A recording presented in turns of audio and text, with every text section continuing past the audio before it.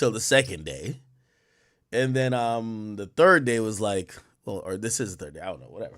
Anyway, what's good with everybody? Welcome. And I missed y'all on Twitch. Of course, I missed my people on YouTube. I know they were kind of upset because usually pretty much would have normally streamed, and we could have streamed on YouTube. But yeah, I let a few more people get up in here. Who is what? Somebody said, Ack, whenever you say a time, I put about 30 minutes on the actual time. Yeah, a little bit of color people time. A little bit. Anyway, I do want to get a couple topics from you guys of what's been going on. I don't think there's, and maybe that's one of the reasons I didn't stream. No big topics really happen. You know, like almost treat this like a news broadcast, just mixed with a lot of commentary and comedy. And I didn't see a lead story. Also, yesterday I went to do an interview with who did I interview?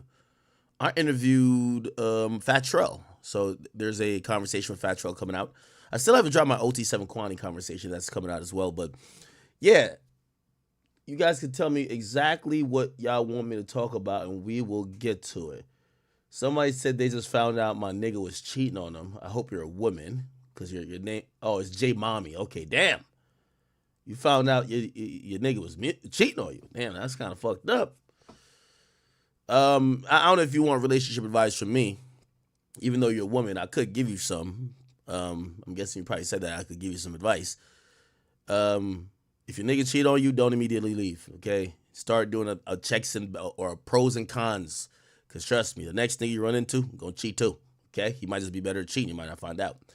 So don't think of the act of cheating as, I'm out of here, okay? I see a bunch of chicks jumping from cheater to cheater to cheater. You know what I mean? And, you know, yo, by the way, chat, you know the craziest saying? It's been stuck in my mind. Pause, no Diddy. Yo, she might be a victim, but she not my victim. Yo, that's crazy. That was crazy. We do got a little Gucci third leg update. Now we're gonna touch on a bunch of things. Don't you worry. My man says she might be a victim, just not my victim. That was wild. Okay. All right, somebody said the Grammys. Oh, Young Thug tweeted. Okay, all right, bet. Anyway, let me explain to you why we got suspended on Twitch. I wanna just say salute to Twitch.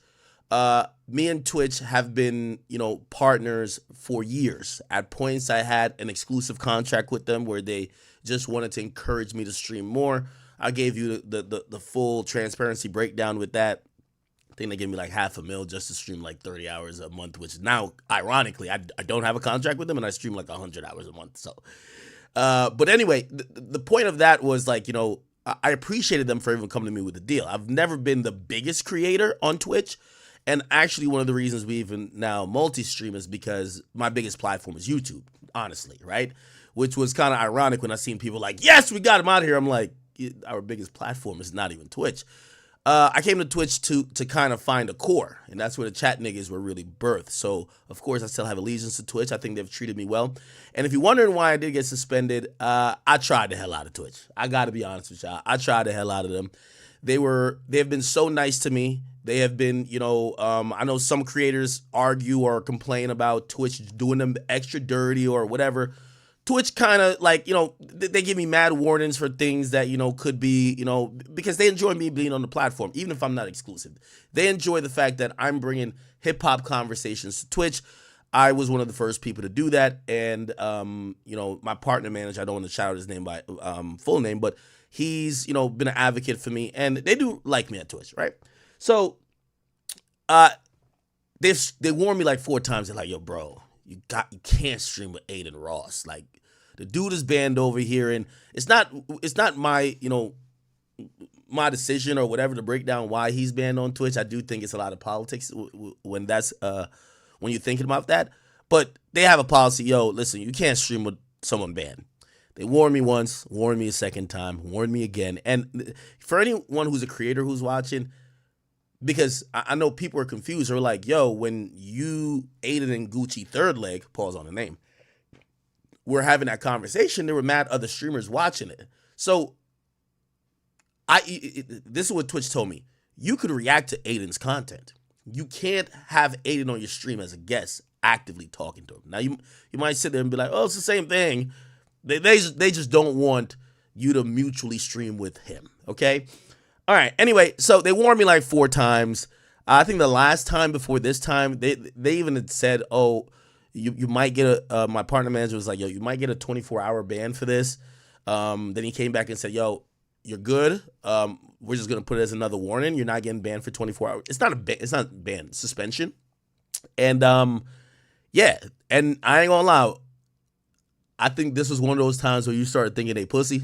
You know what I mean? Like, I'm like, oh, okay, maybe they ain't gonna do nothing. They ain't gonna try no big act. So Gucci Third Leg came on, and I thought about exiting off Twitch, and I'm like, nah, my Twitch niggas, you know, we still having a baby oil campaign. They needed to see what's going on with this thing. You know what I mean? I thought we were doing God's work. It was a PSA. Gucci Third Leg was introducing a new pandemic. He was introducing a new plague onto the land that was going to be widespread. And I thought we was doing almost a PSA. We were helping everybody get some education, get awareness.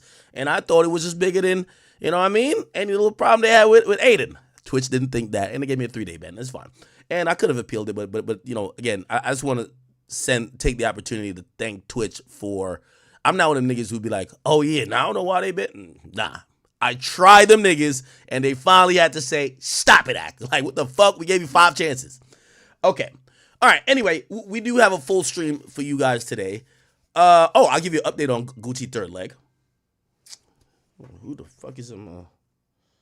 Give me a second. Who the hell?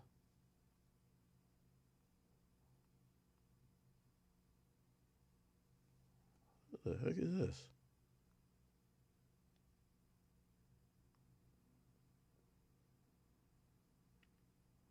Anyway. Okay. All right. Who cares? Yo, so chat. All right. So the Gucci Third Leg thing got a little bit weird. And, you know, I do think it's got to a realm where I don't think it's necessarily content anymore. It's into a new type of realm. Oh my God. What the fuck is going on? My mom upstairs. That's all. Who the fuck is this? I think it's somebody trying to do some telemarketing shit. Not buying shit. Get the fuck out of here. Okay.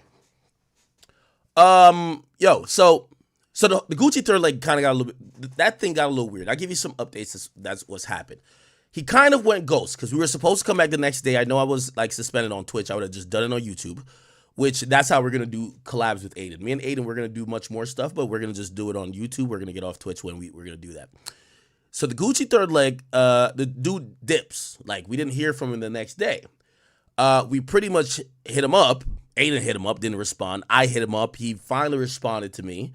And I asked him a bunch of questions. And I could kind of read what was the latest status on what he, you know, had going on. Give me a second.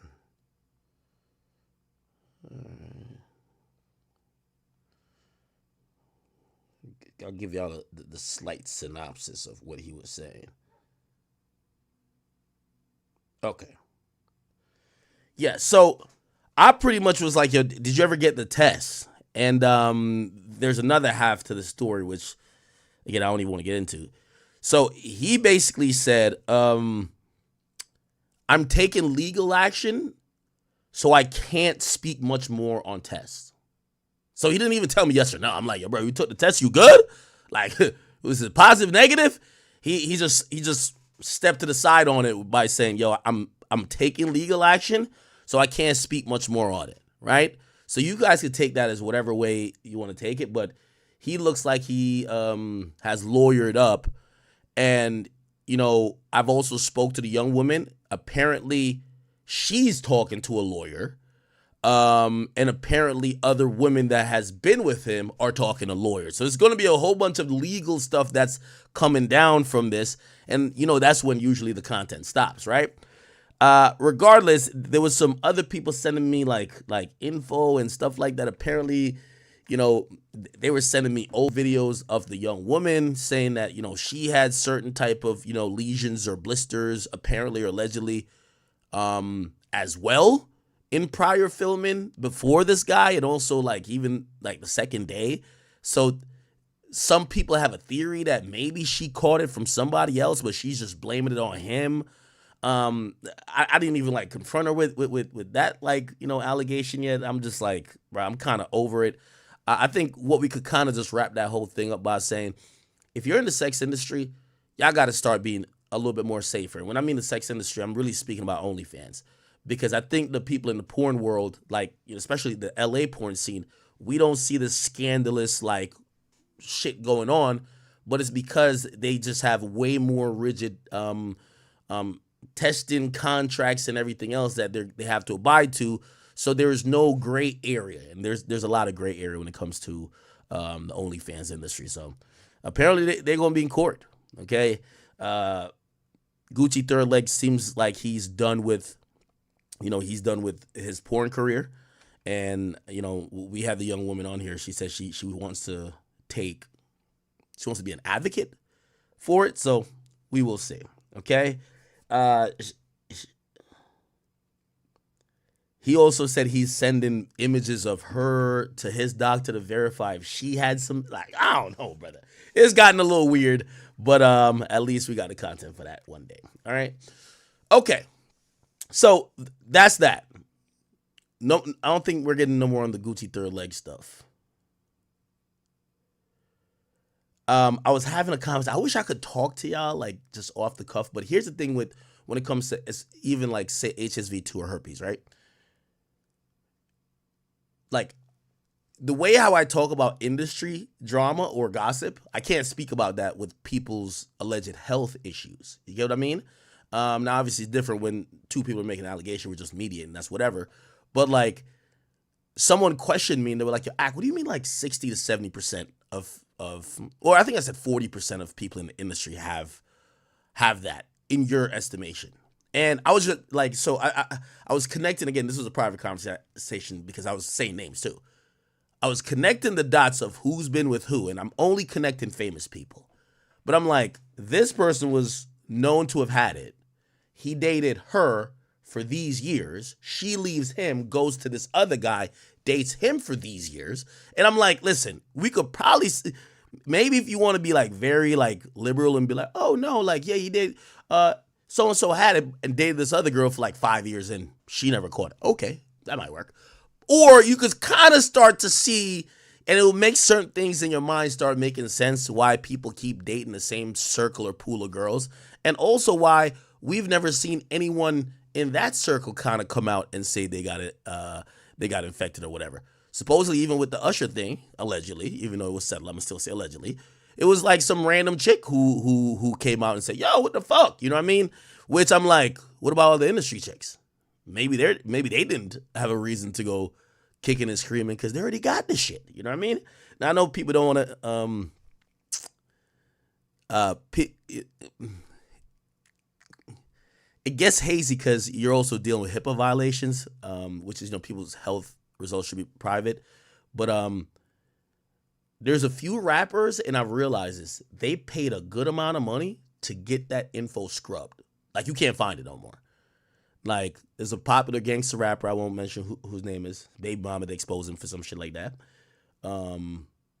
Also, the baby mama of another popular rapper who sued a pharmacy for supposedly $50 million because somebody that was working at the pharmacy disclosed her health or her purported health results that had that on it.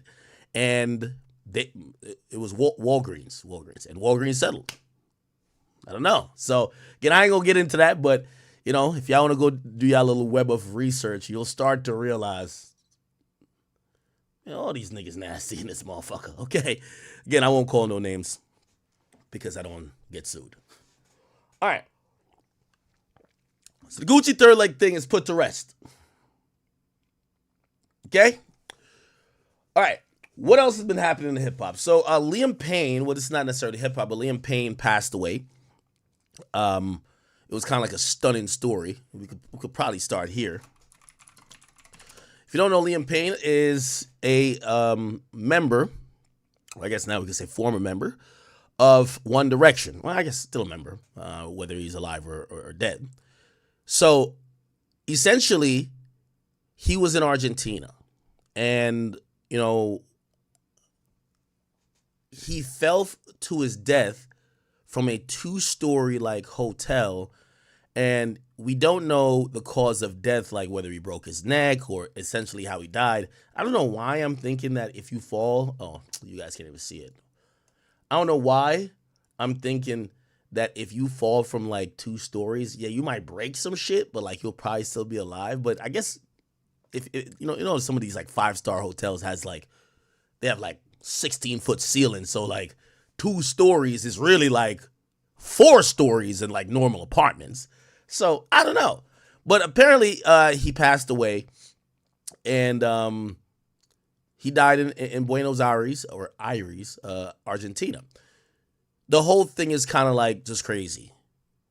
You know, I felt incredibly bad for him because he had a drug addiction allegedly when they went into his hotel room, and I want to be very careful about what I'm showing here. TMZ put a picture of his deceased body, like I don't know if there was a tarp over him or something like that, but they put a piece of like his dead body on the ground to kind of show people like, we know it's him. Like, look at the tattoos, which a lot of people consider tasteless, and I think that's tasteless as well. You know, just to get the exclusive on a story, or just to be like, oh, we know our sources are right because we see a picture of the body, so we're gonna tease a part of the dead body. I think that was, you know, I don't think they had to do that necessarily, but give me 1 second. I'll show a little bit, and hopefully I don't overshare. Give me a second. Now, the whole thing with that is that apparently they went into his hotel afterwards, and they're saying that he was, you know, they had called, or like a hotel manager or worker called the police because he was wilding out, like tweaking out, right? He was breaking stuff. This looks like a broken TV. Things look disheveled. You could kind of see it over here, where I'm gonna get to Young Thug's tweet afterwards, right? So it looked like he was like having like this almost episode, or just freaking out, and we don't know why. There's a lot of rumors coming out that supposedly he had been dropped from his record deal like a few days before. But regardless, we are led to believe that drugs was a part of this, right? Of course, initially, the first thing I was thinking, I was like, damn, was he suicidal? And it appears that he probably wasn't. It appears that maybe he took drugs, went off on a trip, got a little bit manic, and events led to him falling off that balcony, or you know, falling from the 2nd floor. Was it self-inflicted, even though he was, you know, probably high? I don't know. Or was it just completely accidental? They're investigating all that. This was found, and you know, trigger warning on the you know, narcotics that we're seeing. But people were very shocked. You know, I don't do drugs like this, but I guess the foil paper is like proof that he was doing some, you know what I mean, a little crack cocaine, allegedly, right? So I don't know if that's true, but they believe that he might have been off some crack. Okay. Now, I mean, I see white powder, so I don't know if this means it's coke, but apparently this is part of the drug petri dish that was there. I'm guessing, looks like he might have had a lighter. You can see something looks like a burn mark here. I'm guessing maybe he was drinking some alcohol, right? Drinking some alcohol, had some foil paper. Somebody says that's heroin? Really? I thought heroin was some injectable thing. You could smoke heroin? Really? Okay. All right. And then another picture was this. And again, I don't know what this is, honestly. Now, it's kind of, you see the sync thing kind of pulled up. Supposedly, him and his girlfriend were having a great old time. She even posted him like a few days before, and they seemed kind of jovial, right? Sorry. The dude has 31 million followers. Dude has 28 million followers. Incredibly, you know, popular. One Direction used to be like, you know what I mean, you know, with all due respect to the Beatles, but it was almost like the Beatles for a certain era of kids that grew up. Like when boy bands like One Direction was the joint, right? And yeah, you know, obviously what ended up happening is that the members start splitting apart. The group hasn't been the same. They still kind of come back together for some of these, like, reunions or whatever, but everyone's kind of been pursuing like a solo career, their other ventures. And, we would just assume that he was happy, right? So this is his page. Some people have said that over the last few months, he's looked incredibly drugged out. You wouldn't be able to tell from these Instagram pictures. He looks pretty normal here to me. Normal white guy, right? Looks pretty normal, right? But there's some pictures kind of showing him a little bit emaciated and kind of looking a little bit, like high, right? This is his girlfriend. And apparently they were, she posted on the gram. Okay, yeah. They were having a good old time. And apparently, I don't know if he was arguing with her earlier, but something of the sort was happening. Anyway, she posted this just now 3 hours ago. Thank you for all the kind words and love that have been sent my way. I've been at a complete loss. Nothing about the past few days have felt real. I ask and pray you'll give me the grace and space to navigate this in private. Liam, my angel, you are my everything. I want you to know I loved you unconditionally and completely. I will continue to love you for the rest of my life. I love you, Liam. Yeah, this kind of doesn't really tell us anything that's happened. Just kind of shows that she loved her guy. It looked like they were living a life too, which also kind of goes into, Instagram is like so, like they look like the perfect couple. Look like they're living in a paradise. He's super rich. She's really popular, and I'm guessing has some money too. He's adored by so many people. Could do anything he wants to. Doesn't necessarily have to keep doing music if he doesn't want to. Got all the money at his disposal. Beautiful girl. I mean, shit. Okay, that's not them. Look like they went to a wedding last month. Right? Things look good. Things look good. You know what I'm saying? But tragedy has struck. And unfortunately, Liam Payne has passed away. Very young guy, I think, as well. Liam Payne age. He died at 31. I don't even think he has any kids. Now, here's the thing. This is why I say, like, Instagram sometimes is deceptive. We don't know if this guy's going through some shit. We don't know if he's going through depression. We don't know if he's, like, been coping with whatever, even mental issues. And, I don't want to blame the drugs, because sometimes the drugs might be just self-medication for whatever issues that might exist already. But if my boy is doing that heroin and maybe a little bit of crack, I don't know. I'm pretty sure. What has his bandmate said? Let's see if we can get what they have said. The other guys of One Direction? Let me just go to their Instagram page. One Direction. Okay. They've posted a statement. This is a day ago. We're completely devastated by the news of Liam's passing. And in the time and when everyone is able to, there will be more to say. But for now, we will take the time to grieve and process the loss of our brother, who we love dearly. The memories we shared with him will be treasured forever. For now, our thoughts are with his family, his friends, and the fans who loved him alongside us. We miss him terribly, or we will miss him terribly. We love you, Liam. Lewis, Zane. I think Zane is the most popular one, or maybe Harry. Neil and Harry.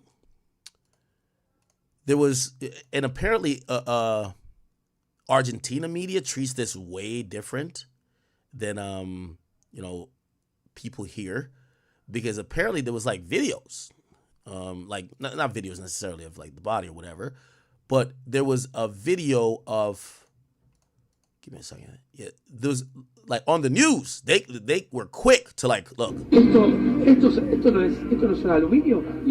Like, this is the first day of his death. Like, couple hours. They're already like breaking it down. I think U.S. media would have a little bit of like, not saying that same stuff wouldn't come out about like maybe the drugs found, but take a little bit of while. You know what I mean? Like, who knows if his family was even told at that point. Mira,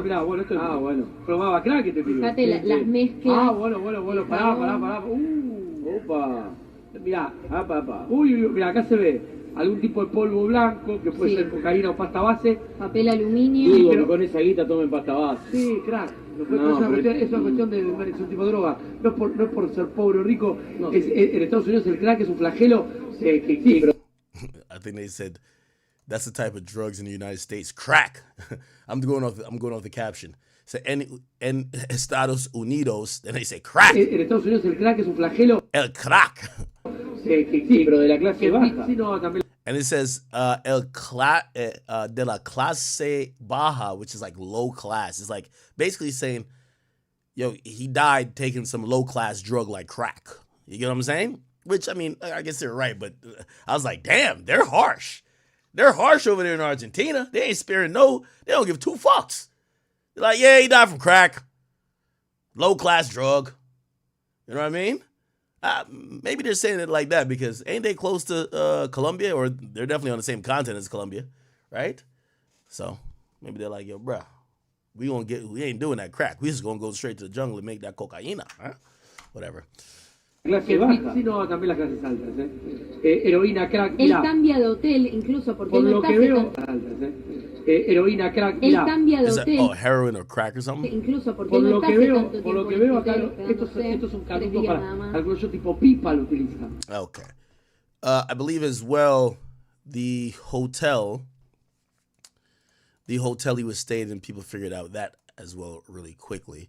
He was staying at which this looks like exactly the room he was in, damn near. See, the TV was broken. You seen something there. Basically, Casa Sur Palmero Hotel. Wow. Okay. Definitely condolences to his family. You know, what I've realized is that sometimes what meets the eye, like when you have a lot of money and a lot of fame and you're that successful and you have a team behind you, it really takes you really to be on one, to be out here looking like, with respect, somebody like, who am I saying? What's that dude, what, Ushquash, Mushquash? What's that guy named Orlando Brown? Because if you had told me that Diddy was damn near a crackhead, and when I'm saying that respectfully, if there is, it could be a respectful way to say that, it appears that Diddy was off drugs every day. Because I was also thinking, I'm like, I drink a lot of liquor. Why this nigga got an IV in his arm every day? It looked like Diddy was pretty much drugging himself every day, whether for freak offs or just to like get by.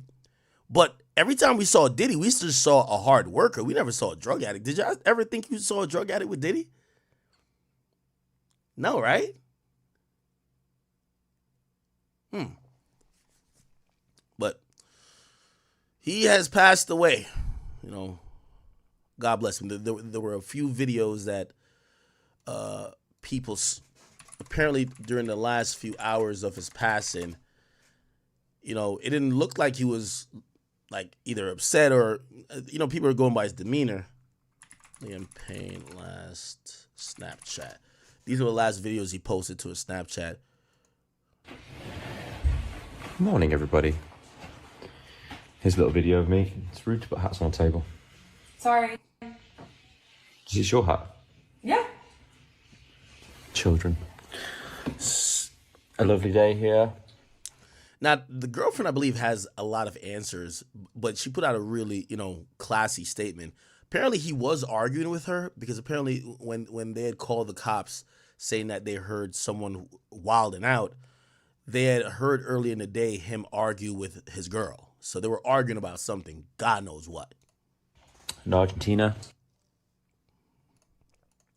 Orange. Just enjoying coffee and breakfast, even though it's like 1 p.m.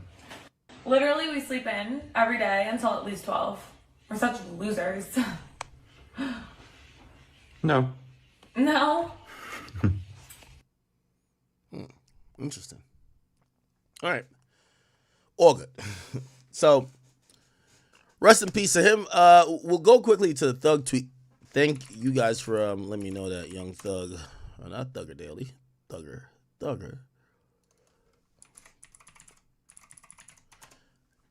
Or is that his Instagram name? No, his Twitter name is just Young Thug, right? Okay. Young Thug is tweeted out. Drake, Future Metro, we all brothers. Music ain't the same without us collabing. Oh, interesting. I've heard, and I don't know the full details behind this, so I'll just say loosely, but I have it on good authority. I would definitely not say squashed. I would not say squashed because I know people love to make headlines. But what's happening in a few days is Drake is going to 21 Savage's birthday party. Metro is going to be at that birthday party. When is the birthday party? Let me see. 21 Savage. Maybe on his page. Is it on his page? Yeah, right here. Okay. Yeah. So it's tomorrow, right? Drake is going to be there. Metro is going to be there. And from what I've gotten to is that I would not use the word squash, but I've understood that there will be no Negro drama and hood ratchet Zeus activity going on there. Nobody's going to be, chasing a bunch of niggas down, trying to snatch chains, hitting each other over the head with bottles. And that is probably the result of conversations. I don't know if necessarily between the two, but between mutual parties. And by the way, 21's not my source if anybody's going to speculate. But I would imagine that he probably helped facilitate some of that. And I'm guessing that Thug is probably aware of that. That's why this tweet is going to come out. Maybe Future's going to be there too. I don't know if Future's going to be there, but I got it on good authority that Drake and Metro is scheduled to be in the same building tomorrow. And it was a conversation that had to be had among men to know exactly where it is. Now, again, I'm not saying these niggas are friends, but it appears that we're expected to have cooler heads prevail. Okay?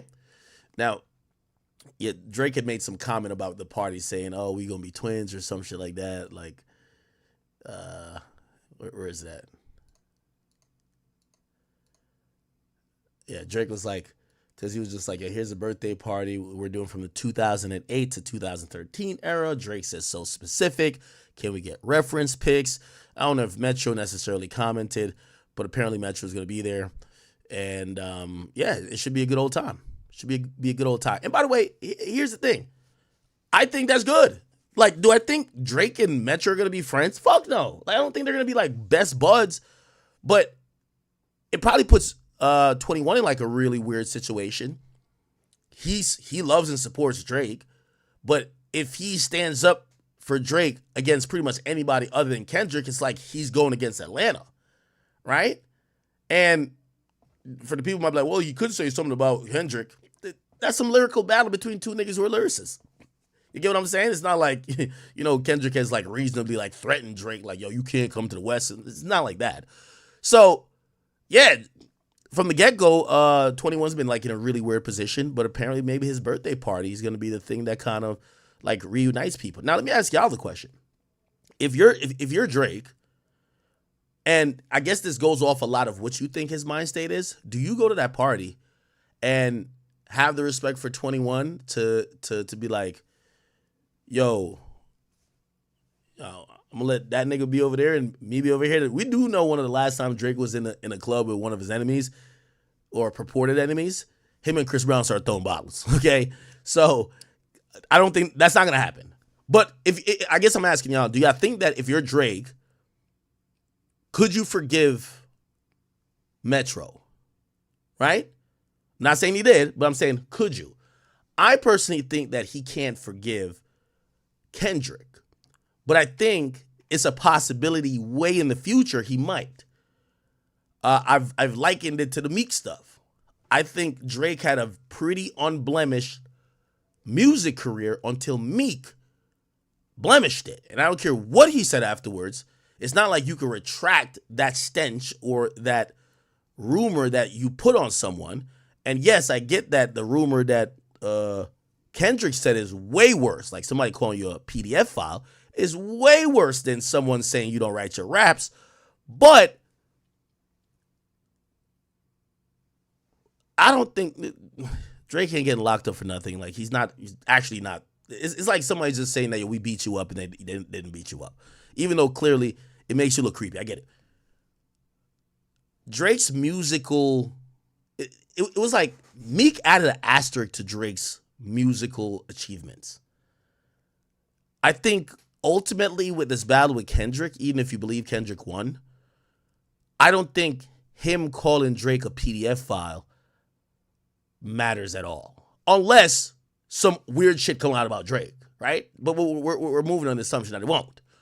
So that doesn't really matter as much, even though I could understand being more upset at that, because as a man, that's just something you don't want people to kind of say about you. So if you ask me, I believe that Drake and Kendrick, I think they shouldn't make up ever.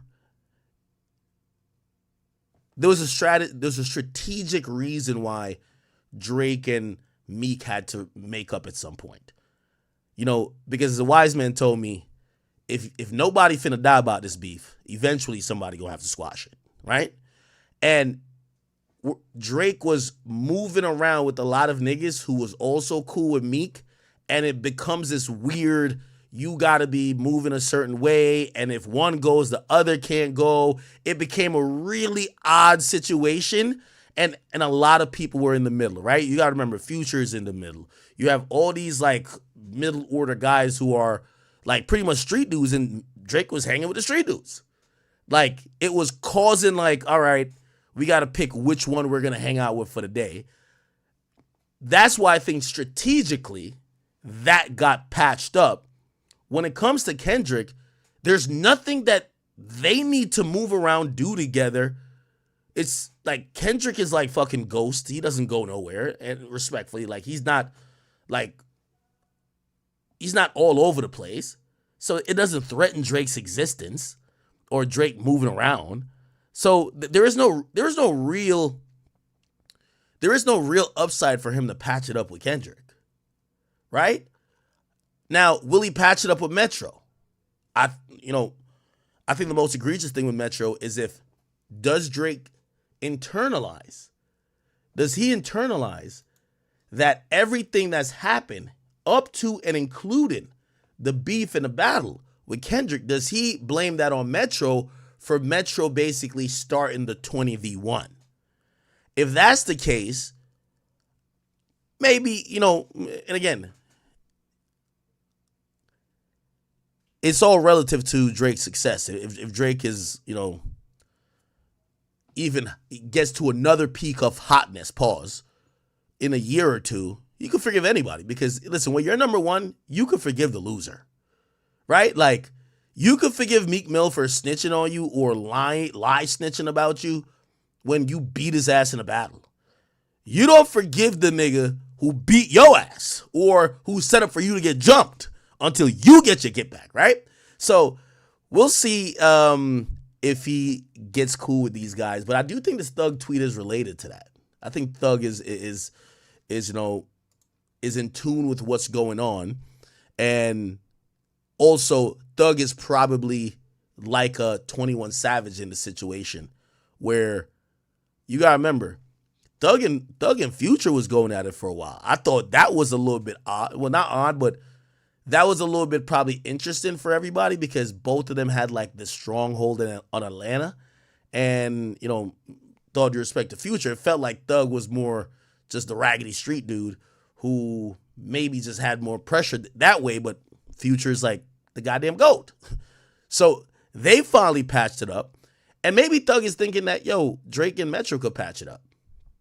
Right? Going from the lines that Drake said about Metro, it feels like there's a disdain there, though. Metro, shut your whole ass up and make some drums, nigga. But even then, I don't think any of those got too personal that Metro can't get over it, right? I don't think any of those got too personal that Metro can't get over it. So let's see. And who knows? Could I see Drake and Metro working together in the future? All pun intended. Yeah. Could I see Drake, Future, and Metro on a track together? Fuck yeah. So we'll see what that is. But I do think this tweet is the timing is because probably some conversations has happened. So we'll see. We will see. Anyway. Atlanta finna be jumping. All right. Gucci had a whole message that he wanted to give to his roster of people on 10/17. He announced that he was dropping all his artists except for 2. Listen to this one, Chad. Hey, what's up, y'all? Listen, I wanted to make this announcement on 10/17 yesterday, but I just seen like my statement, my P&L with all my artists. You know, it's almost like a whole bunch of shake-up and it's a whole shit show in the industry right now. But when I look at my P&L and me being a businessman, I think that I'm gonna have to release almost all my artists except for Pooh Shiesty and Fujiano. This is a decision I didn't want to make. I thought about it. You know what I'm saying? I could keep all of them under the contract, but I said, hey, fuck it. Let's just make the unselfish decision and, let them take their talents elsewhere. So today, you know what I'm saying, I already reached out to all of my artists, you know what I'm saying, to their lawyers and whatever, and let them know that they're free to take their talents elsewhere. And I'm still looking for new talent to pair up with, you know what I'm saying, Pooh and Fu, and that's where I'm gonna put my focus. And I just wish them the best. And I just want to let everybody know that, because, hey, that's where we at. Man, the music industry. Hey, what's up, y'all? Listen, I wanted to make this announcement on 10. Man, the music industry is in shambles, ain't it? It's very clear that, and by the way, Gucci contradicted himself so much in that. He said, yo, I could have held him on the contract, but, I wanted to be a real nigga and just allowed him to be free. Well, that would sound good if you didn't mention the first part of, I was looking at my P&L, and P&L is a profit and loss statement, which means how much are you profiting versus losing with a certain investment. And yes, music, being a label or investing in musicians, that's an investment. Yeah, if you're probably losing money. So really, it's not just being a real nigga to let him go. It's also a financial thing. Atlantic let him go, all their artists and not re-sign him. That's a financial thing. Let me tell you how it works when it comes to a label, right? With a label, it works in a few ways. When these guys sign deals, there's several deals, but I'll tell you ones that typically artists sign, and especially if he has artists not as. By the way, he kept the most successful artists, which is Fujiano and Pooh Shiesty. So the others are less successful. Almost guaranteed, the artists that he got signed are ones that, number one, are signed for like maybe probably 5 albums, right? You're investing in them. You're probably trying to help their career kick off 5 albums, right? Not only 5 albums. These people are required to probably turn in a project a year or whatever the case is, and this is how it works. You got to pay them when you pick up an option. So it'd be like, all right, say it's 2 and a 3, right? Which means guaranteed 2 albums or guaranteed 1 album, then it's a +4 or +1, which means you have to pay these guys. So you got to give them an advance as long as they're delivering the deliverables. Now, if you think that the music industry is in shambles and you're not going to make your money back, you probably want to get out of that contract, right? So it's not necessarily about holding these artists against their will. It's about, do you think your investment at that time, this is why people have options in contract. Do you think your investment is going to be worth it or not? So I think Gucci is realizing, first and foremost, like I've talked to all the labels. Y'all know I work with all these labels. Bro, they're not trying to, like, if you're not a big dog, it's a waste of time to drop a music for the rest of the year. Everybody's shutting down. The labels are damn near about to shut down, right? Like, usually they shut down mid-December. They're damn near ready to shut down right now. Why? There's no momentum, no movement. There's just a down year. They're just calling it a wash, right? So again, why is he probably saying this? These guys not only have to probably get advances, right, and back ends, or half advance and then the other half when you pick up the option, half when the other one comes in, or they might just have some time markers in their contract, but they also might have overheads. Like, for example, in certain deals that people might have, it might have where they have their own imprint as well underneath 1017, right? Or they might have that they have their own production company, and that's financed by the bigger label, which what that usually does is every quarter you have to cut them a check. Who knows what that check could be? Could be like you're cutting these guys $200,000 every quarter, or it could be $500,000, $500,000 every quarter. Now, you know why you're going to fucking get out of that deal or cancel? It's probably because it's time for an option. Or you're not trying to pay out that fourth quarter. Like, once you get to October, it's the fourth quarter. Trust me, it's the fourth quarter of the year. Man, get out of these contracts. Save that money. Music is not selling right now. And I'm going to be honest with y'all. If I'm a new artist, I hope y'all listen to me on this. Don't be thinking about, for the next, things change. This is an industry that, you know, you got to work with ebbs and flows. In the next year, if you're not signed, don't sign. Like, just grind it up independently, because a label ain't down to spend on you right now. If a label should be a bank and they're not willing to spend, that's a problem. And if they're supposed to have all the resources and they're not willing to push you, that's a problem. So you might as well just be independent, try to get some organic buzz, and then in a year from now, because the industry will bounce back. Like right now, I'm going to be honest with you, this is a 2008 for the music industry. You know, in 2008, in financial terms, it was a recession, right? Stock markets are like, you know, abysmal descent there. That's what it is this year for the music industry, okay? Like, if you look outside of Kendrick and Drake, and they're back and forth, and there's a few, like, you know, artists, like, for example, Rod Wave, just, you know, he's about to do like 130,000. If you look outside of that, nobody's selling shit. So this is the recession year for music, and if I'm a young artist, I don't sign in the next year.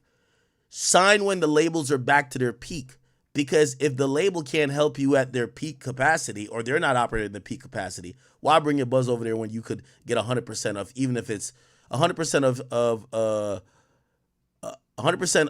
$50, or let's say $30 is more than 2% of $100. You get what I'm saying? Anyway, he's keeping the right artist. I do think that, yo, whenever Pooh Shiesty get out, I think he got like 2 more years. Pooh Shiesty's gonna be on fire. Pooh Shiesty's gonna be going crazy. That's my guy. I know some people, especially like whacking everybody on Clubhouse, have suggested otherwise, but I think people have a lot of respect for Pooh Shiesty. He took his time. He shut the fuck up. We don't see him kicking and screaming and crying like, oh, this wasn't fair. He seemed like the consummate street nigga. Like, he know what he did. Shit, did he kind of blow a chance because he had momentum at the time? Yeah, but shit, he was keeping it in the streets, and shit caught up to him, did his time, and he finna come back out. Can't knock him, all right? Can't knock him, all right? What are y'all talking about now? Somebody said, marketing just changed. What? It's not necessarily that marketing has changed. The companies don't want to spend money no more. Bro, these companies are literally downsizing. Half of the executives, bro, put it like this. Like, all them executives from Atlantic you see got fired, bro, they're getting paid like $2-3 million a year. You get what I'm saying? Yo, get them off the books. Fired. Bro, they probably cleared out $15 million a year in paying executives. Get them out of here.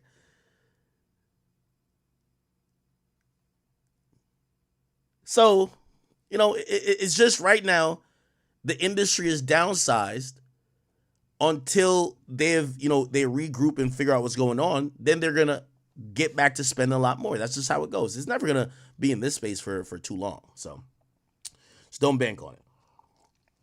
Speaking about Young Thugs, we talked about him earlier. YSL Woody, and by the way, Woody, I do want to say, I think you're doing you're doing a good. He finally figured out, and you know, obviously Charleston White is a little bit off the, you know, he's a little bit too wild to kind of like do this, but Woody, instead of doing 20v1s and doing interviews on other platforms, finally uploaded an interview that looks like it was administrated by him, like he set it up on his own platform. Yeah, like some of these guys don't realize. You're going around collecting these 10,000, 20,000. Yo, there's a few offers for me to do other people's platforms, and it's like wild amount of money. And the reason why I don't do too many people's platforms is because if you do everybody else's platform, it makes it harder for people to find your platform. And again, the moment you're not hot, everybody stops paying you. So you got to build your own platform with that. So I seen Woody do an interview, which I keep saying I think he's a likable guy, despite the fact, if you want to call it, say ratted. But he put up a video, and the reason why I think people like him is that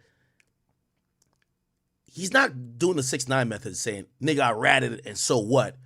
He's almost saying, hey, listen, yo, the streets put me in this position where I had to pick myself. I picked myself. I'm sorry for kind of what I did, and I do feel compassion for the people there. And he just comes off so human that you kind of can't even be that mad at him, right? Especially us, which the majority of people watching this aren't street niggas. Now, the street niggas supposed to hate him, but us, we kind of warm up to him after a while. Plus, he's funny. In that courtroom and say one thing to Thug, what would that be? I'm sorry. The pain, the suffering, everything I caused on him and his family. I wish I had the strength and the mindset I have now. I'll never forgive myself. I took him through a process that I should never took him through. Even though I know I'm not the cause of it, despite how any people may feel, it's wrong. If I knew that it would have did that, I would never be so evil as I was. You walk in that courtroom. Yeah, that's such an interesting thing, man. Now there's so many ways to look at this, right? Like some people are looking at it as, let's see, YSL Woody. I think his page is called like Woody versus Woody, right? Some people look at it and be like, yo, bro. And by the way, the thing he dropped is called Road to Redemption. And it's so interesting because I think some people look at it like, yo, nigga, how the fuck could you be saying that you feel bad for somebody when you put them in that position because you were telling on them, which I think that's the interesting part about it. And I'm second guessing everybody. Right. Because months ago, it was just me. Yeah. Our community, all that. That was a time. That was definitely a time. Then when Trouble came out with that colors, yeah. You know what I mean? This when everything started to change. Like everybody started wearing colors, even me. Saying that way we was on. Yeah. I'm trying to find a time on that wall. Right. A lot of times. A lot of step ahead of these people because they don't have support and look never. Yeah. A friend of mine came up and said, hey, there's banks over there. I said, look, bro. Wait, hold on. So that's why I go and I mean I show people. My cousin was before me. Bang. I come with him. Love church as a kid. I did. Yeah. This preacher been knowing me all my life. Wow. Yes. So mom and dad were both. He's been in the church again? Because my conscience won't allow me to. Why you say that?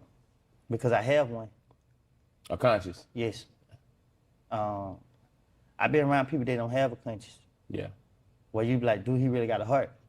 And I gotta maintain an image in front of this person because if this person see in a weakness, he might not have no heart towards me. Yeah.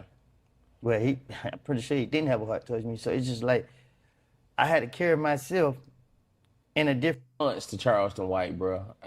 Man, my life is so crazy, right? That the people that have died in my life, they're not just people that I know. Yeah. They're people I'm actually close with. Love. People that I wake up in the morning and ride, saying that way we was on. Okay. So yeah, I think people are kind of getting a little bit used to him, and obviously we're gonna have to see how things change when Young Thug comes out. I do have a suspicion that when Young Thug comes out,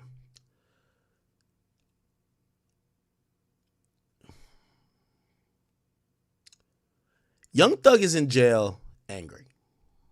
And I'm not saying this because I'm assuming. Because remember them voice notes that came out? There was additional, like, Young Thug do not fuck with Gunna at all. Okay? I would imagine, I don't know how he feels about him. Because even the Gunna thing, he wanted to drop on the same day as Gunna. He wanted to shut Gunna down. Even though Gunna's on his label making the money. Because he feels some type of way about Gunna, right? If he feels some type of way about Gunna, he feels some type of way about this guy. And I wonder as Young Thug trial eventually concludes, will he come back out and just kind of, probably after, because he's been there for a while now, maybe not hate this guy as much or just be like, yo, listen, I can't even blame nobody else for why I was in the position I was in. I got to blame myself. And who knows, maybe he comes out and doesn't say nothing bad about Gunna and doesn't say nothing bad about him. But I remember that time, he was definitely trying to send a message to the public about Gunna because he sent voice notes to Lil Baby, Lil Durk, and 2 other rappers. And those voice notes were supposed to be included, I think it was supposed to be included on like some interlude or something like that. But not the whole thing, because like he was aware that they were recording the voice note. or the jail call. So I don't know. I think when Young Thug comes out, I would hope he's on probably the same thing, a road to redemption, where he doesn't hate these guys as opposed to realizing, yo, what comes with the streets is people telling on you. What comes with the streets is that your actions catch up with you, and you probably are going through what you went through because you probably also did some things. So we'll see what happens with that. We'll see what happens with that. All right, what else been going on in this junk, man? Ice Spice, yo, anytime Ice Spice is not doing music, the engagement's through the roof. It's so crazy. Yo, Ice Spice working out? Oh my God, people are going crazy. Ice Spice singing, people are like, Ice Spice could just walk across the street at this point and get more attention than her in the booth. Yes! Her doing one pull-up, bro, got more engagement than any song she could put out right now, at least on my page. I don't know what it is. But, okay, Rick Ross, no, actually, didn't Rick Ross speak about the music industry recently, too? Again, we're going to constantly be talking about this theme of the music industry kind of downsizing and things starting to shift because nobody's spending shit. Music, you could say, is not, popping as it used to be. And I guess we'll get into some of those. Charleston White did get out of jail, though. But before that, let me get to some interesting shit. And I know there's some Diddy shit, but I don't know. I found this interesting. Couple updates on the Diddy trial, chat. And I know we've been talking about Diddy a lot this month. Diddy's team is starting to hit back. I've read the playbook. I've seen the script. Allegedly. And they're taking aim at a lot of people who they believe are bad actors who are just trying to be ambulance chasers. First and foremost, there's a new lawsuit filed against them. And in this new lawsuit, and I'm going to try to make this quick. We're not going to be doing too much or like just sticking on this one topic like we do for a while. Hold on. Where is that at? Okay. There's a new lawsuit that's came out that essentially has blamed Diddy for R-wording another woman who goes by the name Ashley Parham, and she's claiming that Diddy sexually assaulted her in a gangbang style R-word after she dissed him on a FaceTime call.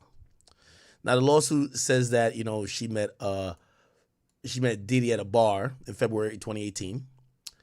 And actually met a friend of Diddy at a bar 2018. He called Diddy on FaceTime, but she said she wasn't impressed with Diddy and told Diddy to his face that she thought Diddy played a part in Pac's death. She says Diddy told her that she would pay for her comment about accusing him of saying he was a part of Pac's death and also just not fucking with him. She said a month later, Diddy's same friend set her up to be R-worded by Diddy. Now, again, we always got to say these are allegations and this is a civil suit. This is not including the criminal trial at the moment. But I try to use the logic test a little bit too. So you're telling me that you meet a friend of Diddy, y'all clearly are cool enough to be at a bar drinking, and that friend calls Diddy, and you say to Diddy, yo, I think you killed Pac. And Diddy says to you, yo, I'm gonna make you pay for this motherfucking comment of you saying that I killed Pac. And then somehow you meet up with Diddy afterwards. Now, I know she's saying set up, but it's like, shit, if I heard that coming from Diddy, I'd be like, that's the last person I want to be around. Anyway, she's saying that same friend set her up for Diddy to R-word her. Now, she's saying that the man she met at the bar invited her over to his Orinda, California home, and when she was there, Diddy just showed up. And told her she thought she would never see him in person. She says Diddy held a knife to the side of her face and told her he would give her a Glasgow smile. What the fuck is that? What's a Glasgow smile?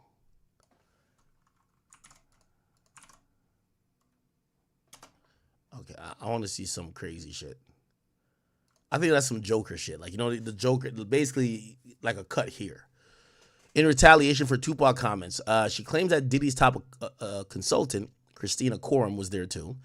And KK told Diddy not to cut her face because they could sell her to potential clients for sex. This is my problem with the newer suits. They all just read like a script. Like, we're hearing things, not saying that Diddy could have never done these things, but they're almost leveraging some of these. They're leveraging some of the known facts, or not known facts, these known allegations, and they're just throwing it in there. Put it like this. Diddy's charged with sex trafficking, but even in the federal indictment, it's never actually said that Diddy has told people he's going to sell them. They just say he's just bringing women around and fucking them. He's never said like, oh, I'm selling. However, this lawsuit is referencing that he told her, I'm going to sell you, or the assistant was like, no, don't cut her face because we could sell her to potential clients. Once I see like this type of shit, I'm like, I think that this one's BS. Anyway, Parham claims that Christina Coram threatened to ship her off to anywhere in the world. Okay. Never to see her family again. By the way, this is Diddy's assistant. In the documents, she claims that Diddy took off her clothes, removed the knife from her face, and then got a bottle of liquid from a large fanny pack and covered her body in a liquid substance. Bro, like, come on, bro. Now we're hearing all these fucking baby oil stories. Diddy says, oh, we could sell her for sex. And then the chick is like, just grab the baby oil. Like, come on, bro. Like, criminals just don't move like this. Like, this just seems so... It seems like you've listened to all the allegations against Diddy and you have a story, or you made up a story that just details and mixes everything into one. Oh, he's charged with sex trafficking? Oh, yeah, he told me that he's going to sell me for sex. Oh, they found 1,000 bottles of baby oil? Oh, he had a fanny pack with the baby oil. He took off her clothes, removed the knife from her face, and got a bottle of liquid from a large fanny pack, covered her body in a liquid substance. She says Diddy, so the alleged victim said Diddy and Christina Coram tried to insert something into her vagina that they referred to as a IUD, but it malfunctioned, and Diddy then picked up a TV remote and violently inserted it into her vagina, using the remote to violently R-word her. Parham claims Diddy told her that her life was in his hands and he could take her and she would never be seen again. Then later he violently R-worded her anally and instructed two men to do the same, which she says they did. She claims another man with Diddy R-worded her vaginally. After the gangbang style R-word, she claims Diddy and her buddies left her limp body inside the home as they went to the backyard to smoke weed and cigarettes. She says when she finally regained her bodily function, she grabbed a knife and an oversized t-shirt and tried to leave, but had to get past Diddy to reach the exit. She says she confronted Diddy, who says was surprised to see her walking because he had given her enough drugs to take out a horse. She claims Diddy told her he hadn't had any ass that tight in a while, and offered her money and told her to say everything was consensual. She refused and threatened to go to the cops, with Diddy telling her no one would believe her, and if she told anyone, he would harm her family. She says one of his associates showed her a phone that appeared to be a live streaming video from outside her sister's home. Bro, come on, bro. Yeah, this is like some Joker shit. We already have surveillance outside your sister's home. No one will believe you and we will kill you. Like, come on, bro. In the lawsuit, Parham claims that Diddy's even called his mom in an effort to convince her not to report the R word. Chat, you can see how every figure who's been in the news recently is coming into it. Oh, Diddy calls his mom, who just wrote a letter saying, I know my son may have done some stuff wrong, but he's not a monster. Now we get direct victim, complaints saying, oh, no, he called his mom saying, hey, mom, this girl just got R-worded. Could you just tell her not to report me? Like, what? Okay. And she says Diddy mom yelled at her to not hurt her son and brushed off her claims that Diddy R-worded her. She claims that Diddy told her he'd gotten away with bigger crimes and referred again to Tupac. All of these, you just see allegation that we could pull from. We know the exact source. Ever read a Wikipedia page and then they put the citation and you know where that came from?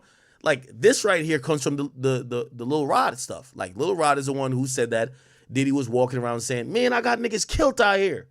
And basically said he also admitting to, yo, nigga, I shot niggas in New York City club. You know what I mean? So this is from the Lil Rod lawsuit. The AUSA saying that they found baby oil. The whole fanny pack thing comes from that. The knife from the face, like we haven't heard Diddy like forcibly supposedly take the box, but we're seeing more allegations of those. All of them started, now I wouldn't say started, but all of them are included in Tony Busby's 6 lawsuits that got filed against Diddy. Whatever. All right. Let me see. She says she then chased Diddy with the knife. Wait, what? Diddy told her he got away with bigger crimes, referred to Tupac. She says the Tupac comment pissed off one of the men who was with Diddy, who drew a gun and later fired a shot that sent Diddy running. She says she chased after Diddy with the knife, caught up to him and was about to stab him when he started pleading for his life. She says she had a moment of clarity and ran for the exit, but Diddy chased her down and wielded the blade at him, grazing his... All right, hold on, chat. I know I said I was going to take too long on this, but this is crazy, chat. Like, this is wild. What the fuck?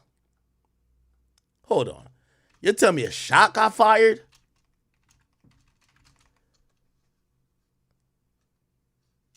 Hold on 1 second, chat. I just got to see what the fuck is going on. Give me 1 second.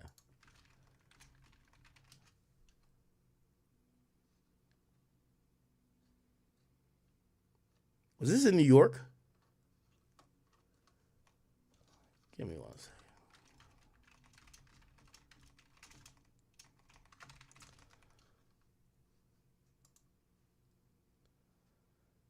Give me 1 damn second, man.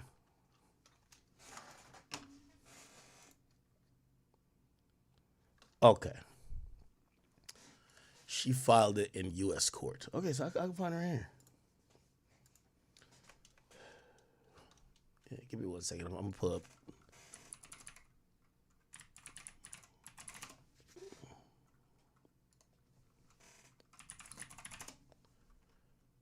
Yeah, I wasn't even going to pull this up, but this just seems kind of fucking crazy. All right. Go from here.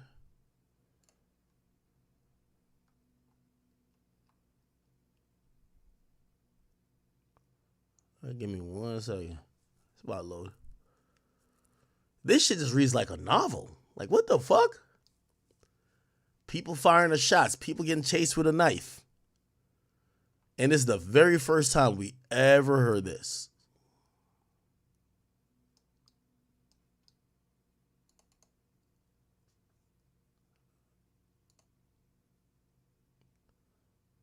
What circuit is that?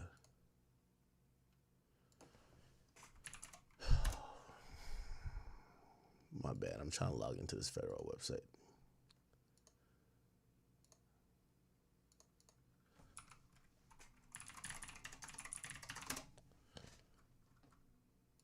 I thought this was going to be some simple shit. This shit read like a movie.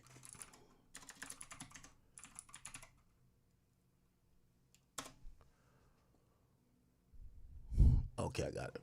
Thank you. All right. Here's a complaint.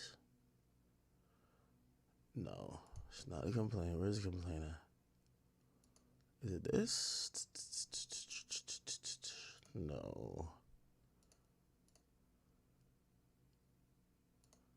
Oh, okay, I got it.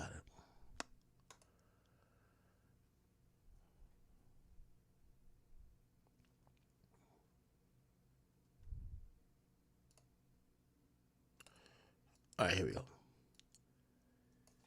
All right, now,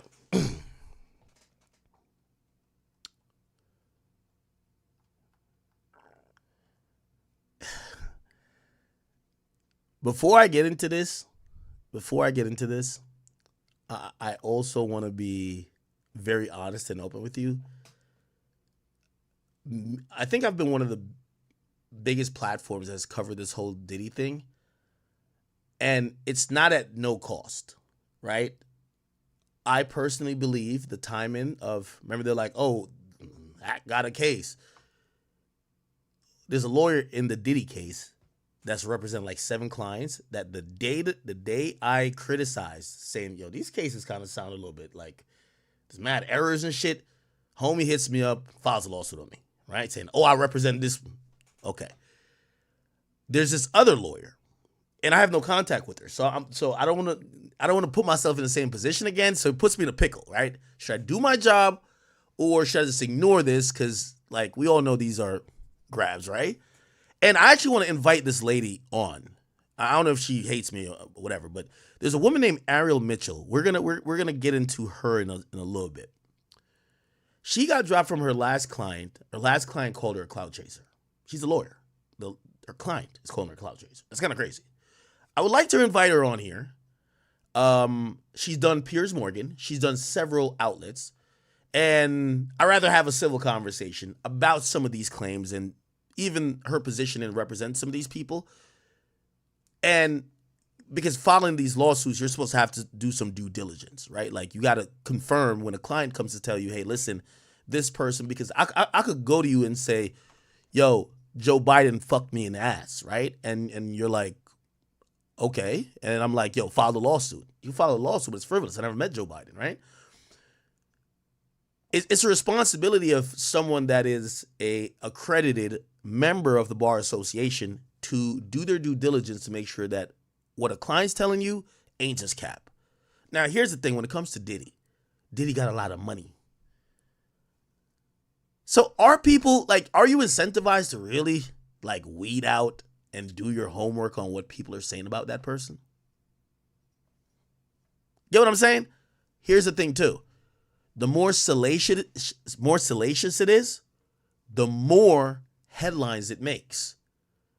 When the victim got R-worded with a remote control, they put a knife to her neck. They almost stabbed Diddy. A shot gets fired. Tupac. That's how you make headlines, baby. Right? But is that factual? So I'm pretty sure, and I don't want to slander her at all, or not necessarily slander. I don't even want to criticize because it wouldn't be necessarily slander if I'm giving my opinion about what I've seen with her. But I do want to, I've seen her do a few other platforms. I'm going to show you some of the interviews she's done. I do want to speak to this woman. Her name is Ariel Mitchell. I would love to have her on Twitch or some type of, Zoom, and we could speak on stream. Because this goddamn lawsuit just seems like craziness. And by the way, it's been on both sides. So like I've realized how much the lawyers care about the media. Because again, I had one lawyer that would represent the victims hit me up, and then whatever. And then I've had Diddy's private investigators hit me up. So this isn't, you're in media, but you get to realize that both sides are kind of playing to have the best outlook on whatever they're claiming happened or didn't happen, which my job is just to give y'all the news and entertain y'all. But then you realize that these two sides want to control you, which is very important, right? Because if you're the conduit and you're the media, they want you to, like, I'm pretty sure Diddy's, private investigators want me to get on here and be like, yo, all these hoes is lying.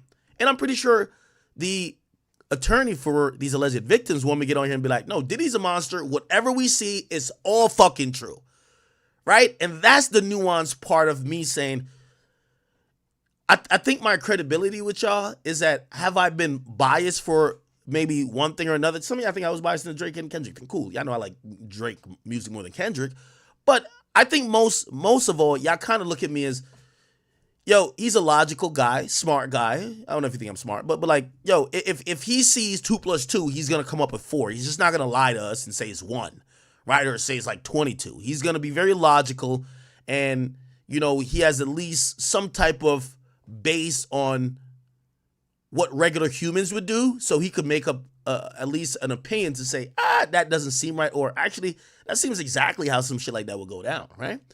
So I have to say that because when I pull this up, and I'm gonna tell you where we're gonna get to, and I'm telling you, I'm predicting the future. Part of what Diddy is going to do, and this is what Diddy's team of attorneys, right now, UMG team of attorneys are doing this. There's 3 people they're going to wage war on. And it's the 3 attorneys that are just, like, some people would say ambulance chasing because they have multiple clients suing one guy. So they're going to attack the 3 lawyers, because if you attack the lawyers, the cases look flimsy and then maybe fall apart, right? Because if the representation seem like they've been capping or they've been doing the most, the person who they're representing looks a little bit weak because you're getting represented by whatever.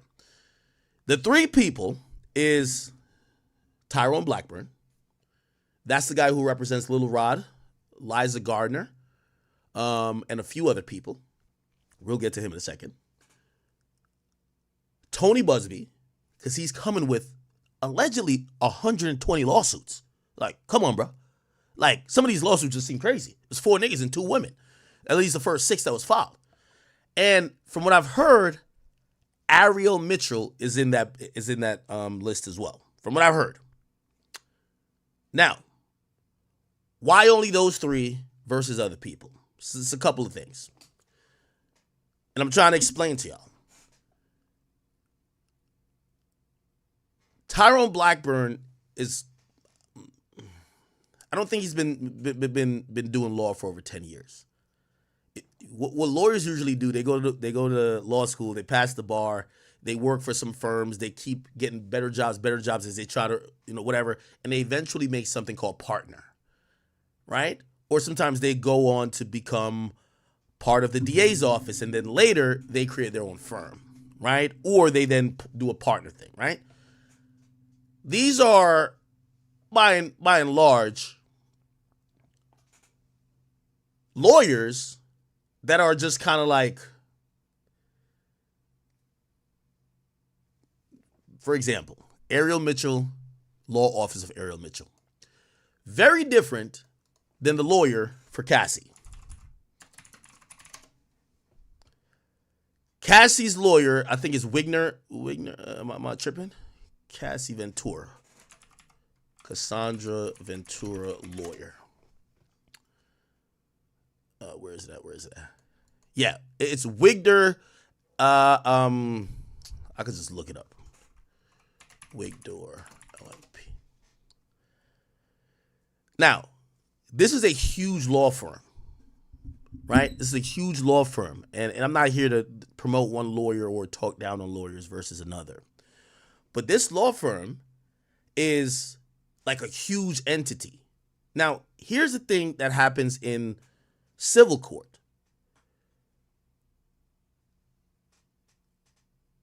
You don't think everyone wants to, if they got $30 million for Diddy, no, not for Diddy, for Cassie, allegedly, in a day, you don't think every victim of Diddy wants them?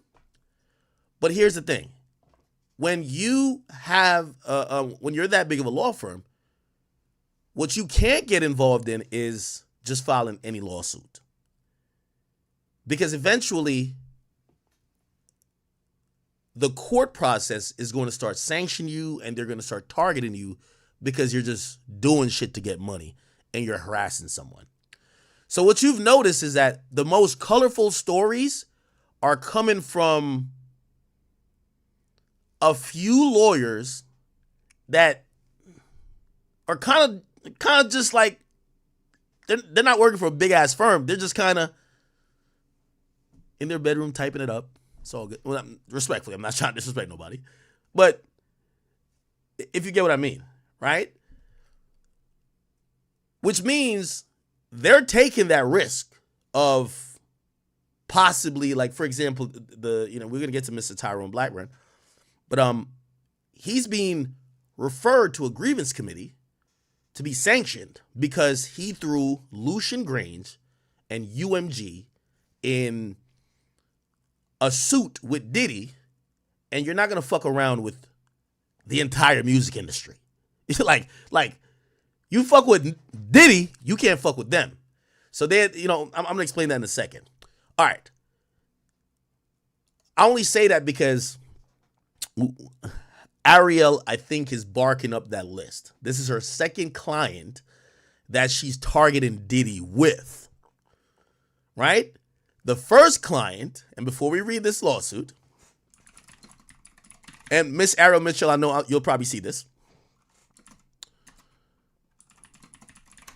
I am giving you an invitation to come on here. I would love to speak to you. So she actually, by the way, she didn't get kicked off the case. She actually asked to leave, and then the person gave like a statement about her. Actually,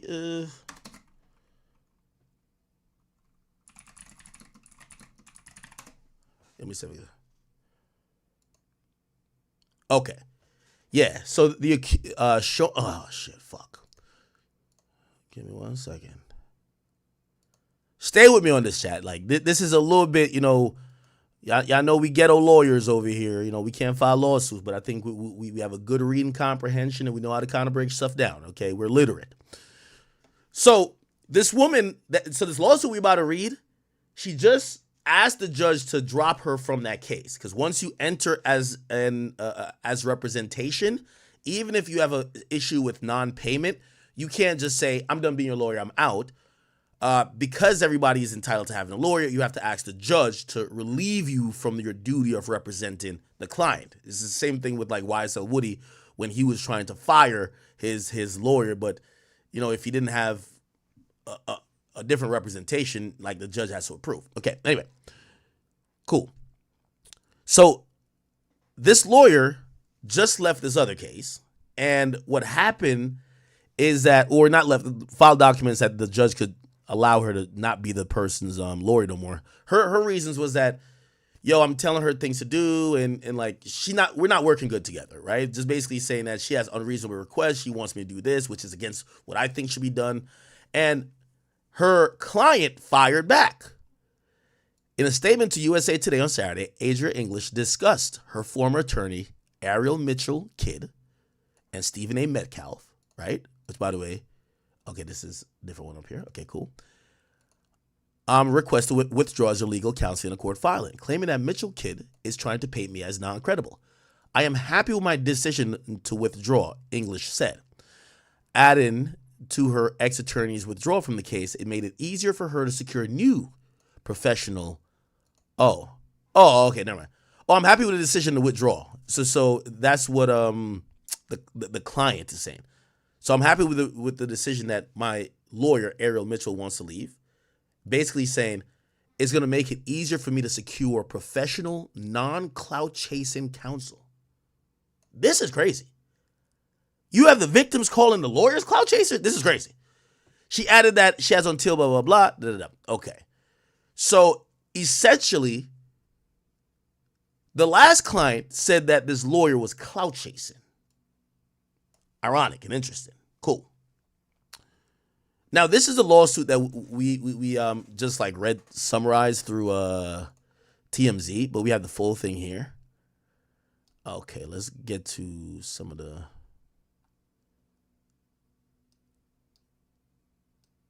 Let's get to this crazy story. Like, this story is. Wow, they have 15 causes of action. Actually, 16. Jesus Christ. 17.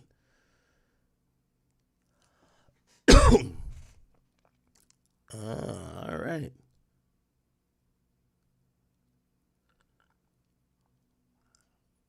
All right.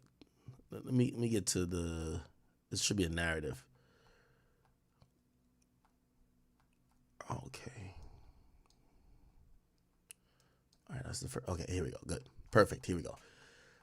This is supposed to be what's called the factual allegations portion. Okay. Jesus Christ, this is a lot. So apparently Diddy is the only person named. Actually, Shane. This one is named Shane too. Okay. Hold on. Okay. So we were at the part where they're in the backyard with the gunshot going off. Oh my God. Look at this chat. When the defendant finished R-wording, when the defendant R-wording the plaintiff, KK entered the room to examine the condition of the plaintiff, who was barely able to move or control her bodily function. Defendant KK examined the plaintiff to see if, you can't see it, see if she needed assistance, and was about to give the plaintiff an IV fluid. See, that's the only part about these allegations. We know Diddy uses IV fluids, but it just seems it seems too scripted, right? Like, all right, grab the IV, grab the baby oil, grab the IV. Like, come on, right? Plaintiff cannot be certain. See, we have a typo here. Cannot be certain if she did or did not receive such intravenous intervention. Defendant KK opened a different bag, different than the one that defendant Diddy removed the oil from. Where the plaintiff, see, it said oil. Did they say baby oil? Let me see. Hold on. Hold on.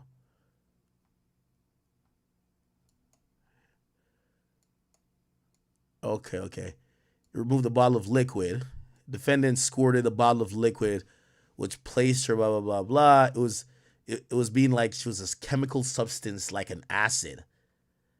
She realized that it was a lubricant, and this was squirted all over her naked body. Then they tried to insert what was a syringe that looked like it was from a sterile package into her vagina.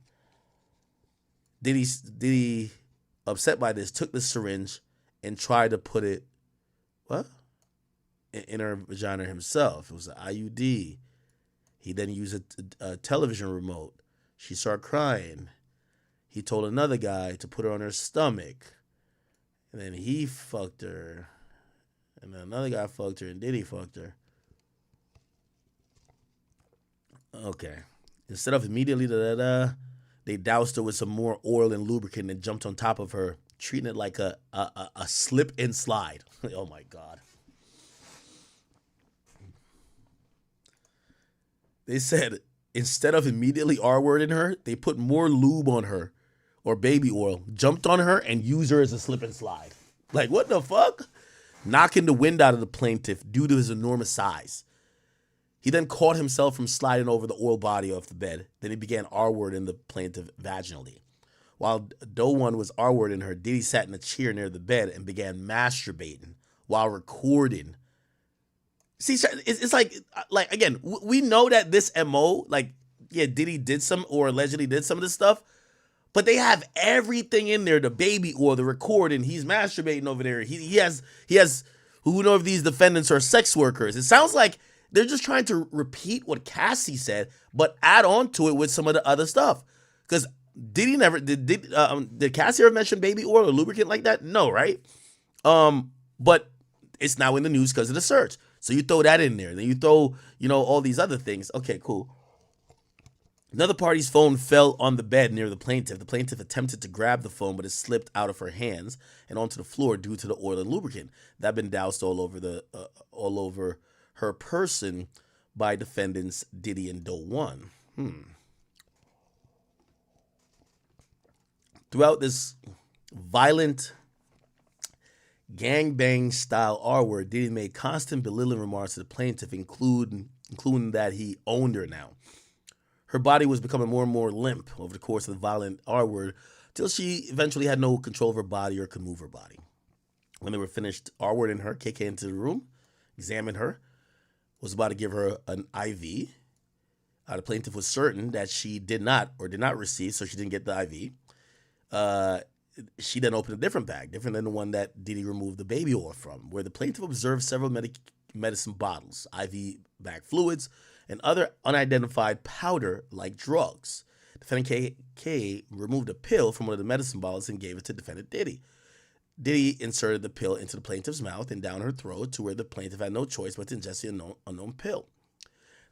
Diddy, these other people, then exited the residence to the backyard where they smoked marijuana and cigarettes. The plaintiff remained in almost lifeless state in defendant Shane's bedroom until she finally, So cool. He grabbed a knife, went to the backyard, concealed the knife. Upon exiting plaintiff was met by Doe, who was standing by that time. And then Diddy was still smoking. They didn't see the knife, whatever. They sat down on a makeshift seat in the backyard when Diddy noticed her presence and remarked that he was surprised she was able to walk because he had given her enough drugs to take out a horse. By the way, chat, we heard rumors of ketamine. So like this is what I'm saying. Like the lawsuit is like, it's playing off every little rumor, right? Ketamine, like what is it used for? I think it's used for horses. Like it's like a horse tranquilizer, right? Horse, right? Like, is ketamine a horse tranquilizer? Right?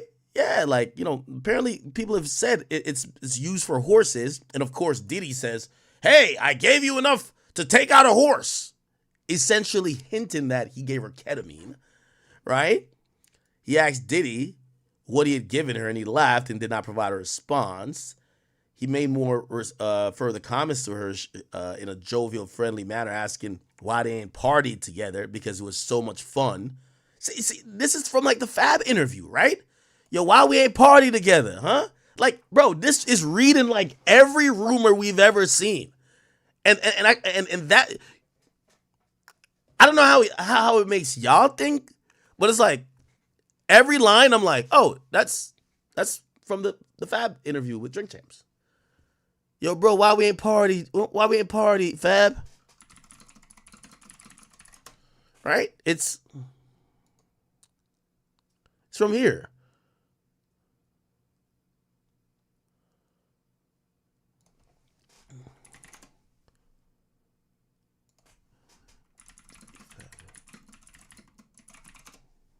Right? I got Mr. Lee. Yeah, I love this drink. Where you put my bag? I like when you like this, Daddy. Yeah, where you put my bag? Daddy, I like Mr. when Lee? you It's scrambling right and scraping for shit. No. I got notes like and that. Shit. I've been practicing. I got yeah.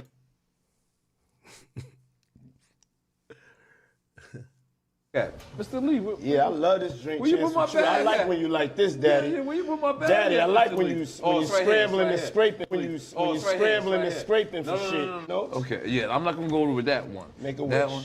Just blow it out. It's your birthday every day. Every day's your birthday on Drink Champs, goddammit. I'm in. Where I look back on where I became. Did you miss me though? For real? Because it seems like a thing. I miss this partying birthday with party, Puff, man. But I'm talking about for your birthday. Huh? Why won't you party with me for your birthday, man? We partied for my birthday before. You came to my party. No, but me and you ain't never really party. You know what I'm saying? Eyes.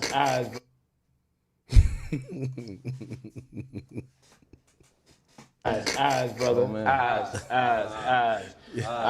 I understand. You know what I'm saying? Okay. So check this out. It's me, Tyrese, personality.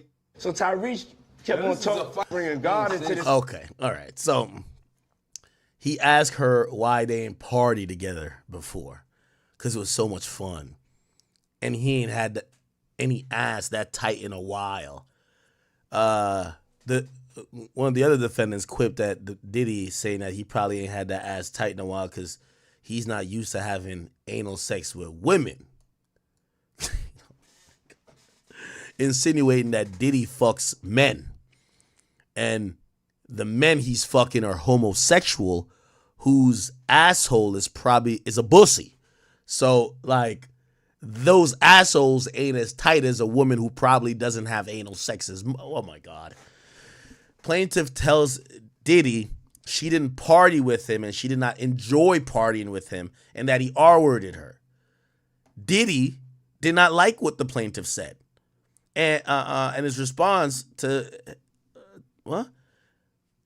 Oh, he didn't like her response to his lighthearted comment and offered her money and instructed her to say that the R word was consensual and that the plaintiff was a sex worker. Huh?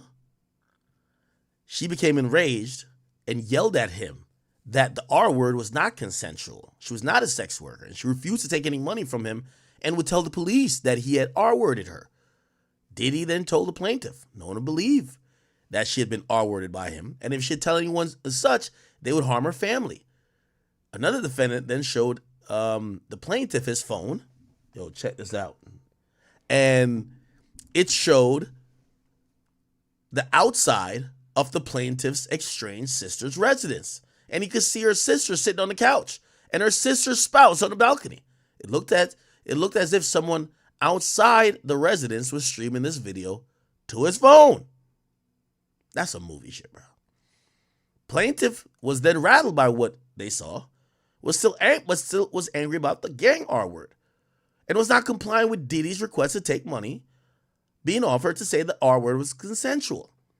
Defendant Diddy then called his mother in an effort to further convince plaintiff not to report assault. Defendant Diddy's mom yelled at the plaintiff to not hurt her. Okay, we got that already. Diddy then made further threats that he had gotten off bigger crimes, then referred to Tupac, further antagonizing the plaintiff.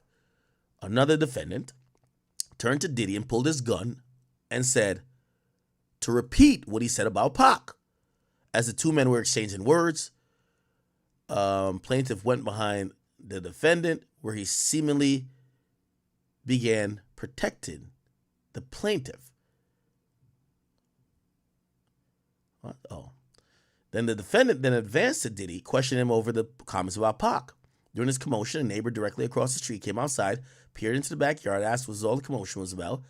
Defendant Doe 1 then pointed a gun at the neighbor and instructed him to mind his business and return to his residence. There got to be some type of police report from this, right? What? You're pointing guns at people, all type of shit, what? And allegedly a gunshot goes off later.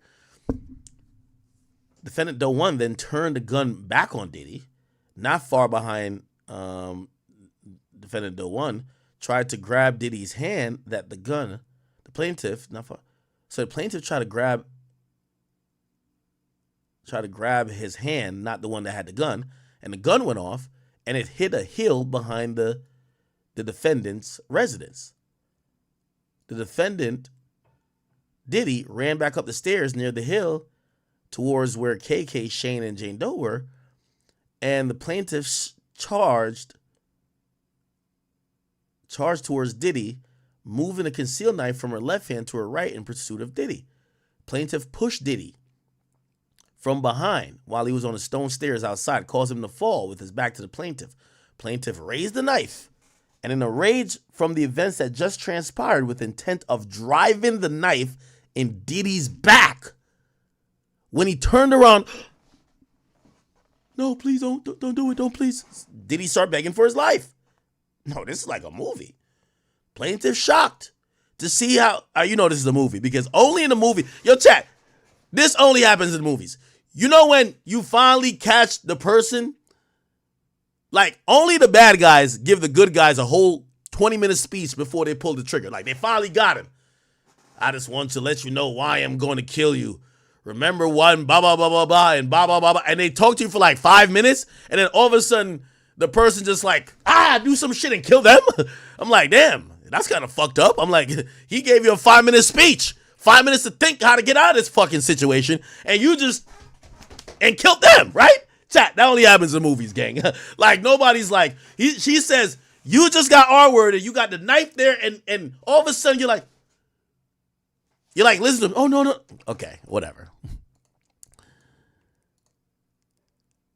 Shocked to see Diddy acting like a victim, had a moment of clarity and turned and ran down the steps into the backyard to escape.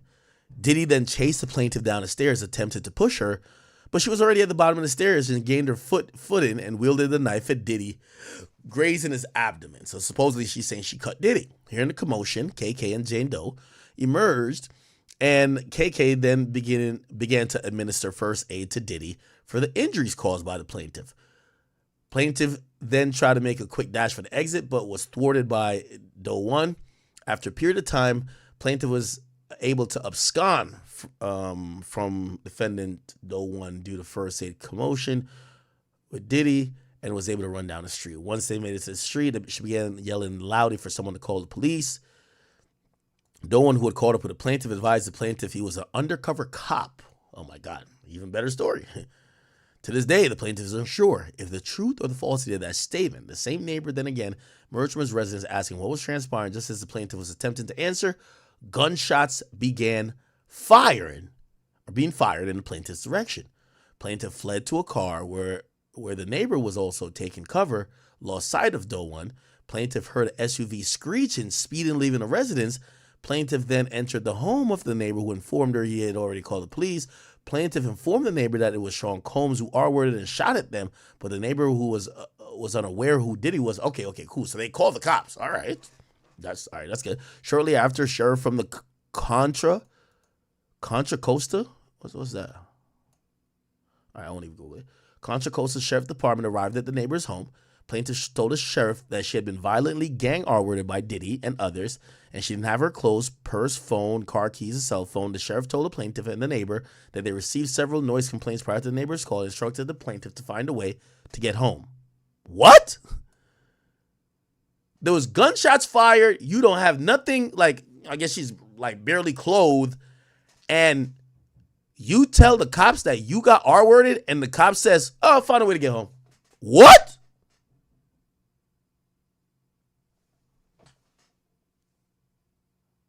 Okay. The sheriff did not offer to take the plaintiff home, nor did he call emergency service. Nor did he offer to take the plaintiff to a hospital or offer to help the plaintiff to recover her clothes or effects from the defendant's changed residence. Okay, he got to have taken a statement. By the way, this is so crazy. You're telling me, I don't care. By the way, this was from 2018, supposedly, right? This is 2018. So you're telling me in 2018, that was the height. 2018 is the height of the first Me Too wave in music. And you're telling me police, which even if the neighbor didn't know Diddy, police know Diddy. Police, you are unclothed, gunshots are being fired, tires screeching, all type of shit. You're at a neighbor's house. They got mad calls about some commotion going on. And you tell the cops, I got R-worded by Diddy. And they said, find a way to get home.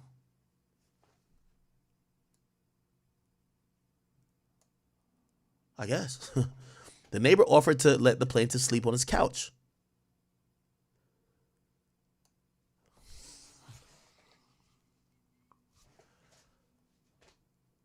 The neighbor doesn't take the plaintiff immediately to the hospital himself.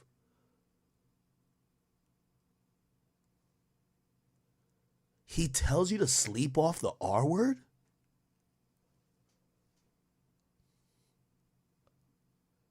Is it only me?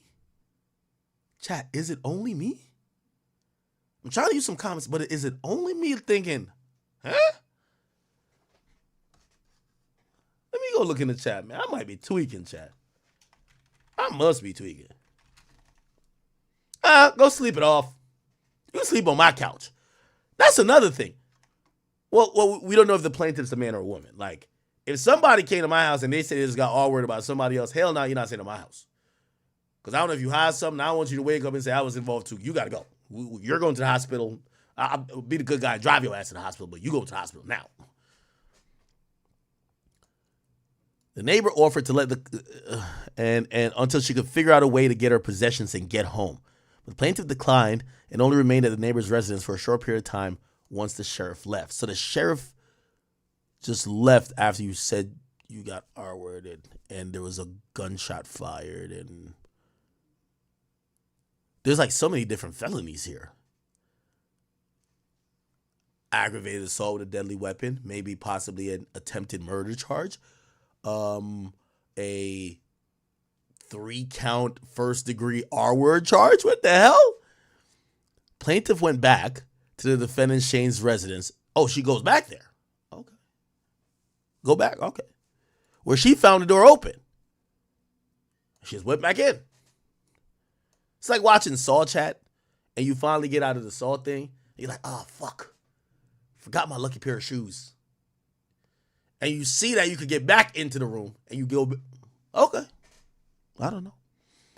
Defendant Shane emerged as if nothing had happened and offered for the plaintiff to stay at his residence while she slept it off.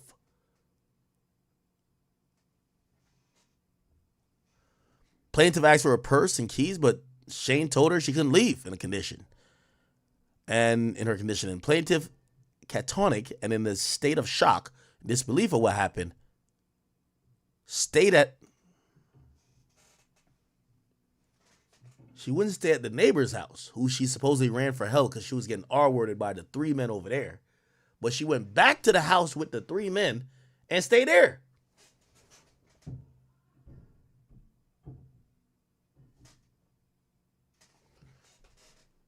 Later that morning, Shane returned to the residence, woke her up, gave her back her purse, keys, cell phone. Plaintiff left the residence. In a daze, plaintiff returned home, tried to make sense of what happened to her. On March 26, I don't know how many days that is, she contacted her primary care, asked for HIV and STD testing in fear she may have contracted a disease from the violent R-word. She continued her life and she felt she wouldn't be believed. And she already had told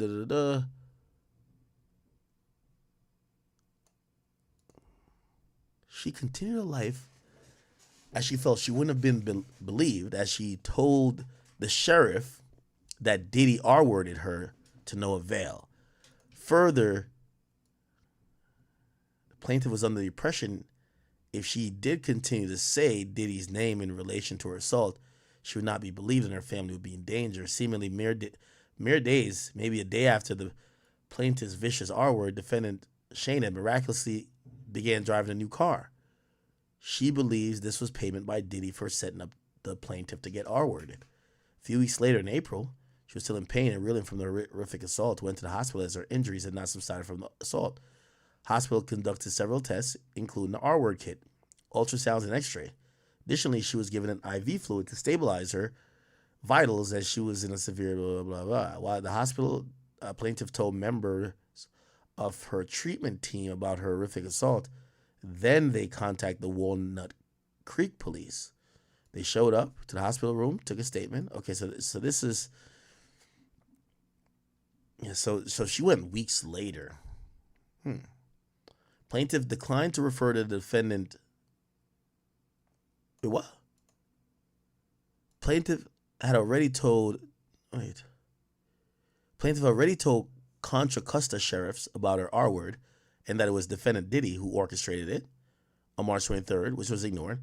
So the plaintiff declined to refer to Diddy again to the police because she believed she would be ignored, as she was just by those last cops, and or would be further harmed by Diddy, as if he discovered she named him to the police. She told Walnut Creek police about the assault, but left out Diddy's names.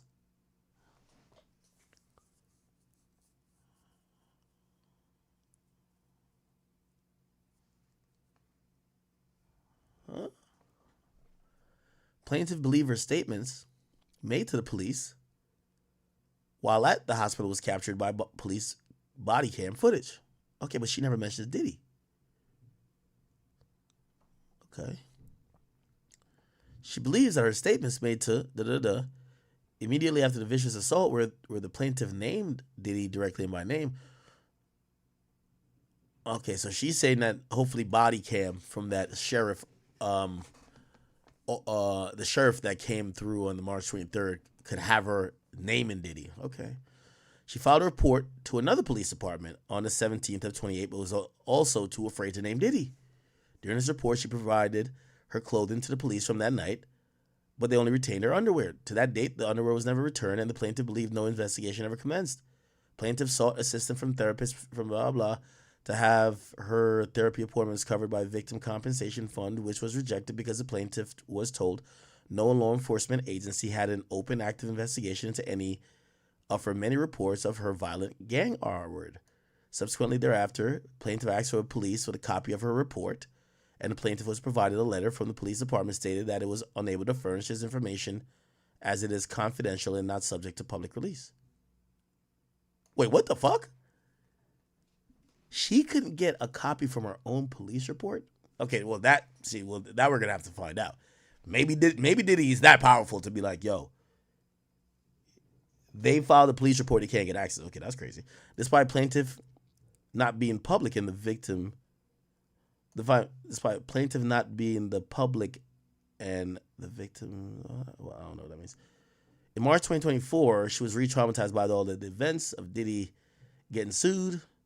They called the sheriff's department again in hopes of renewing her previous complaint, amending it to ensure Diddy's name was included. They received no response from the sheriff. In July, they emailed the chief of staff office regarding her complaint, lack of investigation and how she was treated by the initial officer. She later received a call back from a detective, but nothing further. Plaintiff began seeking legal counsel for her claims, ultimately referred to an undersigned for representation.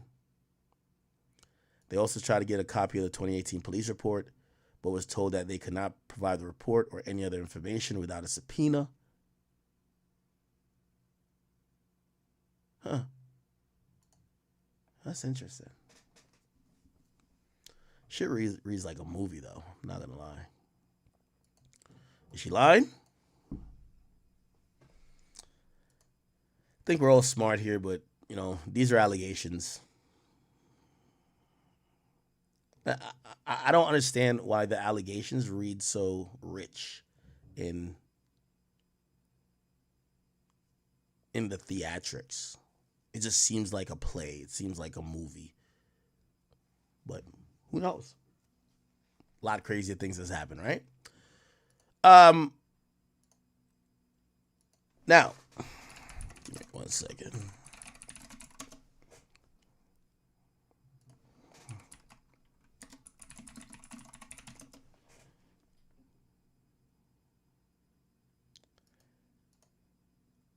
Now, give me 1 second.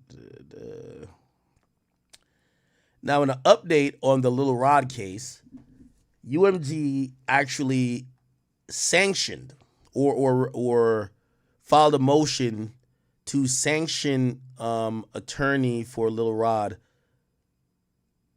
Tyrone Blackburn, basically saying this guy's abusing the legal process by not doing enough research, including defendants that should not be included, and just have blatant, factually incorrect evidence in there.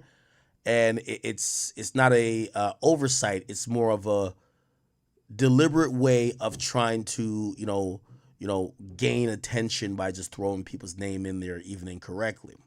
So there was an oral argument, like the judge is about to rule on this soon, but there was an oral argument on it. It says, at a sanctions hearing this morning, Tyrone Blackburn, the New York City attorney behind a recent swath of lurid triggering warden labeled lawsuits against Sean Diddy Combs, told UMG Motown not to spike the football too soon, with superseding RICO indictments expected to drop soon. We also get some information as well. Here's the thing. It says, Blackburn repeatedly mentioned that he had turned over photos and other evidence to the U.S. Attorney Office and that he was about to meet with New York federal prosecutors for a 10th time.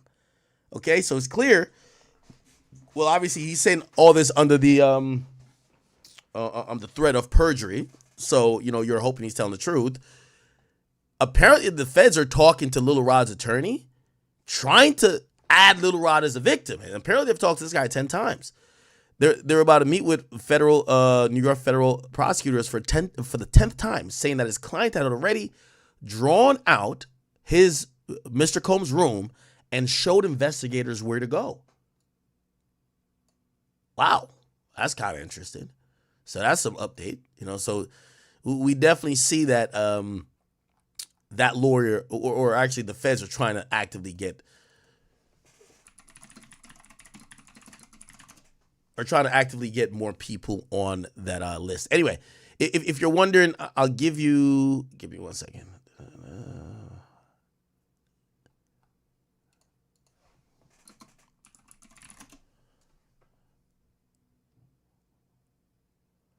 Okay, I think this is it. Okay. Labels and music. All right, not going to play the whole thing. I'll play a little bit of this. It's going to kind of explain a little bit of what I've said before, but give you a little bit more context, and then we'll just kind of move on. All right. This Diddy stuff is gonna turn into some crazy shit. Essentially, these law firms, and I think that's what Tony Busby, I think he has to be doing some type of due diligence.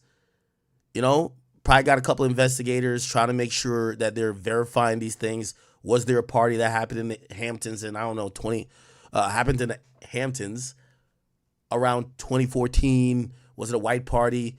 Was this person there? Was that like they got to do so? It can't be just make up a story, right? Because the lawyers get in trouble, and now they're targeting the lawyers. I told you that before. Is that he improperly files cases in federal dramatic flair to his filings, but Mr. Blackburn has also come into the spotlight a bit for other reasons. You see, not only has he been criticized by opposing counsel, which we're going to get into, but a federal judge referred him to the grievance committee in New York.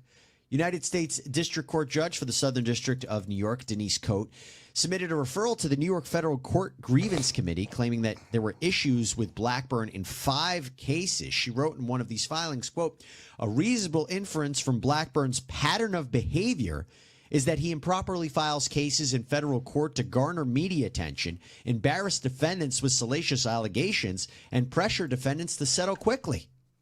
Well, with all of that, now Tyrone Blackburn is fighting back. Not necessarily with the judge. He claims he already issued a response regarding that issue.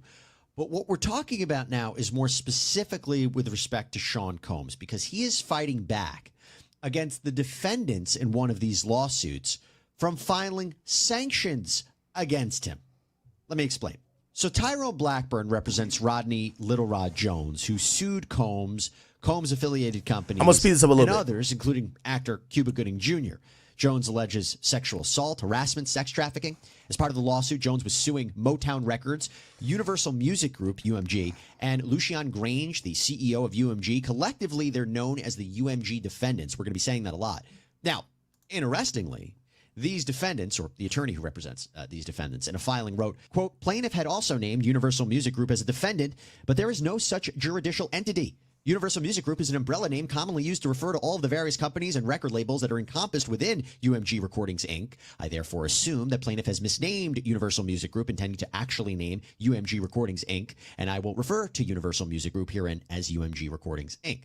Okay, so would not be great if you get the name wrong of one of the defendants, but putting that aside, with that, Jones alleges that all of these entities are liable for the abuse that he suffered at the hands of Sean Combs. The idea is that all of these defendants are part of this illegal criminal enterprise in violation of RICO, or racketeering law, making money by forcing and threatening people like Jones to transport drugs and guns, solicit minors and sex workers, and make music without properly paying individuals like Jones. That these UMG defendants and other affiliated companies should have been monitored. Okay, I'll skip a little bit. They basically get in trouble for just naming Lucian Grange, you know what I mean? And that's the issue. Based upon new filings from Mr. Blackburn, it seems that there was an agreement here between him and opposing counsel to drop the... So the lawyer is claiming that UMG lawyers snaked him, right? And they agree that, if you take out Lucian Grange, UMG, we're not going to do a motion for sanctions. Except he agreed and dropped them, and they still did it. So he's claiming they snaked him, and they're claiming that he's just kind of like shoddily filing these like frivolous, not necessarily lawsuits, but like he's including people and overlooking facts. Anyway. Agreements. We even secured the services of a handwriting expert who confirmed our suspicions that Combs did not sign the agreement with Motown. As a result, Plaintiff Jones felt that Motown and the UMG defendants were more than likely victims of fraud perpetrated by Combs, and it would be impossible to hold them equally liable for the harm Combs. The jury would find these defendants sympathetic and is asking for sanctions pursuant to Rule 11 under the federal rules, which basically says you can't file a pleading or a motion or a paper for an improper purpose. You need to have some basis in support for what you're alleging, basis in law and fact. You can't file frivolous claims or arguments. And that makes sense, right? You can't use the legal system as an unfair weapon. So Zakarin is claiming that Mr. Blackburn made a lot of wild accusations in Jones' lawsuits that weren't necessarily supported by facts or evidence. And this complaint was filed purely to harass and defame the defendants and to garner media attention for Jones. And this motion that was asking for sanctions against Blackburn and Jones included a sworn declaration from Zakarin and one of the unnecessary legal fees and expenses that this action has now cost them. And one of the Okay, so there's something called, in federal court, it's Rule 11, and it's Rule 11. It's basically a motion to sanction, which again, if you're just using a legal process to harass people, the judge could then say, yo, you have to pay a penalty for basically not doing your due diligence, omitting facts, not doing things in bad faith.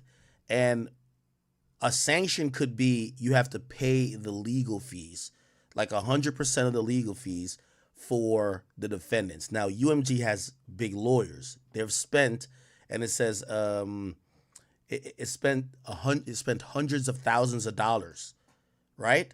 Even just doing this.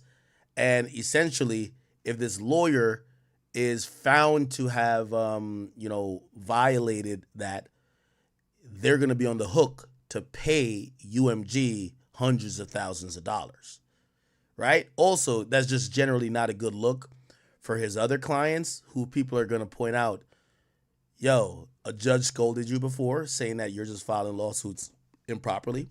And then also, if he's found to have to pay some type of, amount to UMG, like, this is going to look bad, right? Again, generally, you don't go at record labels. Like, you can't win, right? This is one of the things that they're saying that was just factually incorrect. And that's why they're saying that this guy's just making it up.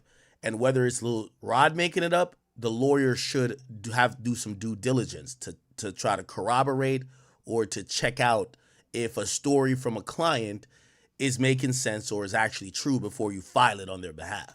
Combs' homes in Los Angeles and Miami in the evenings, and both would disappear for hours in Mr. Combs' bedrooms. Aside from the absurd oddity of the identical alleged behavior by two individuals separately on apparently separate occasions, the entire story about their attendance at any events at Mr. Combs' homes or any listening parties is completely fabricated. Sir Lucian Grange has never been to Mr. Combs' homes in LA or Miami and never attended or sponsored any listening parties at any of Mr. Combs' homes and was not present at any writers' camps. Thus, everything alleged about both Sir Lucian Grange's supposed knowledge of illicit and illegal activities engaged in by Mr. Combs and others are categorically false. And there are hundreds and hundreds of pages in these memo filings, but it kind of gives you an idea of the accusations. Again, Lucian Grange provided a similar sworn statement, and right off the bat, he pointed out something very important. As the second amended complaint admits, I am a resident of California, not New York. As I will detail below, I engaged in no activity in New York whatsoever with respect to this matter. So that would essentially mean that there's a jurisdiction issue. He shouldn't be a part of a New York lawsuit. And he also says that, quote, none of these allegations are supported by a single fact. Okay, so now you know what the sanctions are all about. We now have to talk about Monday. Because on Monday, Mr. Blackburn... Okay, so he fired back, and they just started talking. This is how lawyers like to talk spice to each other. I'll play this, and then we're going to kind of move off. That Zakarin did this because in an email to Blackburn, Zakarin wrote, you seem to believe that having filed 3 separate complaints over the past 2 months, each of which is filled with offensively false accusations of criminal conduct that you either knew were completely false or as to which you were completely indifferent to whether they were true or false. You can skate away unscathed by your conduct simply by proposing terms on which you would dismiss the current version of the complaint with prejudice. So to think about how much lawsuits are costing UMG to defend, and this is why they're going hard on this lawyer, because they're like, yo, they don't have any stake to defend Diddy. Diddy doesn't have a deal currently with UMG, but they're putting in all these companies that are going to be a part of this whole thing, and they got to try to make an example out of this guy, or is going to encourage other people. Like, for example, let's say a rapper dies, you're going to try to sue UMG. Like they got to make an example out of somebody. And it appears that they're looking at this guy like, yo, we spent a couple $100,000 already on defending this shit. Bro, we're going to try to make an example out of you that you don't keep doing this. You appear indifferent to the harm you and your client have caused to completely innocent people and companies. But Blackburn goes back to say, we agreed to dismiss the claim so you wouldn't try to sanction us. And Blackburn states, look, I honestly should have known better than to believe that Zakarin would act with integrity. Blackburn then goes on to defend himself, saying he didn't act in bad faith when he filed this lawsuit against the UMG defendants, that this lawsuit was instituted because the UMG defendants knowingly conducted business with Combs, whom they knew or should have known was a violent, deceptive, morally flawed individual. He says this lawsuit was not instituted for some improper purpose, but rather for the very legitimate purpose of recovering damages for the UMG defendants' reckless, self-serving decision to enter a partnership with Combs to develop Love Records. He says that what he was doing was based on a reasonable investigation. He claims he spoke with witnesses, that Mr. Jones had corroborating evidence like text messages, video recordings, and it really should be no surprise that these defendants were added to this lawsuit given what Blackburn says is Combs' notorious history, that he's facing 8 lawsuits accusing him of rape and sex trafficking. Okay. All right, you guys get the gist. So, we're going to see how they rule about this. However, it's very interesting that we do hear that allegedly the feds have met with Lil Rod's lawyers. So, that's going to be one thing to kind of tell if he's telling the truth about some of these things in a superseding indictment, we should see the feds included, right? They've met with his lawyer 10 times. Apparently he's drawn out his room. He's told them where to go to find God knows what. So we will see. We will absolutely see. All right. What was the next thing I was trying to get into? Holy crap. I just lost my train of thought. Oh. Give me 1 second. I know what it is. Let me pull it up. So,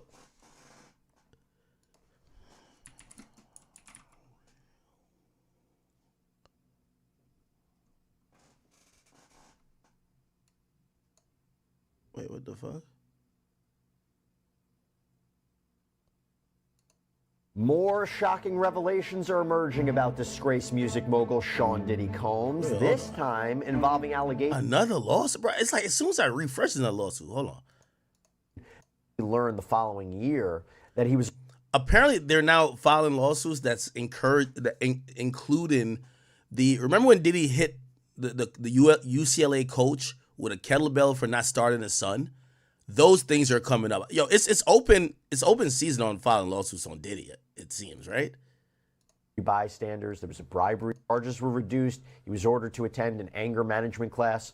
And of course, we can't discuss Sean Combs' past history of violence without bringing up the current dangerous hot water he is in for racketeering, sex trafficking charges, these federal charges he's facing, and a man who worked at Macy's in New York City. These suits were filed on behalf of 2 women and 4 men. They're part of 100. Combs quickly settled that lawsuit a day after. Mauricio, so good to see you. Thanks for coming back here on Sidebar. Good seeing you. Thanks for having me. Got a lot to unpack here. I think the first place to start with is with this 2015 football incident. What do you make of it, and what do you make of it coming out now? I think what it is it's the government continuing to portray him as someone that's willing to do anything for his son. I'm hearing now allegations of yacht parties that he threw for his son, that he may have drugged women for them to be able to have sex with his son or to make them better guests for these. All right, we're Diddy now, bro. Jesus Christ. Anyway, real quick, yo. Unfortunately, we have to. I literally feel, yo. I sat and watched yesterday about 6 hours of just legal random stuff to make me understand some of the stuff I'm reading, that I could try to break it down for y'all in a way that makes sense, because sometimes legal terms and the legal process is very, very just convoluted, right? Even this whole is he gonna get bail thing, right? Essentially, he's at his last chance of getting bail, which is kind of well, not necessarily his last chance of getting bail, because he could always keep bringing it up to the magistrate judge. But if based on this package, I don't see what else he could offer. There's nothing more that could offer, or no circumstance that could probably change. So this last thing with Diddy is at the circuit court. If he doesn't get bail, then he's going to be in jail until the whole trial is done. And that's going to come down via a 3-panel written appeal decision, regardless. So yeah, I've been fucking taking a fucking crash course on on U.S. federal courts that I could understand like the process of what the fuck is going on. Anyway, there's a lot of legal shit that's kind of happening in hip hop because we're not getting much music. So like we're talking about a bunch of legal shit. There's some gossip shit, but we're talking about so much legal shit, right? So like for example, what's happening now, and I'm hearing, you know, I have good authority to tell to say that Jay-Z and his attorneys, they're gonna start putting a full court press, and this shouldn't be taken as a sign of their guilt or even innocence. It just is what it is. That's what happens when you go at a huge brand. They're putting a full court press on people who are peddling rumors that Jay-Z is a pedophile, that Jay-Z have R-worded people, or that Jay-Z has conspired or done illegal things in the nature of sexuality to the point of making him seem similar to Diddy or anything of the sort.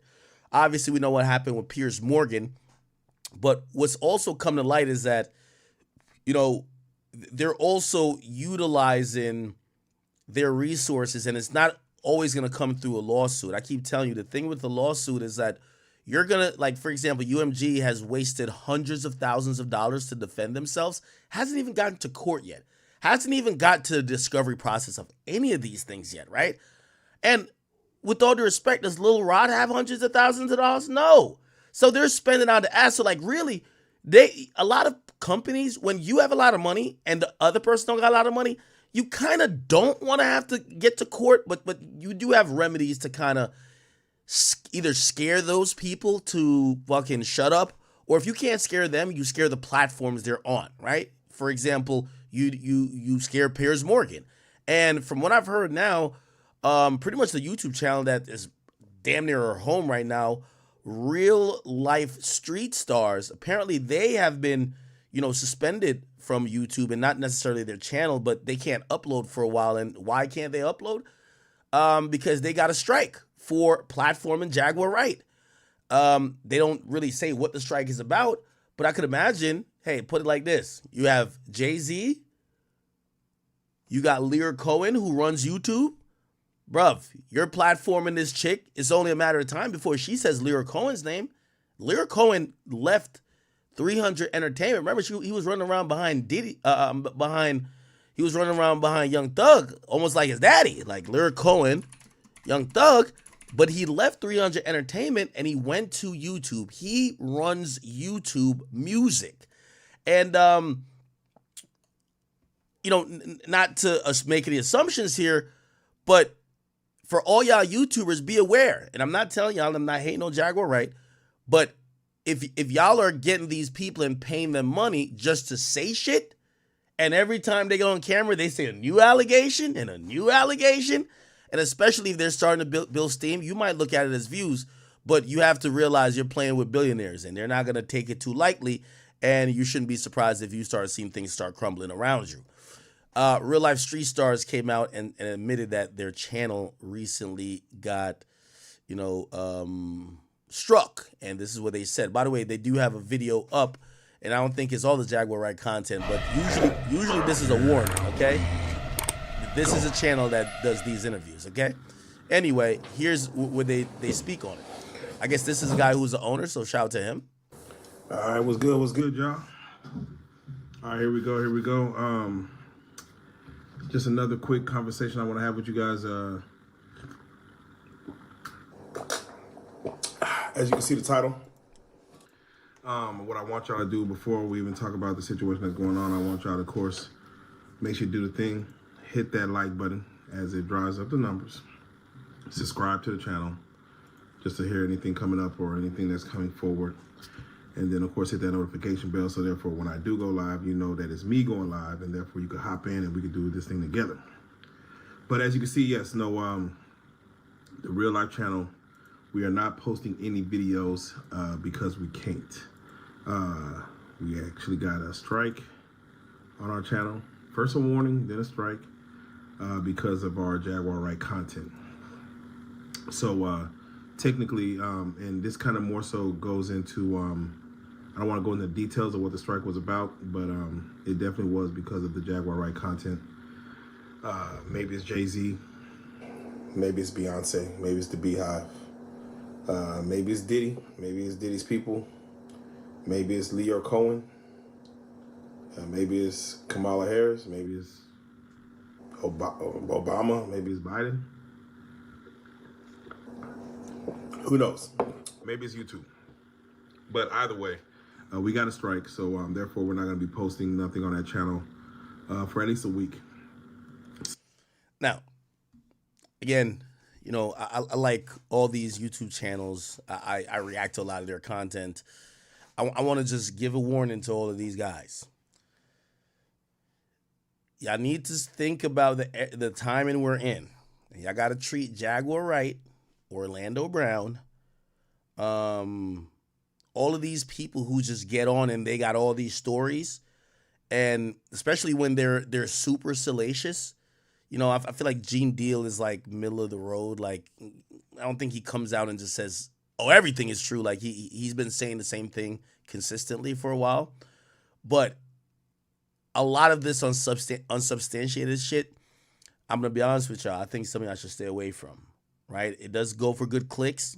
Right now, it's hot, but like how I've learned, it's like when, you know, like I had a couple of conversations with some of these platforms. I won't mention where.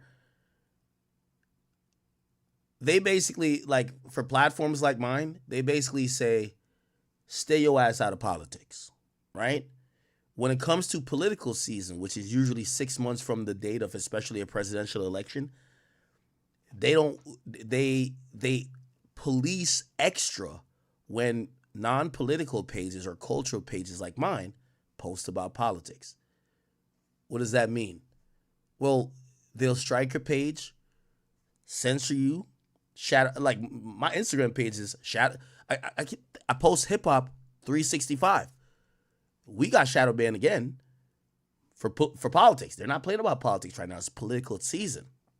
I'm using that as an example to say to these guys who probably are seeing a huge profit margin when it comes to a Jaguar, right? Who's just gonna, like, you know, she has a different. She's building on these, who knows, is conspiracy theories or facts, but she has something else to say every single time. You gonna get yourself fucked up. These platforms is gonna keep striking y'all. I think it's just started. I think the lawyers of, if this is my opinion, the lawyers of Jay-Z, they're not going to sue y'all. Y'all don't have money like that, with all due respect, right? They're, if they don't think that you're making millions, they're not going to sue y'all, right? They're going to target the platforms which you work with. Piers Morgan might get a direct ultimatum. For y'all, they're not even going to hit y'all with a cease and desist because you're going to come back online and use it as content. Yo, I just got here with a cease and desist. Well, you know what the fans are going to say? Well, damn, it might be right. So you know what they do? They go through their back channels and they hit the YouTube system. Now you have a partner manager on YouTube watching your channel. You never want that because now you're not really knowing, so you keep producing that same content and they just keep striking you till they get you out of here. So, you know, shout to real life street stars, I believe. I hope they realize, hey, you know, not telling y'all not to do content with Jaguar, right? But you're on the radar. All pun intended. You get what I'm saying? The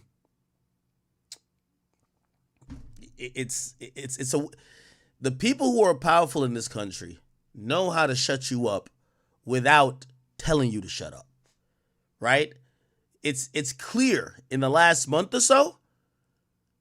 I don't know if Jay-Z had a meeting with his people, but they came to a consensus.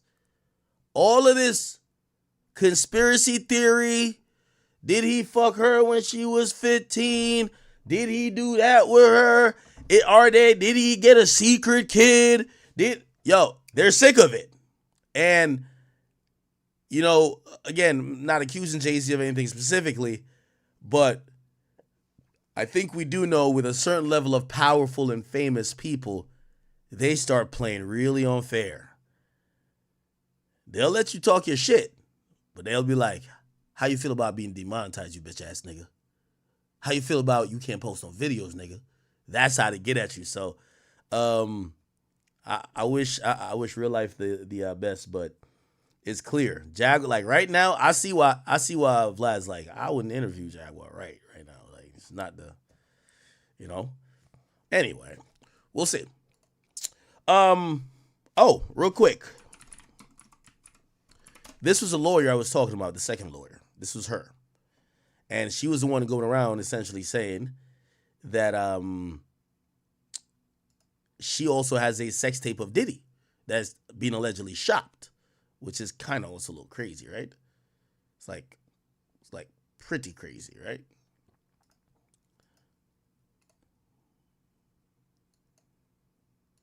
Contacted regarding the sale of one of the Diddy freak-off tapes, and that it features a very high-profile celebrity. What can you tell us about that?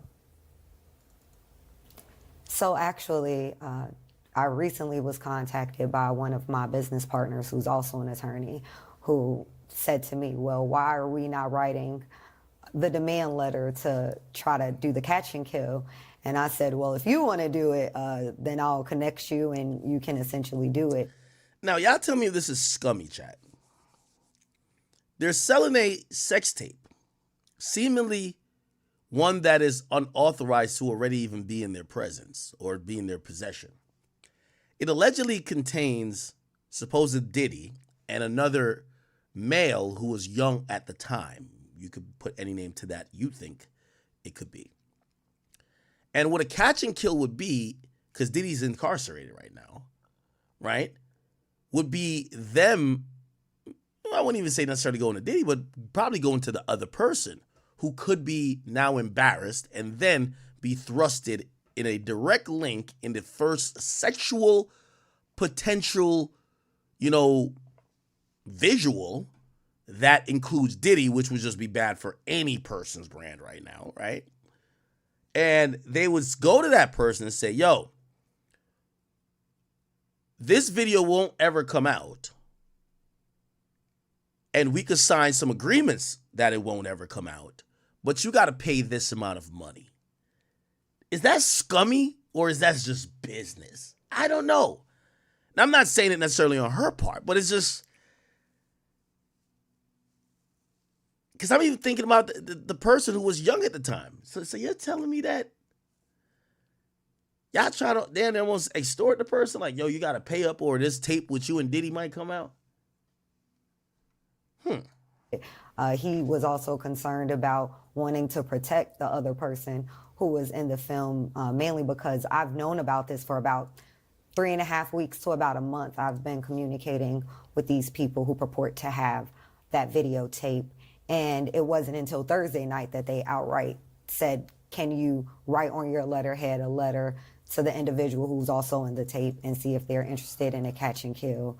And is that something, we'll give you X amount of percentage of it. And at the time I was like, I don't think I want to be involved in this, but I hadn't had time to process. But the other attorney I'm speaking of, he's pretty much been in the know the entire time since I first got contacted by these individuals with the tape.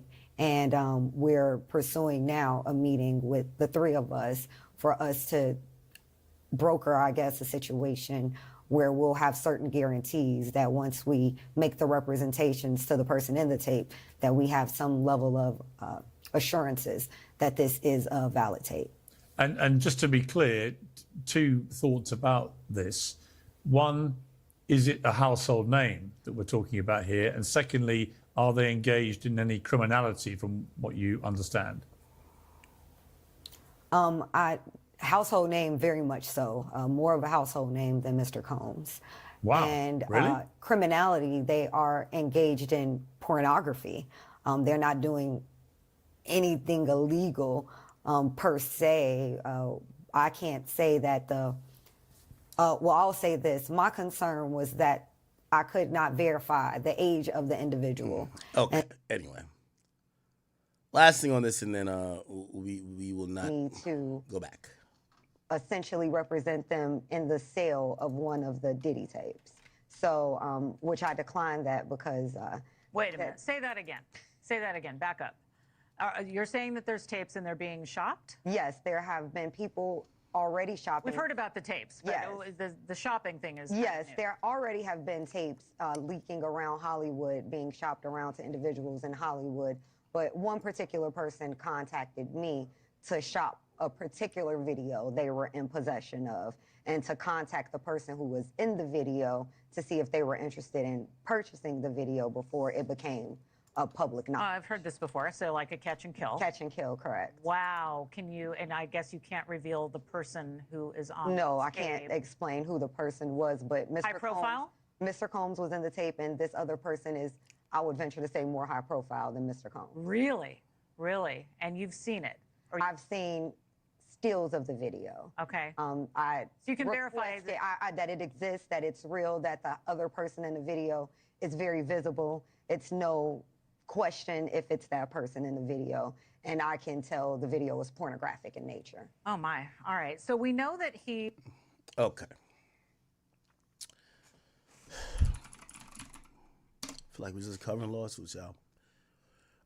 The former assistant of Kanye actually came out. Remember we did the whole thing about her claims on Kanye, and I'm gonna just do y'all a favor, chat. I'll make sure y'all can see the whole thing on this one. Kanye's former assistant, who, if you guys don't know, was getting paid $1 million a year, but got upset after she was terminated without her promised raise of $4 million a year. And I mean, I don't know. They say don't judge the book by its cover, but she looked like a hard worker. It's probably hard booking them flights. Probably hard doing a lot of things. She probably has a unique skill set. She probably does need $4 million for the skill sets and attributes she probably brought to Kanye. First of all, chat, do y'all think she deserves $1 million a year? Apparently she had gotten $1 million a year because Kanye wanted to stop her OnlyFans. You know, sometimes you might have to assist on the side and have OnlyFans on the other side. So that's when she got the $1 million a year, and then apparently she was, offered the position to be chief of staff of Yeezy LLC, and that was going to pay her $4 million a year before Kanye never came through with the promise, and there was a verbal agreement, so it's like a contract. So she wants to get paid, but after she put in the wrongful termination and unpaid wages lawsuit, she came back around a few months later, and she said, well, not only did he do that, Kanye R-worded me. He forced himself onto me, which now ups the stakes. She's responding to fans reacting to her new amended complaint where she's alleging that all these things is happening. Listen to this. Okay, so typically I ignore stuff like this. But the hate I've been receiving lately has been overwhelming. And I understand that not everyone believes me, or, not everyone likes me, and that's okay. Like, everyone is entitled to their opinion. However, I can't. I want to know, what's going through some of your heads when you type things like "go kill yourself" or "I hope your car crashes and sets on fire and you can't get your seatbelt off and you die a slow, painful death." What's going through your mind when you're typing those things to me? I've never had a desire to write anything like that to anyone. Okay, so typically I ignore stuff like this. Typically we don't do more more digging after we see some shit like this, but I feel like it was damn, she's private. Hold on.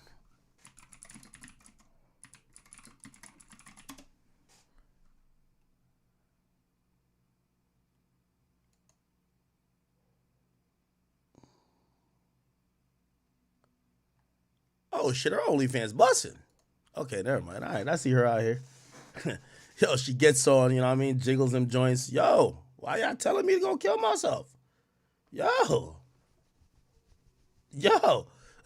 Nah, she burnt out for that one. Yeah, I think she capping too. I ain't even gonna hold you. I think she motherfucking capping as well. All right. All good. Let's see what else is going on in hip hop, brothers.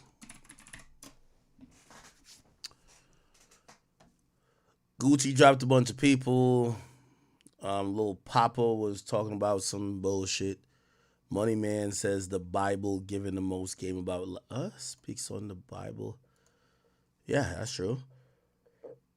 Future supposedly retweeted this shit. So Future seems like he's on board, right? So Future has reposted the tweet from Young Thug saying, Drake, Future, and Metro, we're all brothers. Music ain't the same without us collabing. Well, music hasn't been the same since you've been behind bars. But I do think that some conversation happened. I told y'all, Chad, some conversation clearly happened. So Drake, Future, Metro, and probably some liaison was somebody connected to Thug. I think they've had a conversation, which is good. Which is good. Like, it's one thing we've realized about, Drake. He clearly didn't want to go with Future. Like, he even said, yo, Future, that shit made, like, me and you falling down made me sick to my stomach. Then he blamed it on Metro. He's like, yo, it's probably that nigga who set it up. Like, he clearly never wanted to go against Future, because I believe that if Drake ever went against Future, that's like going against Atlanta. And Future, he loves, this is, look at Grandma's right here. This shit's giving me like a, yeah, no, I think 100% Future is, I think it's some petty shit. Like, you know what the rumors were? Future feel away about Drake doing a collab album with 21 Savage after they did a collab album, which I was confused about because Future did mad collab albums with mad niggas. You get what I'm saying? They one with Metro just now. He did one with Young Thug. He did one with Juice. Didn't he do one with Juice WRLD? Yeah. Like, Future's done mad collab albums. So since What a Time to Be Alive. So why does he expect Drake should only work with him? Like, you know what I mean? Like, bro, you and Drake got an open relationship, my guy. You feel me? You do collab albums with other niggas. Drake could do collab albums with other niggas. But it probably is a little deeper, right? Maybe Drake told him, yo, we're going to do it this year. And then Drake pops out with like the same type of formula, right? It's like street nigga and then the singing guy, right? So I don't know. But Future is down. So it's clear if we don't see no more, and by the way, I do think Future wanted to humble Drake a little bit. And if you ask me, I would think that these guys have thought Drake has been humbled. You know what I mean? They've looked at it like, look how alone he looks. All that, I'm the best, I don't need nobody. Niggas need me. He finally realizes, like, nah, dog, that relationship ain't been like that for probably over 10 years now. Like, this is some mutual shit. You probably, and if we're looking at the weighted scale, I think they're probably thinking Drake need them more than they need Drake. These guys do stadium, or they do arenas without Drake. They're getting #1 albums without Drake. They're having hit songs without Drake. Like, again, some of these things mutually, it was used to be exclusively you needed Drake in the mix for that. They're doing it without him. And what I think that Drake always needs is that Drake always needs that bass that they have. Like, needs that Atlanta bass, but the street type of wave, right? I think that's why he works with 21 Savage a good amount. Like, him and Savage, it checks that box. So I think they've just realized that the power dynamic may have gotten a little bit different. Now, granted, Metro, I don't think, like, Metro's just a fucking producer. Nobody gives a fuck. You know what I mean? You told that nigga, shut the fuck up, make some drums. But, like, Future's like a different beast. And I think Future, he obviously cares about Metro over Drake, right? Because he's down to stand on the issue with Metro. Because I do think that We Don't Trust You is a Metro thing. Like, in terms of these two projects and the direction. Which tells me that, yeah, there's some conversation that must have happened. Because I don't think Future without Metro being open to the idea of him crossing that picket line and even showing any love to Drake, I don't think that Future would do that without Metro already probably talking to Drake privately. So something must have happened. You know what I'm saying? All right, then.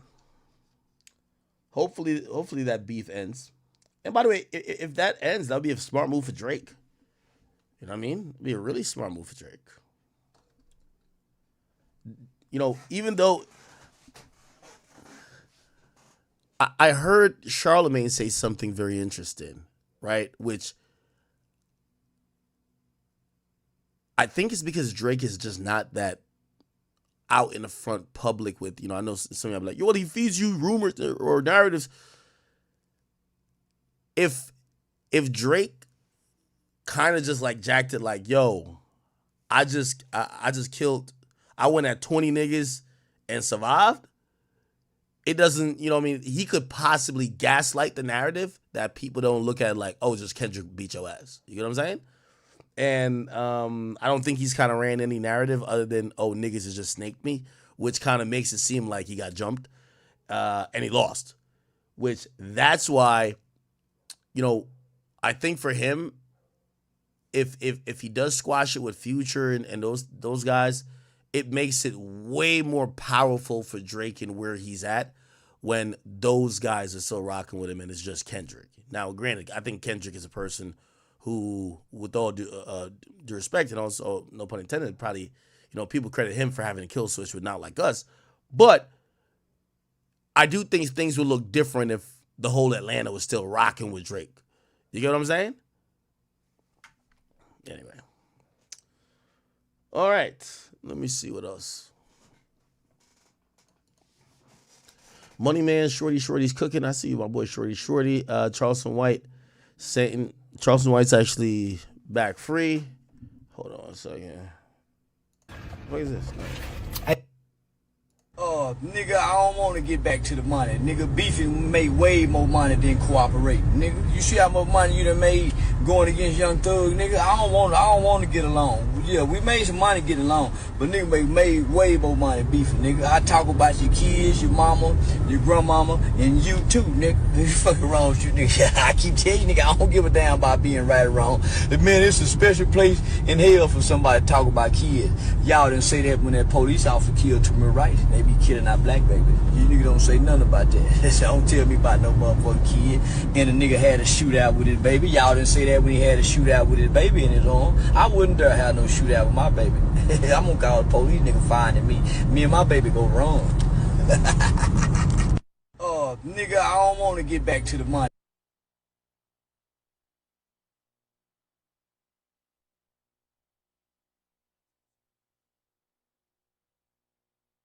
We know.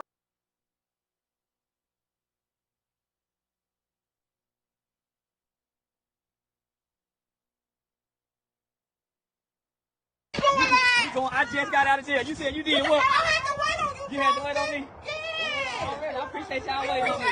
Yeah. Show out. I'm showing out today. I went and put on all my jewelry on, looking fresh. Yeah, already, baby. Yeah. I had to put on all my jewelry on, fresh up out of jail. I heard you talking and celebrating. Yeah, I heard you talking and celebrating like I got some P. Diddy charges. No, man, no. We coming up out the bank with the money. Yeah, we coming up out the bank with the money, man. Yeah, we coming up out the bank with the money. These high-ass lawyers is like Genie that say, we coming up out the bank with the money, man. Yeah, we coming up out the bank with the money. That's all I'm gonna say. Yeah, the judge was mad at me. Yeah, come get a picture. Yeah. Nah, then we get the interview money later. Yeah, we got $100,000 just for going to jail. They want to talk to me. And ask me what happened. TMZ posted me, Club Shay calling, all that want to know. What you do to them animals? I ain't done a thing to no animal. Yeah, let me see. We just leaving the bank with all this here, man. Yeah, we just leaving the bank with all this here. P. Diddy, the only in jail with money that can't get out of jail.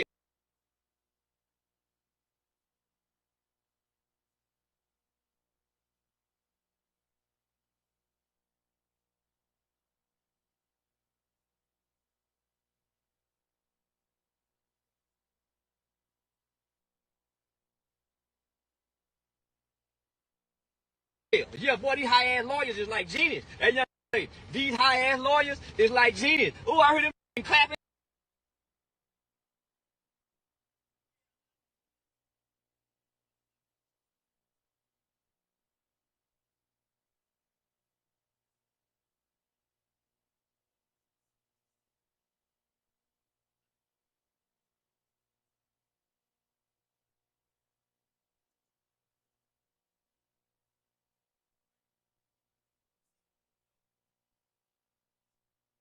Oh, my bad.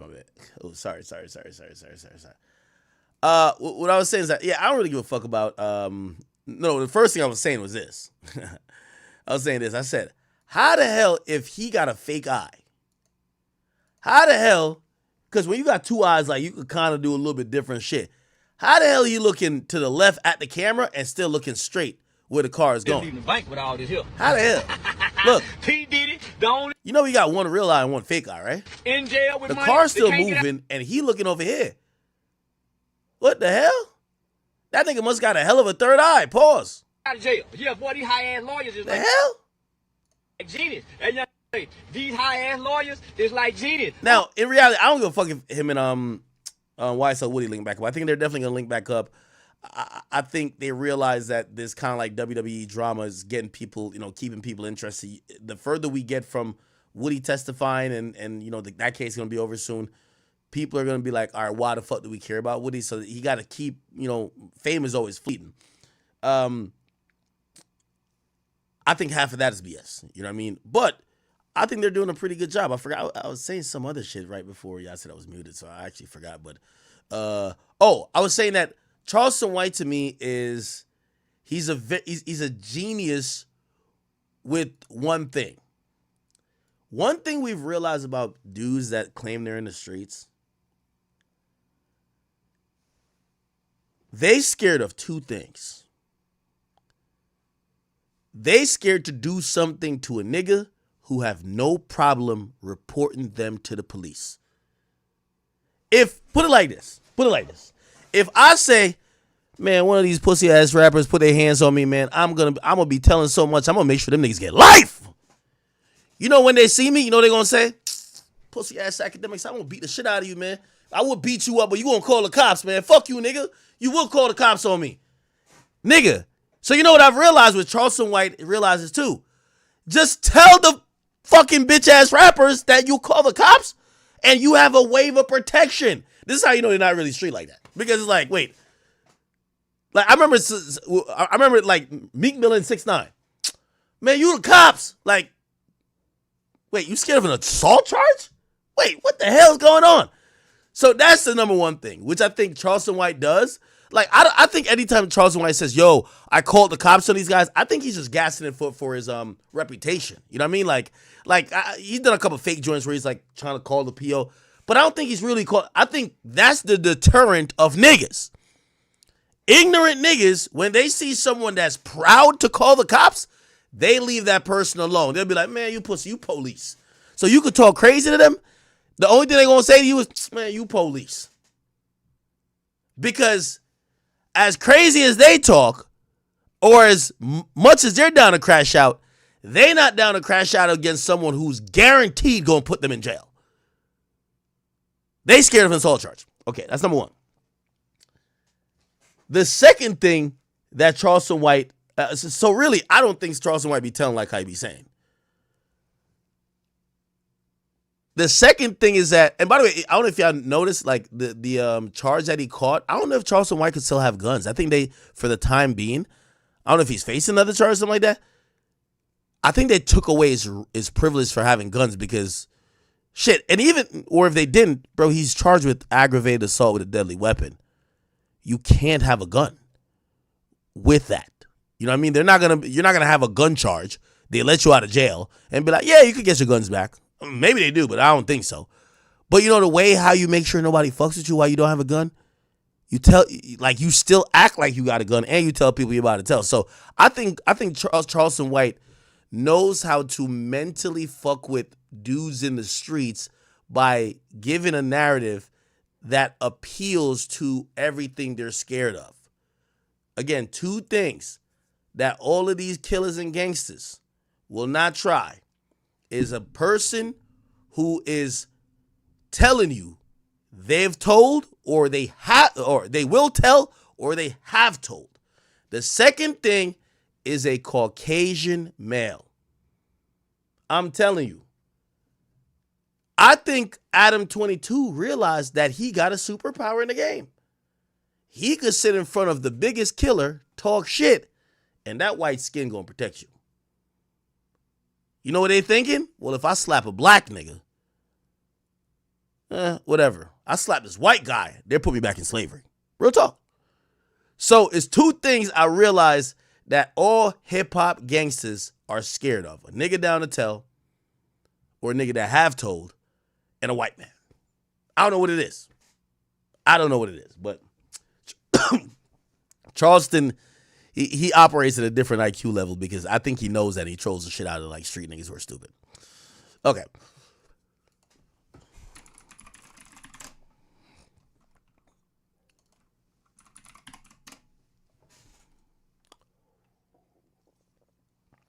Oh, shit.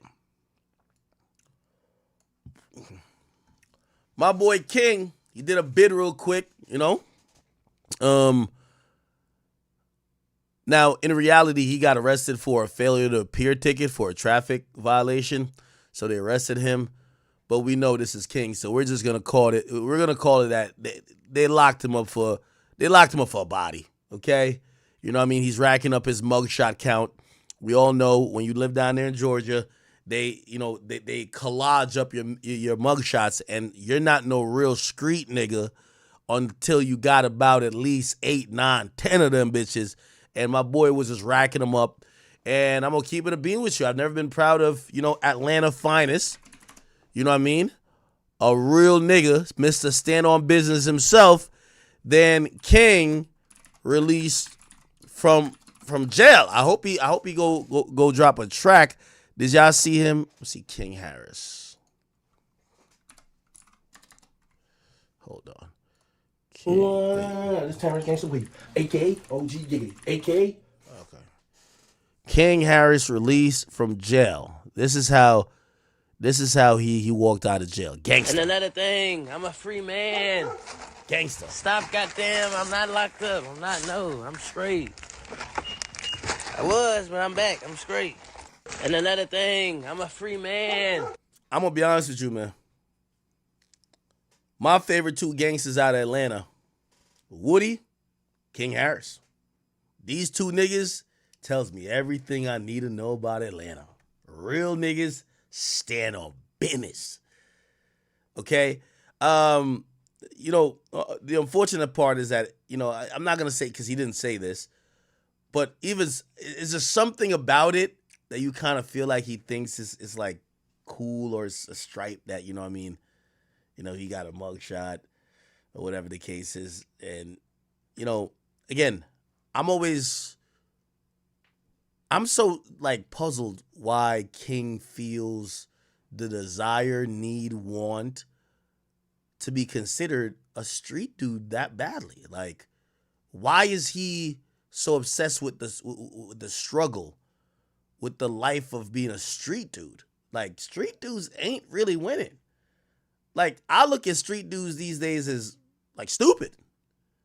Like, you have to be a stupid motherfucker, or let's not call you stupid, you're just broke, to wake up. And if you're not broke, you're stupid, right? To wake up and be in the streets where people could be harming you at any given time. You're trying to do illegal things in a time where phones are easily monitored. There's a million cameras on you at all time. You have a walk-in tracking device in your pocket. It just doesn't really make sense for somebody to, even want to get into street life voluntarily. But I gotta give a little bit of respect to King because my boy seems dedicated. He seems dedicated. Now, the only thing I'm gonna tell him, yo, King, brother, I remember listening to T.I. and T.I. say he's like an 8-time felon. And I said, real nigga. Brother, you getting a petty disorderly arrest. Brother, you got to catch your first homie. Like, what's up? Yo, King, got to drop a body or something, bro. Like, listen, y'all know my motto. For rich niggas who want to be seen in the light of being a street nigga, I don't tell them to stop. I tell them to hurry up and crash out. Ja Morant. I've been trying to see Ja Morant shoot a nigga. Like, I've been waiting. I'm like, yo, Ja, you ain't shooting niggas yet. Yo, Ja, yo, Ja over here, Ja Morant waving around his gun like he think like he in the Fairly Odd Parents. Nigga, shoot somebody. Nigga, like, be a man. I'm trying to encourage these rich niggas to crash out. It's only so long we could see the fake thugging. I believe these guys. I believe Ja Morant. I want him to pop a nigga like the baby. King, come on, King. Come on, air something out, gang. I'm sorry. What you think I'm about to tell these niggas that you're so privileged? Like, you can't baby a millionaire, bro. Like, come on. This nigga's a grown man. You can't baby a millionaire, okay? Oh, no. Just look at your bank account. Look how grateful you are. You were born in like this. You had maids and butlers and chauffeurs. No! Crash out! Like, bro, where's the homie? Where's the attempted? No attempts? Yo, by his age, Lil Jeff was lighting it up in Chicago. Real one, real talk. This is what they try to be.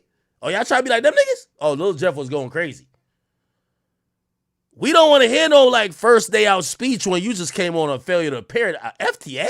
Oh, hell nah. It's time to catch a homie, bro. At least an attempted murder. Like, bro, at least ask T.I. where the silencer that you could get caught with it. But like, yo, T.I., where your silencer at that I could just get caught with it? That I could at least, you know what I mean, like father, like son. Come, we got to see something going on. I've been waiting for King to stand on business. I ain't gonna lie. Remember when him and Drewski was getting into it and he showed up to this shit? I thought he was gonna pistol whip Drewski. That's what I wanted to. I'm like, oh, shit. I ain't gonna lie. I'll be waiting to see these rich ass niggas crash out. Because if you like this type of life, if you like the life of struggle more than you like the life of success and, you know, affluence, all right, go ahead. There's somebody down to take your spot. It's fine. You gotta crash out.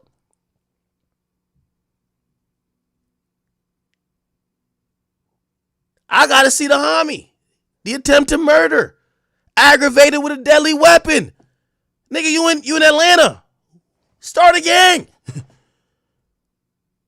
Bro, go get you a RICO. What's the problem? Go get you a RICO, bro. Like, niggas will stop playing with your name when you get the RICO. Don't stop it. You know what's so crazy? Everybody who was saying, yo, thug wear a dress, thug this, thug gay, thug whatever.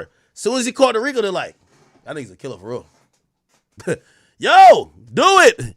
If y'all trying to impress the internet to stand on business, do it. Crash out. What's the problem? Come on, man. If TK started a gang in jail, you could start a gang in the free world, bro. Come on, man. You, Boosie, son. Again, I'm not trying to encourage. Well, actually, I am. I'm encouraging y'all niggas to live out y'all prophecy. Y'all niggas say y'all real niggas, crash out.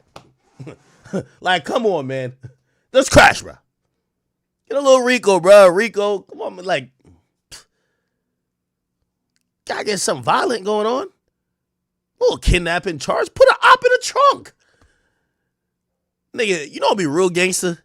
Yo, King got caught riding around Buckhead with his op in the motherfucking Maybach trunk. Got that nigga in the trunk like it's a golf club. That's gangster. That's what I'm trying to see. I'm evil? How the fuck am I evil? These niggas is evil. They like this shit. I'm just, yo, let me tell you this. At some point, we just got to be like, yo, listen, if this is in your destiny, let's help you achieve your goals. If y'all sitting here and y'all, like, you know, respectfully, y'all are hard workers. I know y'all not broke because y'all donate so much. I know y'all not broke.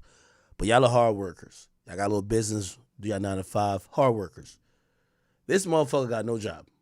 This motherfucker that wake up at 3 p.m., send a group text, where the hoes at, what we doing for the day, hop in his $300,000 car, go to the gas station and use, like, he one of them niggas that got one of them unlimited debit cards with his parents' name still on it. You feel what I'm saying? Like, come on, bro. If you feeling bad for him about standing on business, man, he was saying he was a real nigga. Well, this was the prerequisite to be a real nigga. The first arrest, but fuck that. This shit don't even really count as a FTA. We need a homie. We got to get a felony. We don't need no misdemeanor. No misdemeanor. Nice homie. Cool ass felony. Kidnapping. Attempted murder. Pistol whipping. Rico. Rico really do it for me. Get my boy on it. That's it. I just want niggas to live out their dream, and I'm a fan of King because when any nigga tell me they real street nigga, I believe them. I don't doubt it. I believe them. I just want to. I'm like, oh, okay. So you tell me you down. Like, okay, great, perfect. I like this. It's a good story to watch. Right? Yeah, you little drug trafficking. Yeah, of course. Bro, you ain't get caught with like 500 Fenty pills in the trunk yet? Like, what's going on with you? In the center console? Like, come on, bro. Come on. Buy some Fent. Go cop some work and travel across state lines. Make it Fed. Like, what's up? Yo, niggas catching state charges? Go get a Fed charge, bro. Like, come on, man up. Stand on business. That's how you stand on business. I ain't gonna lie, I've been waiting to hear that John Moran shot somebody for the longest. Like, the day he shoots somebody, I'll be so happy. Hopefully the person survived, but fuck it. John Moran was playing around with his gun. Shot somebody's head off. Perfect. Perfect. I'm sorry. You think I'm about to feel bad for a nigga who got like a $300 million contract but like to tote guns? Okay, perfect. I like this. Man up, man. All right, man. And actually, you know what I'm telling these guys to man up? Because the only way I could tell if they a real nigga is if when the judge says you're facing life and they got denied bond 4 times, if they still show up to court tough as hell, or they start crying, we start seeing jail phone audio leak of them saying, I want to come home. Daddy, I want to come. I want to see if they like that. Who knows? You know, I just want to support these guys, man. You know, some people's dreams are, continuing the family's wealth. Some other niggas' dreams is crashing out in the hood, and support everybody's dreams. All right, all good. Shout out to my boy, man. Yo. Also, the last thing I'm gonna say to King, you need a face tattoo. Got it. You gotta get one, bro. You gotta get like a teardrop or something, bro. Catch a body, bro. Yo, get like a teardrop. Something demonic. Matter of fact, yo, King, I'm gonna keep it a bean with you. Niggas not believing you. Let me tell you how you get niggas to believe you, bro. You little light skin, do the Fredo Santana. Nigga, just put something right here, nigga. Tattoo something right here, nigga. Just let niggas know, like, this. When you tat something in the middle of your forehead, nigga, that's like the mark of the beast. That's like, yo, I am here to crash out. Bruv. You know what I mean? Like, bro, you got a Playboy bunny on the neck. Nah, fuck all that. Put an AK-47 right here. Right here. Feel me? Yo, you know that emoji on the Apple iPhone? Just put 2 long-ass teardrop, nigga. Mass murderer. Feel me? That's all he need. I don't know why I think that this is probably his, like, you know your cell phone lock picture? Probably this, right? Yeah, I just want to see my boy live out his future. Oh, get a Ken Carson chest tat? Let me see how that looking. Ken Carson chest tattoo. What do you got tatted on his chest? The fuck? I ain't know. Wait. Oh, some shit like this? Oh, yeah. That's what we need. Yes. Yes. Yes. Yes. That's what you should do, bro. Yeah, I just want my boy to be like, bruv. How old is he? 20? Yeah, I ain't gonna lie. He got to catch up, bro. Yo, King, don't be the Bronny James of the street niggas when your dad was LeBron, all right? I heard T.I., he was official in the streets. Don't be Bronny. No disrespect to Bronny, but don't be Bronny. Okay? And if you aiming to be King Von, by 20, King Von had like 2 of them joints already. You feel me? So you're a little bit behind, but just remember, this is preseason, but you got it in you. Okay? Just hold off and slap a nigga with the pistol, okay? And if worse come to worse, give him a Legos. Learn from my niggas in Toronto. Little Legos, they ain't gonna do nothing crazy. Shoot below the waist. It's not attempted murder. My tip to you. Okay? Pause. All right. Perfect. Hopefully more to come.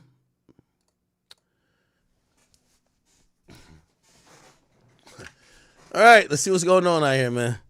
Yo, chat, man. I was like helping people live out their dreams, bro. Fuck all that shit, man. Y'all niggas on some other shit.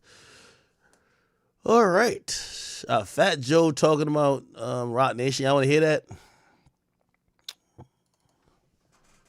We'll get to that. No, not Shade Room. Let's go back to Say Cheese.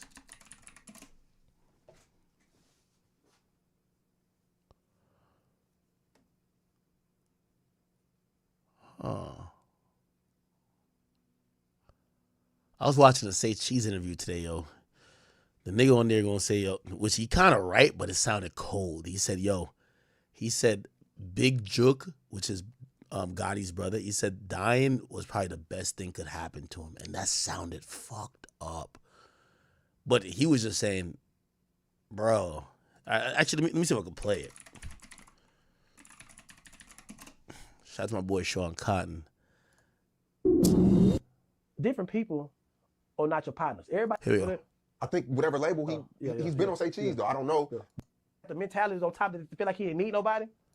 I can't say about Yellow. He kept the whole thing. Hey, I got one song that's not us talking down on them. Hold on, here we go. I still remember it one time. I still come out, bro. I can't. And when he wake up to know he fell off.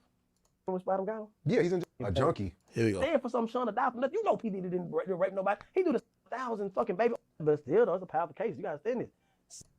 People, you know what I mean? People, houses I gotta feed. It's like with women, it's like you got controlling. That's just. Women like control. Hold on. Round once you on top. And you tell me no, or tell somebody else no that you're cool with, then they go, when you put up there. He's not using you, bro. He ain't mentioned your name in the record too. No features, 2020. So that's one thing about rappers. You should have posted Big E from West Africa. Since when you don't want to be on Say Cheese? Hold on, we're fine. You out here in Eastwood, I was just hoping for death, and people go be upset about their death. And they gonna say, we wonder why, wish this never happened. CJ did it with Big X. People not to work with him. No, it's not. Chat, how could you search like, oh, wait, isn't there a transcript button? There's a transcript button, right? Like you can see the whole thing? Isn't there a transcript button on this whole thing or whatever? Show transcript. Oh shit. Fuck. Oh, never mind. It's just good. Oh, listen, son, I give you praise. Oh, okay. Can I search the transcript? Oh, nah. It was. Okay, hold on. Here we go. Oh, I didn't know I could do that.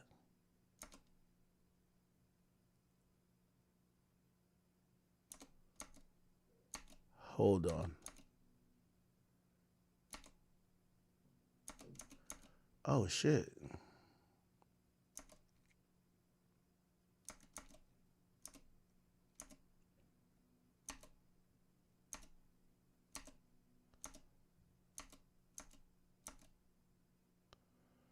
Wait, am I like searching the same shit? Hold on.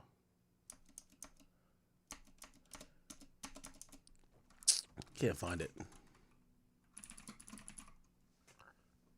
Oh, here we go. Got it. I believe that Jook, the best thing happened to him is getting killed.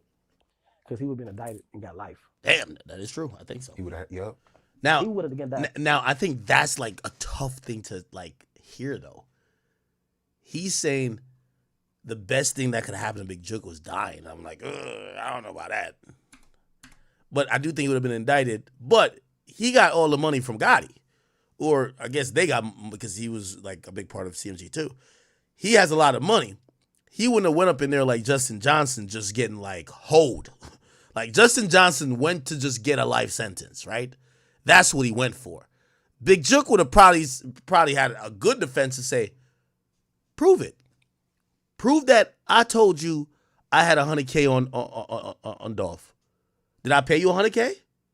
Did I write in a promise letter or a contract that I got $100K? Did whatever money y'all say, did y'all ever get that? Okay, I might have conversations with me, but how do you know maybe I wasn't trying to sign you as an artist, Justin Johnson? So I think he would have had a good defense. Better than Justin. Like the shooters were fucked. But unless they had some recording of Big Jook actually saying that, it looked like Big Jook was actually smarter than all these guys. You know why? Big Jook realized the cops was on him. While these guys, they're so thirsty, like, yo, where's the 50K or the 40K? Big Jook is like, yo, bro, y'all can't get it now. Y'all tripping. Like, if y'all get it right now, y'all get called, come back to me, nigga. He was sending $300 in a letter. Probably not from him. He probably told a bitch to send that. Right? So again, Big Jook might have, again, obviously what they would have done, I think he still gets convicted because they turned one of the killers into the snitch. And here's the funny part about that too, Chad. I think that they only would have given, like, that killer who probably signed some type of agreement. Part of the agreement was to also help indict Big Jook. You get what I'm saying?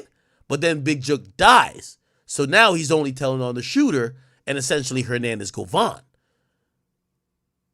So, Big Jook probably would have still got found guilty because they were turning the shooter. Like, they gave the shooter a deal. The nigga who fired the first shot, he got a deal. What? You got to imagine that deal was not only to get the other shooter, because think about this. They're always trying to give the deal to the person who's going to bring in a bigger fish. Was Justin the bigger fish than the other shooter? No, y'all are both shooters. Y'all on the same level of importance. Well, who's a little bit higher? Hernandez Govan. Well, the feds or the police already talked to him. They got a proffer with him. And low-key, they're saying there's a time limit now where he has to decide if he's going to, take a deal or he's going to go to trial for show. It's clear that person was given a deal to go testify against Big Jook. Big Jook just got killed before Memphis district attorneys could indict him. Because why would you ever give, it's like, think about Woody. If Woody did the murders, why are you giving Woody a deal? Because you want to get the people who was ordered Woody to supposedly do the killings, right? So that's why I think they were trying to get Jook. So the killer was supposed to definitely testify against Jook. To be in Memphis, such a small. Have you ever been to Memphis? Yeah, I know. Memphis is small. That shit like Arlington. Not smaller than that. Yeah. Like size-wise. Yeah. And you in that bitch in a camouflage Corvette. I believe that Jook, the best thing happened to him is getting killed. Because he would have been indicted and got life. He would have, yep. He would have indicted and got life, and no disrespect to nobody over there in the area. But going from being a millionaire to lavish to sitting in a jail cell, that's the worst thing. And I feel for P. Diddy.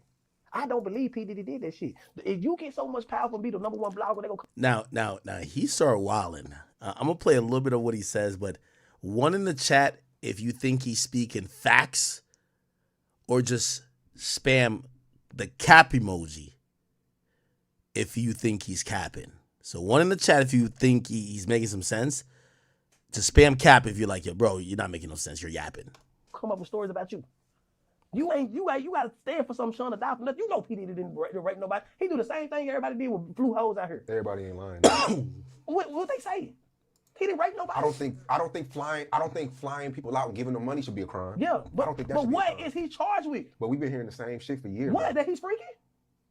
Well, that's all we've been hearing, that he's freaky. He fuck boys and girls. And he ain't got nothing to do with that situation. He do whatever he got going on in the situation. But what crime have he done? His kid's coming out. A 9-year-old, a 16-year-old was man, shut the hell up. I'm telling you. So you saying P. Diddy, this nigga with $90 billion, sit there and put his dick in a 9-year-old. Molested, yeah. That's what they saying. No, that's the story to turn down a black man, Sean. Like straight up, you know what? Talking about 1,000 fucking baby oil. What was he doing with it? Getting wet. You can't what's kind. You gotta understand. It's like R. Kelly. R. Kelly, what did he do? He's not in jail. He's not in jail for having sex with minors. He's not. He's in jail for sex trafficking. Having girls fly out here and live with them. He's not in jail for having tweaking sex out? with minors. Let's get that correct. That's not on none of his charges. Now you gotta sell your royalties in your back catalogs.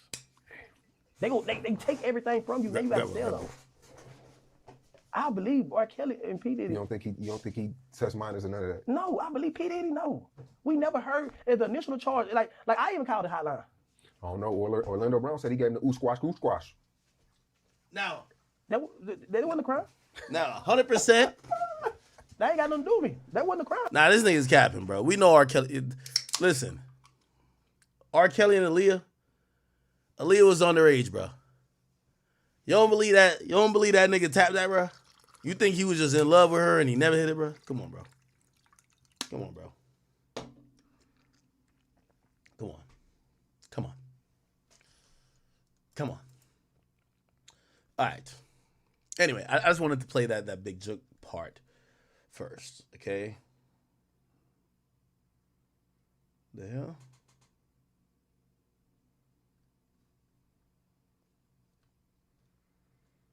Bro, could I get like damn 20 minutes without another Diddy lawsuit popping up? Bro, another lawsuit just popped up while I'm on stream, bro. Look, bro, just look at this shit, bro. It's not a sexual lawsuit, though. It's not a sexual lawsuit. Bro.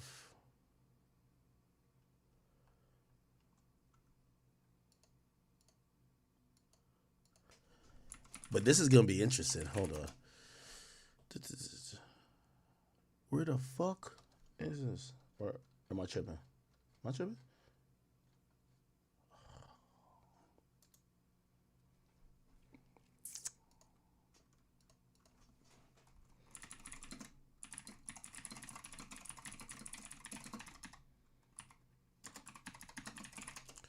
Okay, here we go.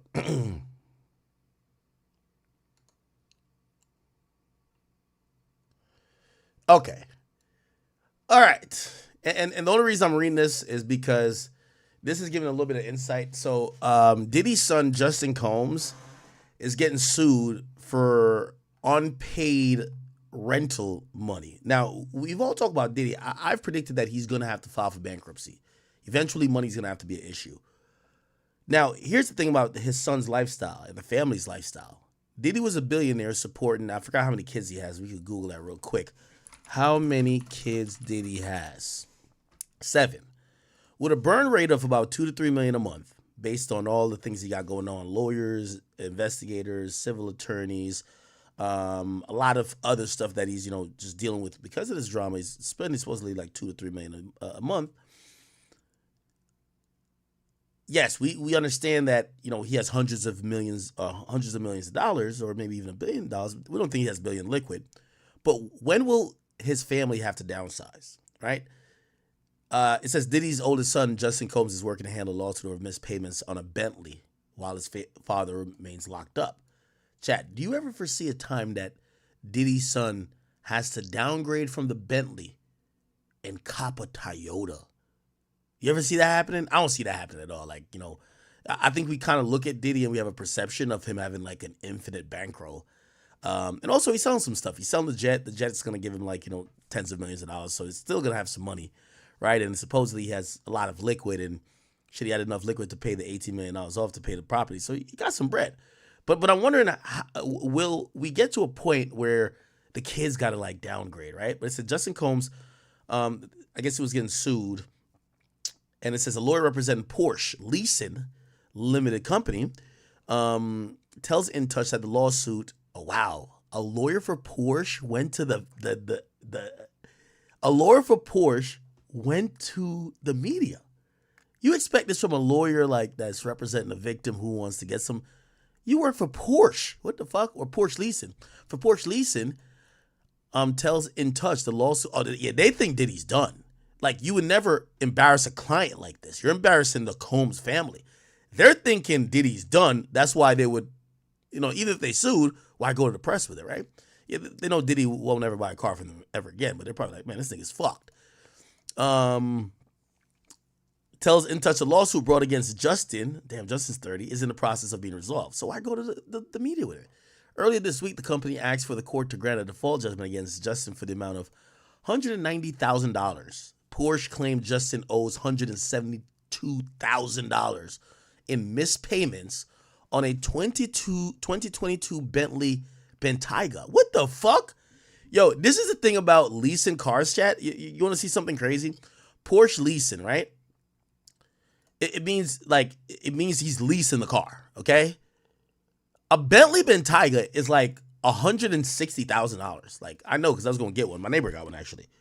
Bentley Bentayga cost. Like, look at this, chat.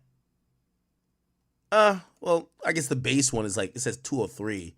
I feel like I've seen it for like 170. There's a used one for, let me see. Okay. 20, all right, KBB, this is KBB. We're just going to go off what KBB says. The regular one, oh my God, bro, they hate ads everywhere. Okay, so it's 200,000. It's 200,000, right? Now, granted, I'm pretty sure he paid for the majority of the months. Your leasing and financing is such, I won't call it a scam, but this is how this company works, right? Oh, you got good credit. You pay nothing. You just hop in the car, and then we fucking murder you with you paying for the car twice while it depreciates every single day, right? Like, all right, no, actually, let's look at it now. 2022 Bentley Bentayga cost. Yes, that's what we should have did. Okay, so right now you could get a Bentley Bentayga or Bentayga, whatever you want to call it, for 158, right, with 10K miles on it, right? And it says the original MSRP. Okay, so I guess I was talking about older ones. The original MSRP for 2022 was 162, right? For the hybrid, and then 262. That's with all the options, and that's for the speed. Here's how much of a scam this shit is, kind of low key. They wanted to get paid $190,000 in missed payments, and he made some payments. He had to make some payments, right? Like, because they would repo your shit already, bro. Right? But I'm pretty sure, maybe he didn't pay for the last year or so. They know it's the Combs. They're not going to repo it, and they know they could sue him. But they're asking for definitely more than what the car is owned. They claim they owed $172 in missed payments on the car, and they asked for $13,000 in interest. Yeah, they're not playing. In court documents, they said he was personally served at the Beverly Hills mansion. They filed a lawsuit against him in June. Yeah, he agreed to make 42 payments. So this was his daily car. $3,000 a month, $3,300 a month. You get a Bentley, right? The lawsuit claimed he defaulted on the deal when he failed to make the payment due on the 20th. So it was for 42 months. 42 months is how much? 12 years in a month. 12 times 2, that's 24 times 3, that's 36. So it's 3.5 years, right? So he was supposed to have the car for 3.5 years, 42 payments, and he was paying this amount a month, and pretty much this is a year. Let's call it 2 years. So he had it for 2 years, so 24 months. So about half. We'll call it half. It's a little bit more than half, but. So he had it for about half of the joint, and he defaulted, which means if he defaulted, usually with car companies, if you miss 2 or 3 payments in a row, that's when they start either doing repos or whatever. So he probably stopped paying in October 2023. Okay. Yeah. So actually, we could calculate the amount of payments he made. So he made, let's call it 24 payments. 24 times 3,000. I'm going to do it on this here. Yo, I have a math degree and I'm still using a calculator, huh? Dumb as shit now. 24 times 3,000. He paid $72,000. So the car, the MSRP on the car, let's just call the car a $180,000 car. He paid $72,000, right? Actually, a little bit more because it's.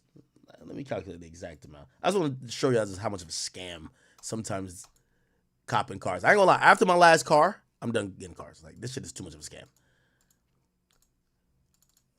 3,365 times 24. Yeah, he paid $80,000. $80,760. Which would be 24 payments, just about. Right? It's really 23. Whatever. Anyway, so he paid $80,000, and they still want $190,000 from him. So add 80 to 190,000. Essentially, the car, which is probably cost around 180, like we said, they want $90,000 extra, and he only had the car for half the time.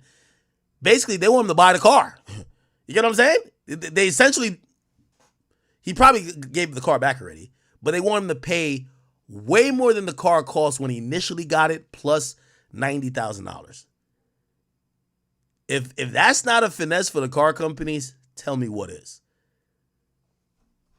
Anyway, whatever.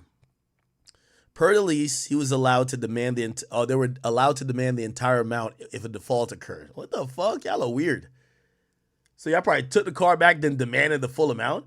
Oh, I guess the full amount was 172. Oh my God. Okay, so we gave it 180. We pretty much did the right math. Wow. All right. At the time, Justin's attorney, Jeffrey Lichtman, yeah, they use the Combs family used these high-powered attorneys. Jeffrey Lichtman was El Chapo's lawyer, I think. Jeffrey Lichtman. El Chapo? I think it was El Chapo's lawyer. Yeah, he represented Joaquin Guzman, which is also known as El Chapo. Damn. Yeah, they're probably getting... You know how much it costs to live Diddy's lifestyle? You're hiring a nigga who El Chapo hired to go against a car company. Like, El Chapo hired this nigga to represent him for his freedom. So you know he's taxing. And your fucking son, who missed a couple payments and the car company wants to default the lease, basically fucking has to hire a A-grade lawyer to handle a fucking car company. That is crazy. Anyway, all right. Y'all like how I pocket watch in different ways? Yeah, it's my specialty. It's my specialty, people. Give me 1 second. Let me see. By the way, thank you guys, all the new members on the Academy page and also on King Akademiks page. I really appreciate you guys. You guys are the best. And Hemi, thank you for gifting, bro. You're the best. I should read a few donations. Speaker says, did you and Aiden ever come back to tell us if Homeboy got HSV too? Okay, some of you guys may have missed the beginning of the stream. So Gucci third leg, I'll give you the update one more time. Gucci third leg. Ooh, I don't know if I could go. Oh, yeah, let's not Google the nigga now. Gucci third leg. Is this him? He basically told me it's now a legal matter and he could no longer discuss it.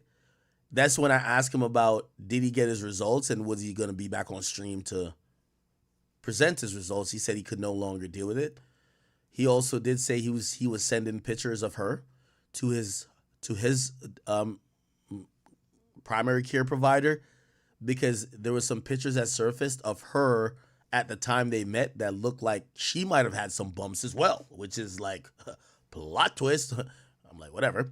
So again, you know, I talked to her as well. She says that she's going to be in contact with a lawyer. And then she also told me that she believes other victims of his has been in contact with a lawyer and police. So I don't know. So we won't get a conclusion on that. Look like it's going to be concluded in court. So that's what somebody says. What's happened with the herpes party pack? Did dude test positive or nah? Yeah, he's not revealing what it is. He's not revealing what it is. So we don't know what the test results said. Okay. All right.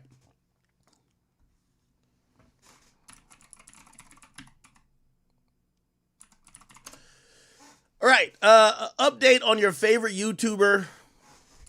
The most brave YouTuber I know. The one who told me, Ak, you're a bitch.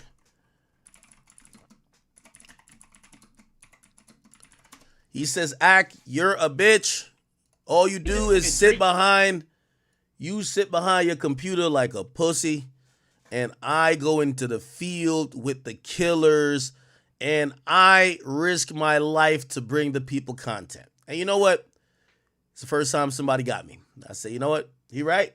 I'm just a bitch. Okay? I'd rather sit in my multi-million-dollar mansion under the protection of people outside and dogs and feel very safe when I'm talking shit, rather than go into your hood and just walk around when you're telling me, yo, my ops live right there, like right here. This was crazy. Block right here, bro. On my, bro, Josh, bro. I just broke down crying. I'm like, damn, bro. Sorry to hear that. Rest in peace. Our ops block right here, bro. On my soul, on J Soul. They from Belmont Ave. They crib right there, bro. They be getting clapped on that Q Rizzy and all them niggas from right there, bro. The nigga that's in the car over there right now, my man Waters clapped him. He told him he can't bust no traps. Bro, only reason why he parked out here because Waters not out here right now, bro. Wallahi, bro. You know, I think Brandon Buckingham is a very needed person. And I support all his efforts. This was a video.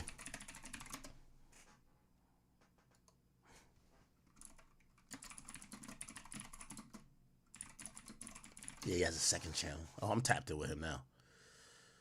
My boy, this is him responding to me and a couple other people about the, I do not even want to be making this video, but I feel like after almost a week since this incident happened, I need to talk video where I'm talking about the drama and the beef and the war between some of the stuff that they're saying about me. But it is absolutely crazy, and I'm getting mad people wishing death upon me, wishing death upon my families, telling me they hope I don't meet my baby daughter, which is fine, it's the internet, you can say what you want. But something that really pissed me off is this fat, drunk, woman-beating bum, DJ Akademiks, says this about me when he watches the video. I will say, and I don't know this Brandon Buckingham guy, he might be like the Andrew Callahan guy who's not really into hip-hop.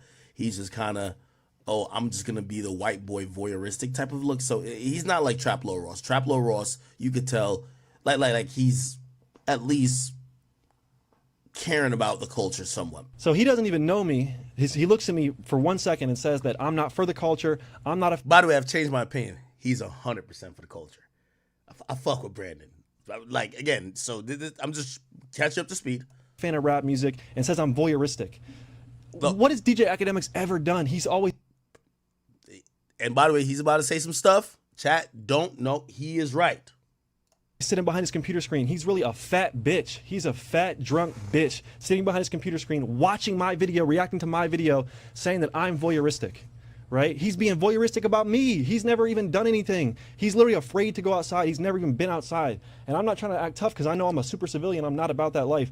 But bro, I'm really risking my life going out here, going into these people's communities and immersing myself in their environment and building real relationships and building real friendships. Look at DJ Akademiks, all his most viewed things is like, this person is in court, this person got arrested, this person got killed. He's sitting at home talking about it. He never said shit about Duel till he died. He's profiting off Duel's death. He didn't say anything about him until Duel passed away. Meanwhile, I'm hanging out with Duel, doing all this shit with Duel.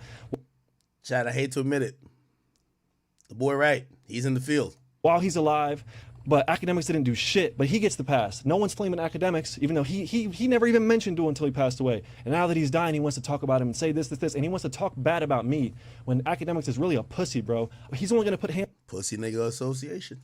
...on a woman. He's a bitch. I never put hands on a woman. I was stopping her from fighting some other girl, and she was extremely drunk. Everybody knows. He's really a bitch. So I did not want Akademiks saying shit about me.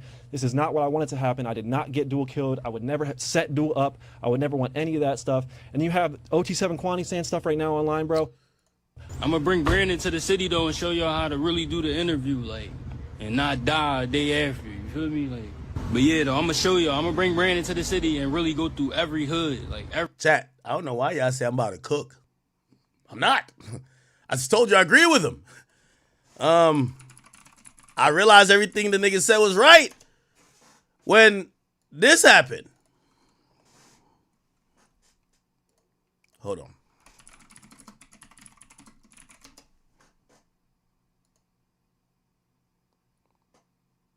I seen this. Skrilla gets shot, supposedly in Bloodhound territory while chilling with Bloodhound Q50 and Brandon Buckingham. And I'm like, this guy's a real one. He really in the field. Like, you can't compare him and me. I'm not in the field. Pussy Nigga Association, not in the field. Him, in the field, okay? They were filming a vlog. The shooter got shot in the head. All right. You know, I love when people tell me I'm not in the field or outside. And I think they try to tell me as if I'm going to be like, no, I'm about to show you, I'm going to prove it. No, you're right. Okay? Now, my respect for him went up even a little bit more when I seen him write this to his Patreon or whoever supporters. He says, please don't share this. Thank you for sharing it. As I like to not post it publicly on social media at the moment. As you know, I've been silent online, so I wanted to let y'all know what's been going on with me. I've been in the midst of 2 different shootings in the past 2 months. Real nigga, man. Clap it up for this nigga, man. My boy outside, I like that. Chat, didn't I tell you I crash out then? Crash out then. I like that. I like it. Yes. It's my favorite YouTuber right here. Yeah, 2 shootings. I never been in one. It's good for him. Yes. Great. I've been in 2 shootings in the last 2 months. Can I sub? I gotta sub up. The most recent of which, 6 gunmen stalked us. Real nigga shit, real nigga shit, real nigga shit, real nigga shit. Waited for us to leave and emptied 60 rounds. Yeah, I can't compete with his realness. Real nigga.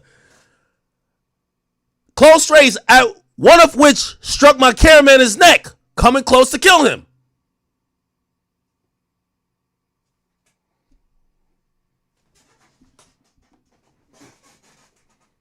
I'm gonna just reserve my comment. Boy, it feels good to be pussy. Boy, does it feel good to be pussy. Damn, okay. So the cameraman got shot in the neck. This incident, coupled with the previous shooting, the death of YBC Dude, and the tragic circumstances surrounding my recent trip to Lebanon, resulted in my silence on social media. Damn. Real G's do move in silence like lasagna. Can't knock him. This nigga is a real one. Chat, I told you I was about to flame this boy up till I realized, bruv, these niggas getting, they're getting in shootouts. This is real. This is how you should do YouTube. Like, getting shootouts, cameraman getting shot, 2 shootouts in 2 months. Sounds about exactly how making YouTube content should be. If you're not doing it like this, you're pussy. Real talk. Now, I'm pussy. So don't try to get on my side. Y'all go back in the street with it, okay? I like to be here. I like to be here. Y'all go. I'm over here kicking niggas back in the street. Go, nigga. Go back in the street. Okay. If I've worried you guys, it was not my intention. Just deal with a lot behind the scenes. And instead of capitalizing off the recent situation,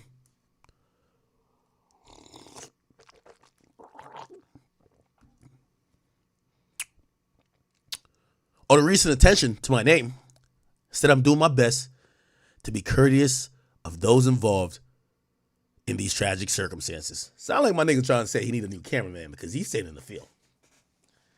Yo, if we got a new cameraman ready to be in the field with Brandon, bruh, I got an application for y'all niggas. Any cameraman trying to link, if y'all not on that pussy academic shit and you want to be in the field with the shootouts, get a little shot, who cares? You know what I mean? Just keep it a bean, just keep it 100. If y'all want to apply for the job, send me your contact and I'll get you to Brandon. You feel me? Might want to wear a vest, but it's okay. You be straight, right? Okay. All right. What do you say? He said, on another note, I'll be back to posting next week. Oh, man. My boy. I can't wait till he go to Memphis and Jacksonville. That actually going to be exhilarating. I just counted. I got 67 unreleased videos. So there will be no shortage of future content, even with the birth of my child on the way. Oh, my God. You know, I like that. Nigga basically saying, even if you die, we gonna at least have a full year of content. My nigga, man.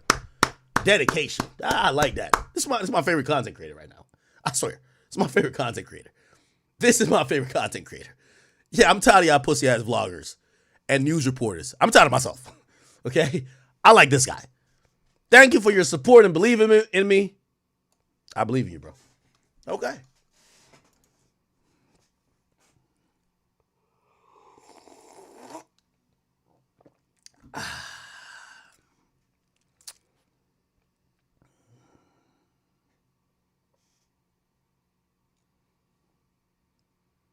Niggas outside. Yo, hey, I ain't gonna lie to you. It's the first time I've seen the white man getting shot. I'm sorry. The white man is finally getting, hey, this is what I realized. I'm dead ass pussy. I'm like, yo, let that nigga go over there and I want to see where Brandon goes next. Yo, by the way, if Brandon got the shootout on camera, GOAT. Just get that fucking clearance from the nigga who got shot in the neck and just get that shit up, bro. Remember, it's pussy to not do that. To sit at home and watch the niggas who's living it for real and not bring your content camera to film it, that's pussy.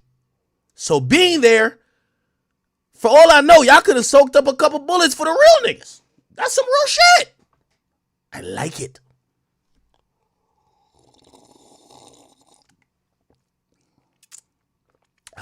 People, I want y'all to go support Brandon Buckingham.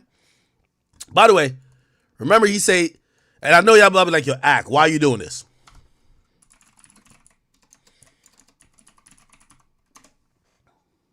Hold on. Oh, even better. Watch. I do not even want to be making this video, but I feel like... Here we go.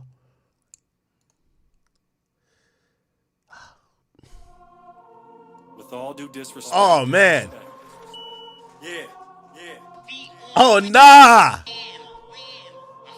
Oh, nah. I ain't gonna lie. I listened to the song. She was whack as hell. Then I heard it was in a shootout. I said, this shit banging. Shit you've never been involved with. Nope. Civilian to civilian, I guarantee Tubby boys falling. Voyeuristic shit, I'm toying with this bitch kid, geeking ready, wishing he had half the heart just to step inside the ring.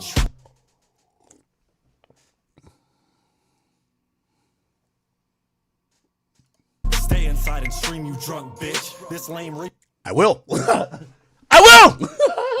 I will. And Chipmunk needs to get up off of Drake's dick. Puffin' chest, bragging about taking arrows on Clubhouse. Bro, you really look dumb now. I'm outside with... Oh, my God. He outside with it. Yo, Brandon, I got a question for you. Remember, I'm pussy. So a pussy nigga got to inquire. When them gunshots was firing and your cameraman got shot in the neck, did you shoot back like how you got this motherfucking gun up in this video? Did you shoot back? Oh, by the way, I don't got to say nothing. I'm going to do my job, but I don't got to say nothing. You probably know who was responsible for doing it. Are you going to go spin? Oh. It's not that funny no more, huh? It's not that courageous no more, huh? You taking an internet hiatus because your cameraman got shot. What you think what the fuck was going to happen, nigga? You thought you was taking a field trip in the fucking hood, nigga? Boy, you said not being out there is pussy. You out there, your cameraman got shot. Go slide, nigga. You got guns in your videos now. You tough. Oh, you think you gangster? You tough, huh? When you gonna slide for them?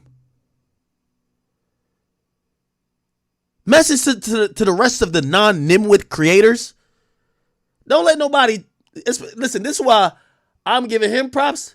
Because if this was a black man, I would have pulled him to the side and said, stop this dumb shit and don't encourage the rest of these black men to think that this is being tough. Well, you white. Go ahead, my boy. Go ahead. You got all that white privilege and all that white money. You good, boy. I don't care what you do. You can get another cameraman. You ain't get shot. Go ahead. But to all my black brothers who watch this type of buffoonery, just please know if you were standing on that block, you were a target too. I'm pretty sure walking around with YBC you were like, oh no, well, they're gonna know not to shoot the white guys in the group. Their guns got to be aimed at the Negroes. Like that's their beef. It don't work like that, buddy. It don't work like that. So now here's what I'm saying to you. I say you're voyeuristic. I've changed my tune because I think you're a real one, and I do think I'm pussy. Because I'm believing you that you got all this heart, I want to see the spinning continue. Chest bragging about taking arrows on Clubhouse. Bro, you really look dumb now. I'm outside with the gun rounds. Yep, I took arrows on Clubhouse. Your cameraman took a bullet to the neck. Okay, I mean, you right. I mean, this nigga's kind of right. I'm going, yo, you ever seen some shit where a nigga just really just hit you with the ether? Yeah, because I was telling him, like, it was kind of lame. I was like, bro, you know, the whole Chicago was getting at me virtually. I was on Clubhouse that was jumping me. I took mad arrows. Yeah, that's kind of pussy in comparison. You took a bullet. You're right. This guy's right. Big man to punch you out, you look scared. Then you go on Fresh and Fit screaming at female. Yeah. We'll see what happened when he went to Chicago. Okay. Like, look, big ox here. You could never face a man one-on-one, round face bum. Gatekeep the culture cause you DJ at Rutgers, you're a joke. Internet clowns. Damn, that shit hit. A pussy too. Sneeko tried to act tough. I really left him crying. Wait, why you mention Sneeko? What the fuck? Now we scared to say my name, bitches shook. He won't even try. How you let another man fuck your girl and sit back watching? This cuck makes me sick. Hold on, let me switch the topic. Damn. Akademiks a fat bitch acting big online. But every place he speaks on, he's scared to go outside. Oh, I love this. Let me go back just for clarity.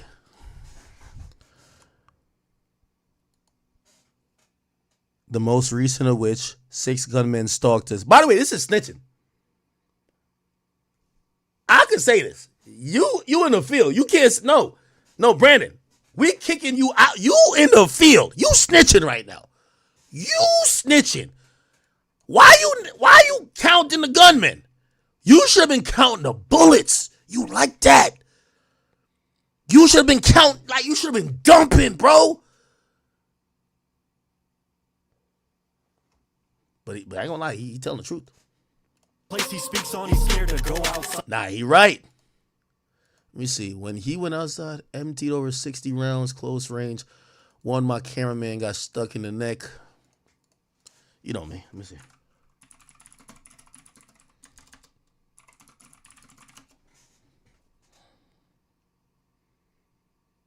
Anybody know his cameraman? Yo, I think I'm gonna start a GoFundMe for his cameraman, bro. Let me see if I can find this. I gotta find this video, like heartless shit, man.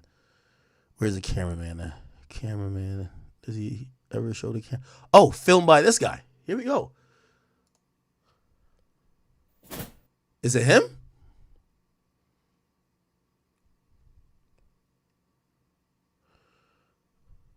I hope it ain't my boy right here, man. Fucked up. Fucked up shit, bro. I hope it ain't my boy right here. Shit. Oh, might be.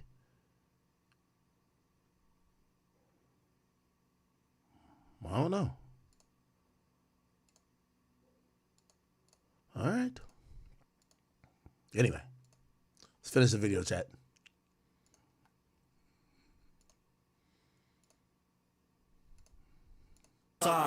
Danny Mullen ran his mouth. I called him dumb in public, lacking. Sprayed his face with mayonnaise. Should have seen his shock reaction. I got a house, car, and pool off of YouTube AdSense. And in praise of shadows, really did get turned into past tense. I'm on the K with 50. They got got more than 15 loaded in their clips. I've been to more funerals than weddings, cause while you live life's a bitch. Academics is short as shit. Hold on. Wait.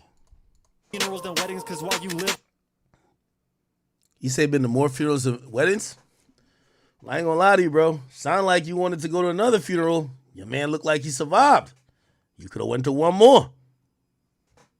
Bruv, the next shootout, make sure you could be able to edit your bio to put the... Yo, you ever see some of these people bio on Instagram? They be like, RIP, JJ5 with a dove, TT9, KK3. Like, yo, who the hell are... How you know 10 niggas that died? I'm on the K with 50. They got more than 15 loaded in their clips. I've been to more funerals than weddings, cause while you... Damn. My boy sound like he kind of tight. He ain't go to another funeral. Yeah, I know. Cameraman made it, right? Live like a bitch. Academics is short as shit. That is true. No, I'm in a 5'9". I'm not short. I'm not 5'8". Who put 5'8" here? Who put 5'8" here? I'm not 5'8". I'm 5'9". And I'm about to say the Drake line. Yo, I'm bigger in person. Pause. No Diddy. With no degree, I got my master's more hard. Whoa, I do got a degree. What the hell, boy? I got a, bruh. Biomathematics, Rutgers. I have a bachelor in this. Let me show you my course load. Pause. No Diddy. Because I don't want nobody ever play with me. I don't want nobody playing me like, nigga, like, I'm a genius. All right, come on. All right, here we go. Biomathematics. I actually graduated. I graduated with 2 degrees. Sociology, but nobody cares about sociology. Like, if you go to college and graduate with the sociology, psychology, prepare to be broke forever. Or be a social worker. Okay, you can go do that. Let me show you. All right, where's the course load? Okay, here we go. Yeah, I remember taking this fucking class right here. This is a... What class is it? Is it a probability class? Yeah, these are all the classes I took. I swear. Wallahi. Okay?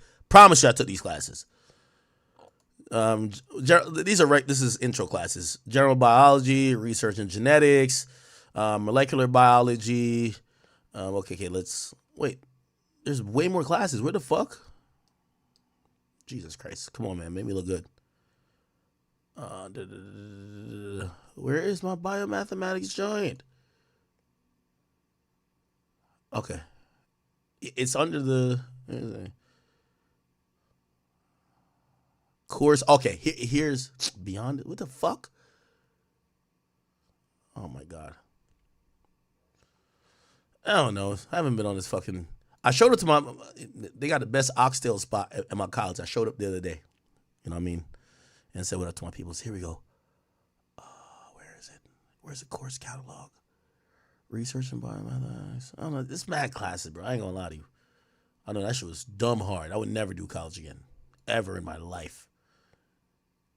College factual. Yeah, it's one of the majors. Yep. Can you show my course load? That is make me look. I took up to Calc 5. That's a fact. I took Calc 5, so I took up to Calculus 5. I did Orgo 1 and 2, but those are still base level. But then we did a bunch of research and then probability. So you started doing biological probability and shit like that. So you start combining like actual science with the probability and shit. Like whatever, man. Anyway, man, don't try to take my degree away from me. Nigga, I had to pay back $100,000 to motherfucking Rutgers. Fuck them niggas. Actually, I love them. And I'm 6'3". Damn. His fat ass is going outside. He's lucky I don't. No. I ain't. Listen, I'm fat, but I ain't that fat. No. I lost a little bit of weight. Y'all see my picture? Oh, chat. I ain't gonna lie. Y'all should have seen the shorties that been swiping up on my boy, on my shit, bro. Chat. I posted me and Fat Trail last night. They were like, yo, they were like, yo, my boy losing my weight. I'm like, I ain't gonna hold y'all, chat. No Diddy. I did lose about how much pounds I lost? Real talk. I promise you. I'm kind of embarrassed to tell you how much like my heaviest was because it's really embarrassing. But I'm down. I'm down 32 pounds. 32 pounds. Promise you. 32 pounds. I'm down 32 pounds. I was like, somebody said the forehead. Actually, I shouldn't even have the hat on. I ain't got my hair popping right now. Anyway, I'm joking, chat. It's like, you know. By the way, I'm only happy about this because I ain't gonna lie, I love all y'all, and I do read y'all DMs even if I don't respond. And anytime y'all ever seen like people fall ill, like I would see mad messages from y'all to be like, yo, y'all always be like, stop drinking as much. It's like, yo, stop drinking as much. We love you. We want you to be around. And then y'all always, like, I see the messages, y'all be like, yo, you got a lot of money, but like, bro, it don't mean nothing if you die. So yeah, I try, and I mean, I still drink a good amount, but you know, I try to like lose some weight, because I think it was for a second it was getting out of control, right? Anyway, whatever. So I ain't that fat. Never mind. Internet clowns. Internet clowns. Damn. Okay.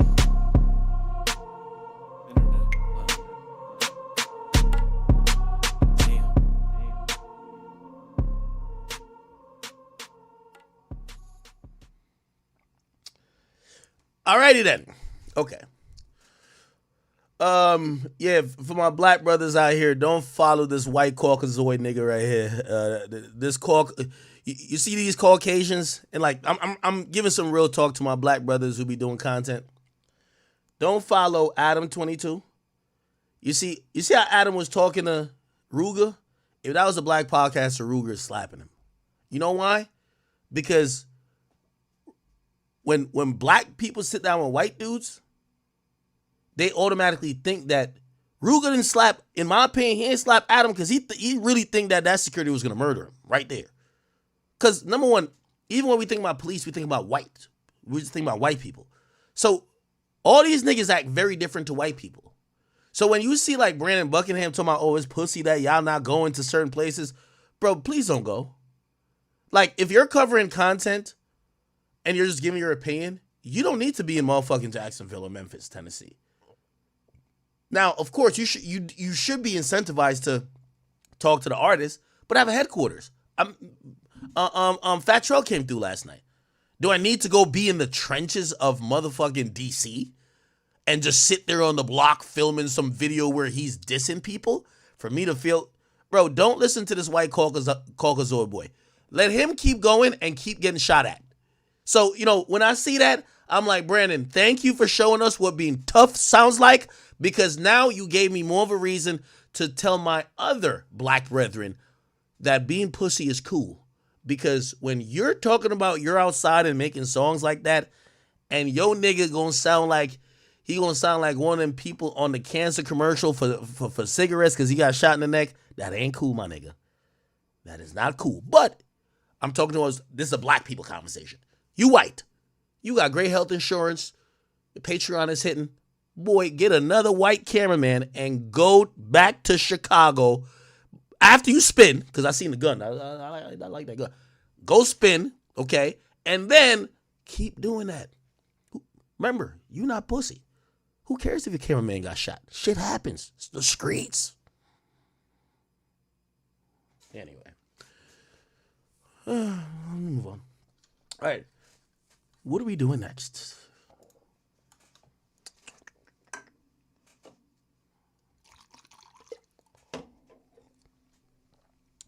By the way, before I even fully get off the topic, rest in peace to Zach TV. Rest in peace to Zach TV.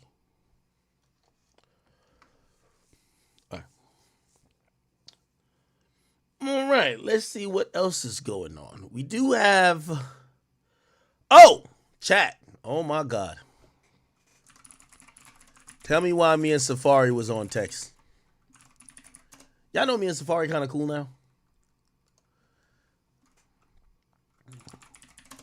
Man, me and Safari been trauma bonding.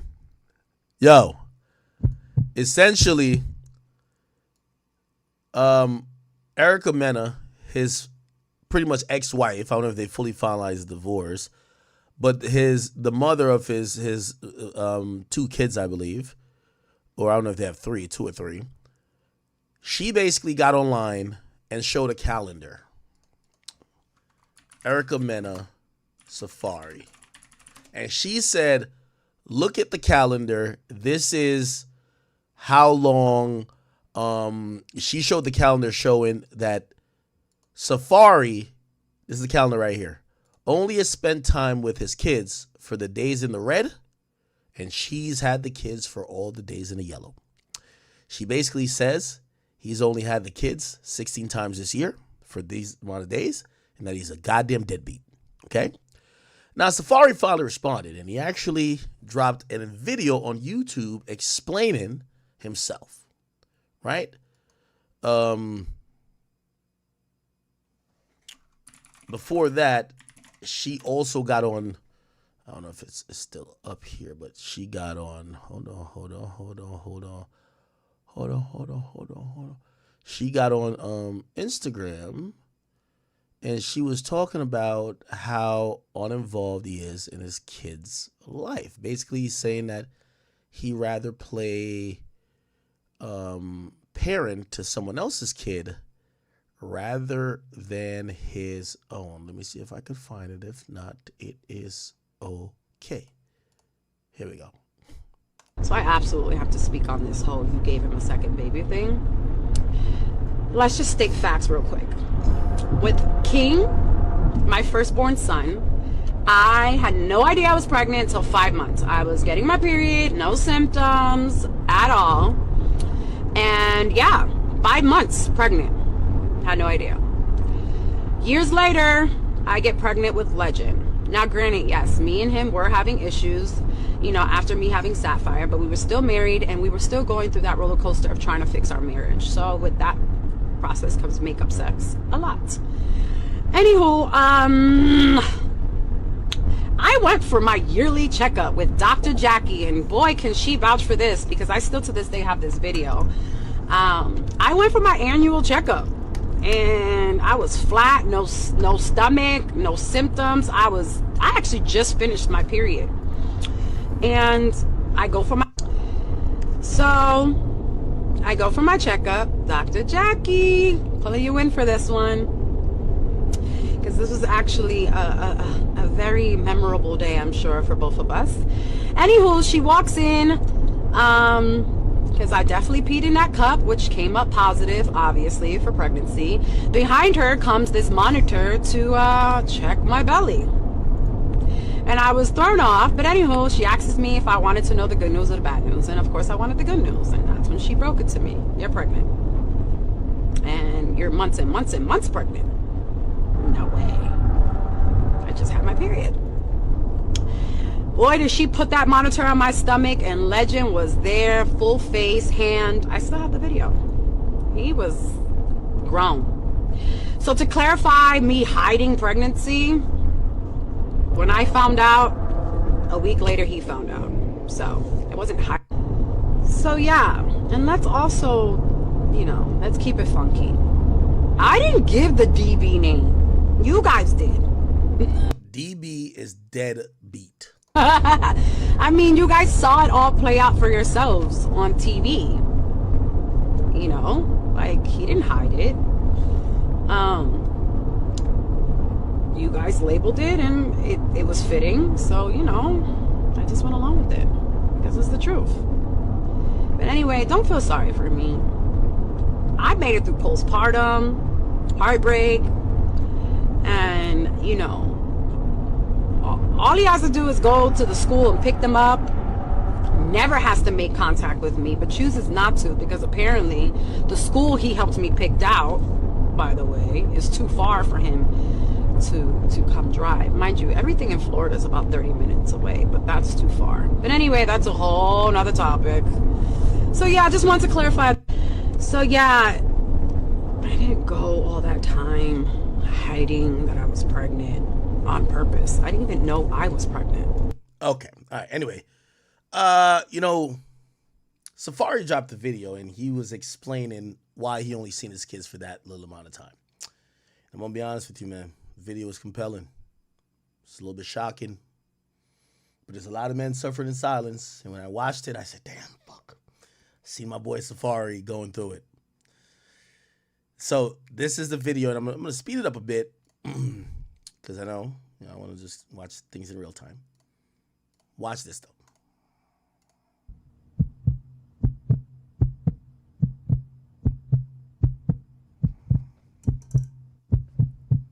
Pretty good editing right here. I don't know why you put the heartbeat shit. Like, it feels like something's about to happen.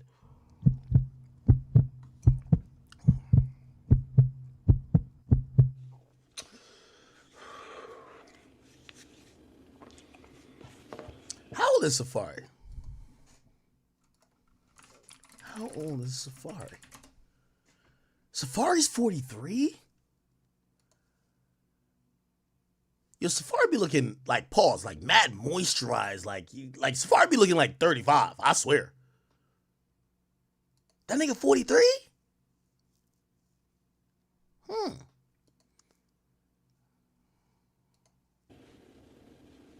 I don't even know where to start. But I'm putting everything out there because the fact that people, even whether you know me or not, there still has to be like a certain level of common sense when it comes to just being a judge of character. And this has nothing to do with TV. Yeah, I think there's an imbalance when it comes to, it's not my video, it's how Safari filmed it. So I guess he has some stereo pan thing going on. So that's why it's coming across where if you're listening with a headphone, you're hearing it at different volume. Sorry. At all, none of that. Like this is real life because kids are involved. And this deadbeat narrative, it's like, it's just so jarring to me. It does give me a headache sometimes, but then, you know, I'm pretty good at just brushing things off, but not there anymore. But I love my kids. And it's gotten to the point that I have to put myself first because I'm either going to end up in jail, true, or worse, because I'm dealing with someone who's yo. When a girl starts doing this, she's asking for you to clothesline her like you're motherfucking The Rock. And when you clothesline her, what she just did do not matter. That's a fact. Or worse, because I'm dealing with someone whose anger management is just non-existent. When I first moved to Florida, I remember I got a 2-bedroom condo, and the first time I had my kids come over there after my divorce, and I started the whole, visitation, meeting, having my kids for the days I was having them. When my kids first came over in my condo, it made me so depressed because I was like, yo. Let it out, bro. Hey, let me tell you this. We keep thinking women are stupid. Bro, there's so many women who know that they could, antagonize a man for a response, and the world doesn't care about the antagonization. They care about the response. That there is a lot of men suffering in silence. 100%. I felt like they were so confined, and I didn't feel good about it. And I said, yo, I gotta get a house. I need a house. I can't have my kids running around in this condo and hurting themselves and it just not being a fit to raise, 2 children in a co-parenting setup. And I found my house. And I'm gonna be all the way blunt and straight up with it. You know what I'm saying? Like I got this house because of my kids. I got this house for my kids. See my kids. Let it out, man. We gotta cry sometime, man. Kids be here running around. It's the best feeling, you know? You know, when you have children with somebody who, at the end of the day, Hey, you know what I've realized? And I know some of y'all gonna be like, we don't want to hear nothing about females from y'all, but I get it, and I understand. A type of woman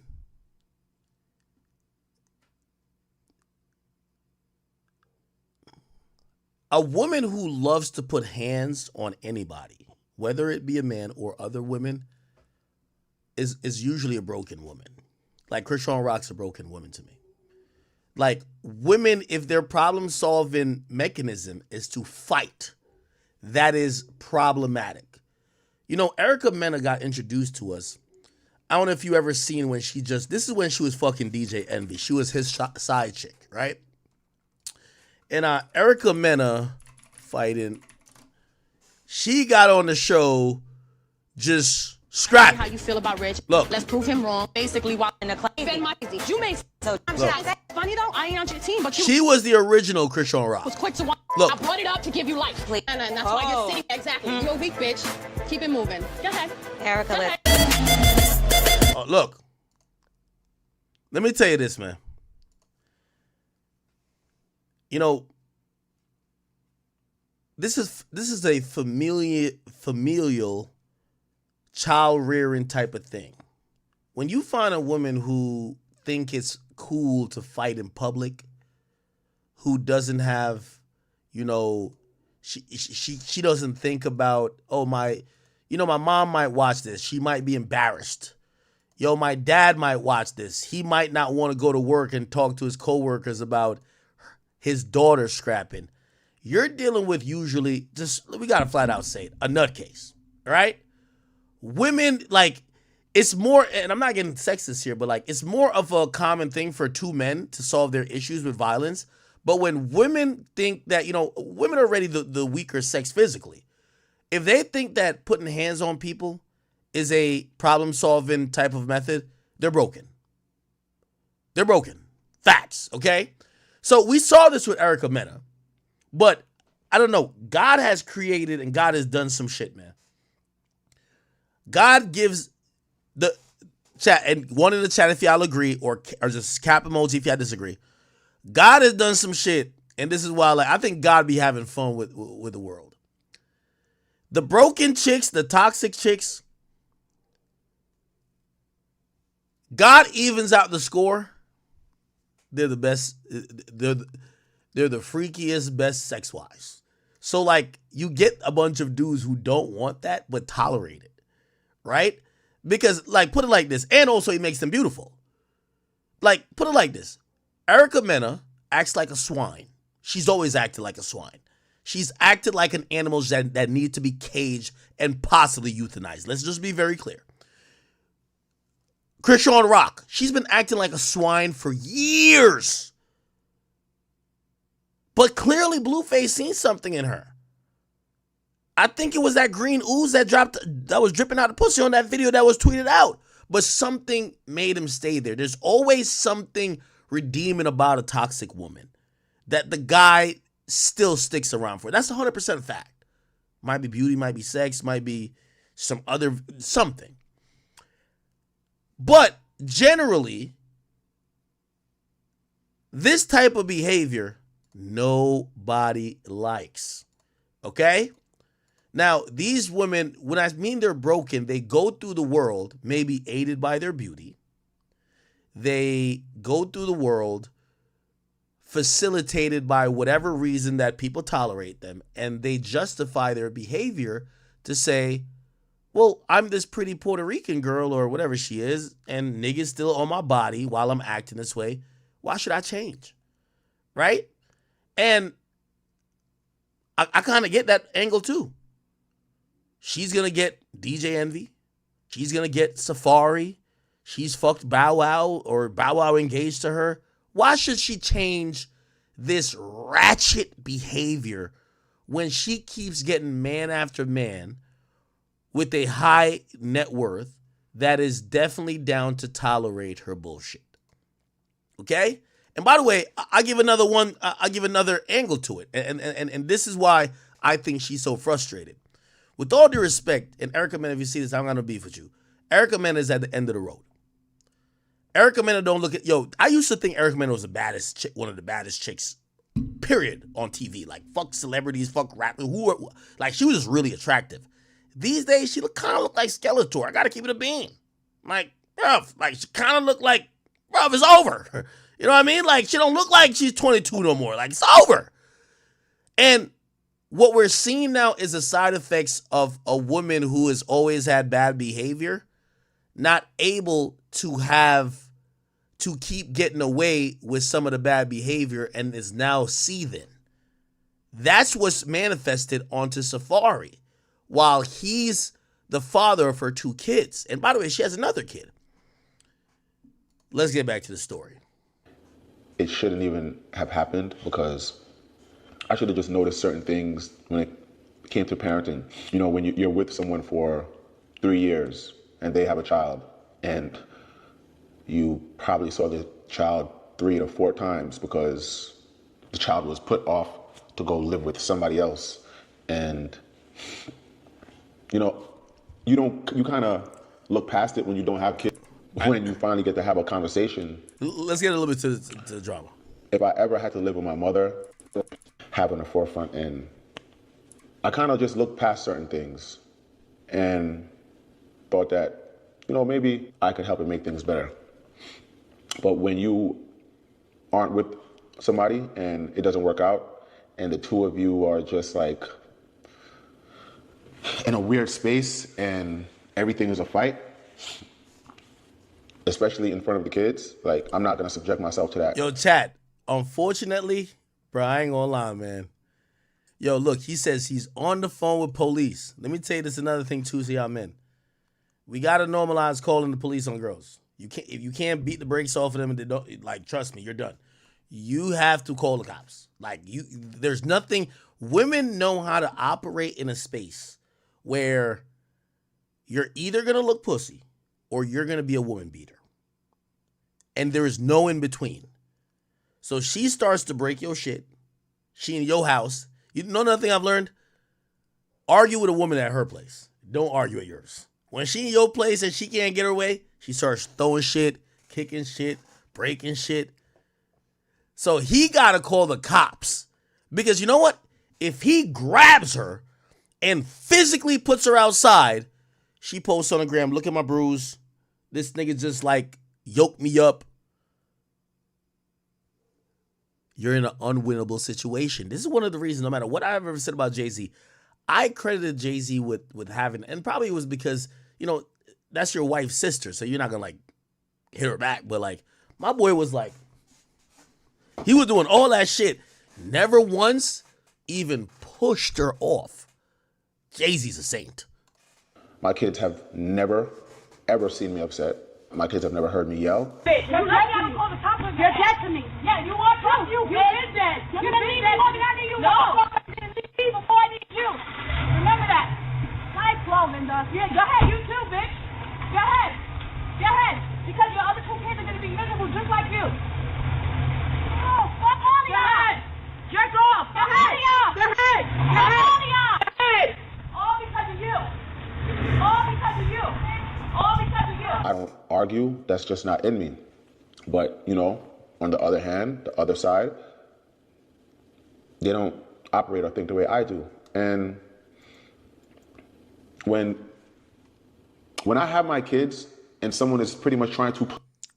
Wait, somebody just sent me an email. They said every time I play a video, the audio is panning. Wait. Police and parent... Wait, let me just play this random video. Is this panning? Oh, it is. Wait. What's going on, Adam, man? Oh, it is? Oh, shit. I've been fucking y'all up. Wow. Let me do sound mix. Oh, thank you to whoever who just emailed me. What the fuck? Why the hell?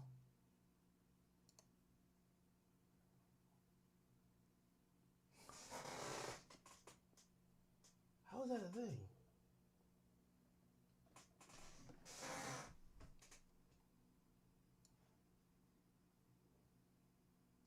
Yeah, I just checked my email randomly. They said every time you play a video, it's been like that for the entire stream. Now I know my mic, I'm seeing the levels. My mic level is balanced. It's just everything that's coming from my computer sounds. Wait, just let me look.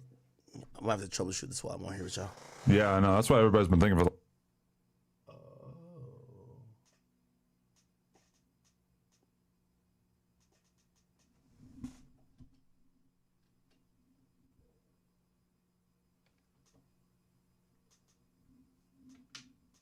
Yeah, that's odd.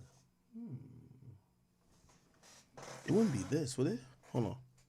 The last 20 minutes is, don't y'all have something to talk about? Yeah, what's going on, man?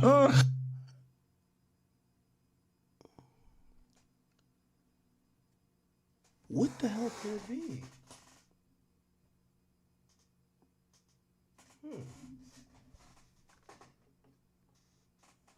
Is it that? Hold on. I don't know. Let me know something, man. Like, Yeah, it's unbalanced. Is it a computer?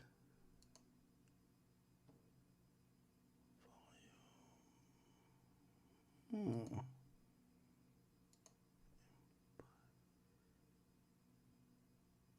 got to be the output.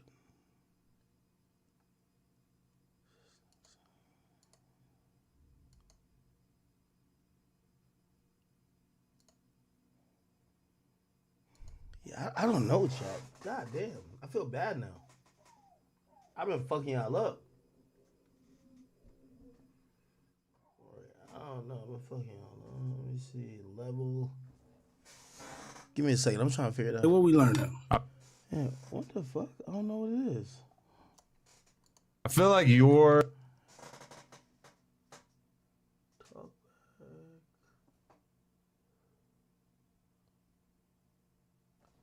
Give me 1 second. No, I feel so bad. Hold on.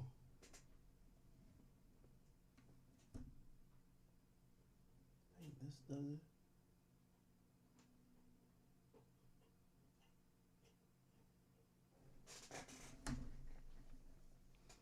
Give me 1 second, chat. I had no idea this was happening. Oh, fuck. I plugged that wrong thing.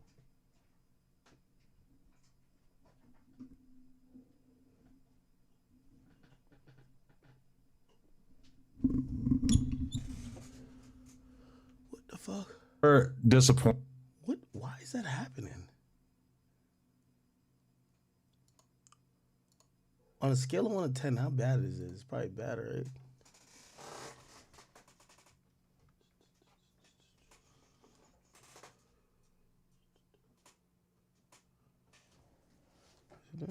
Disappointed because now.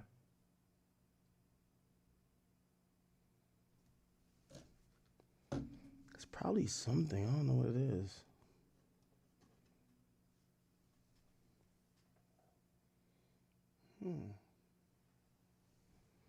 If I do this, it should only be one song. Now I'm a rapper, having motion, and I'm not even writing songs about.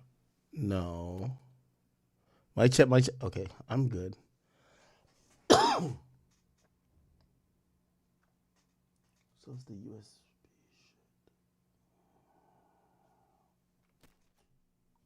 Okay, let me see. This shouldn't play. Okay, it's not playing. Yeah, I don't know, chat. It's kind of fucking weird.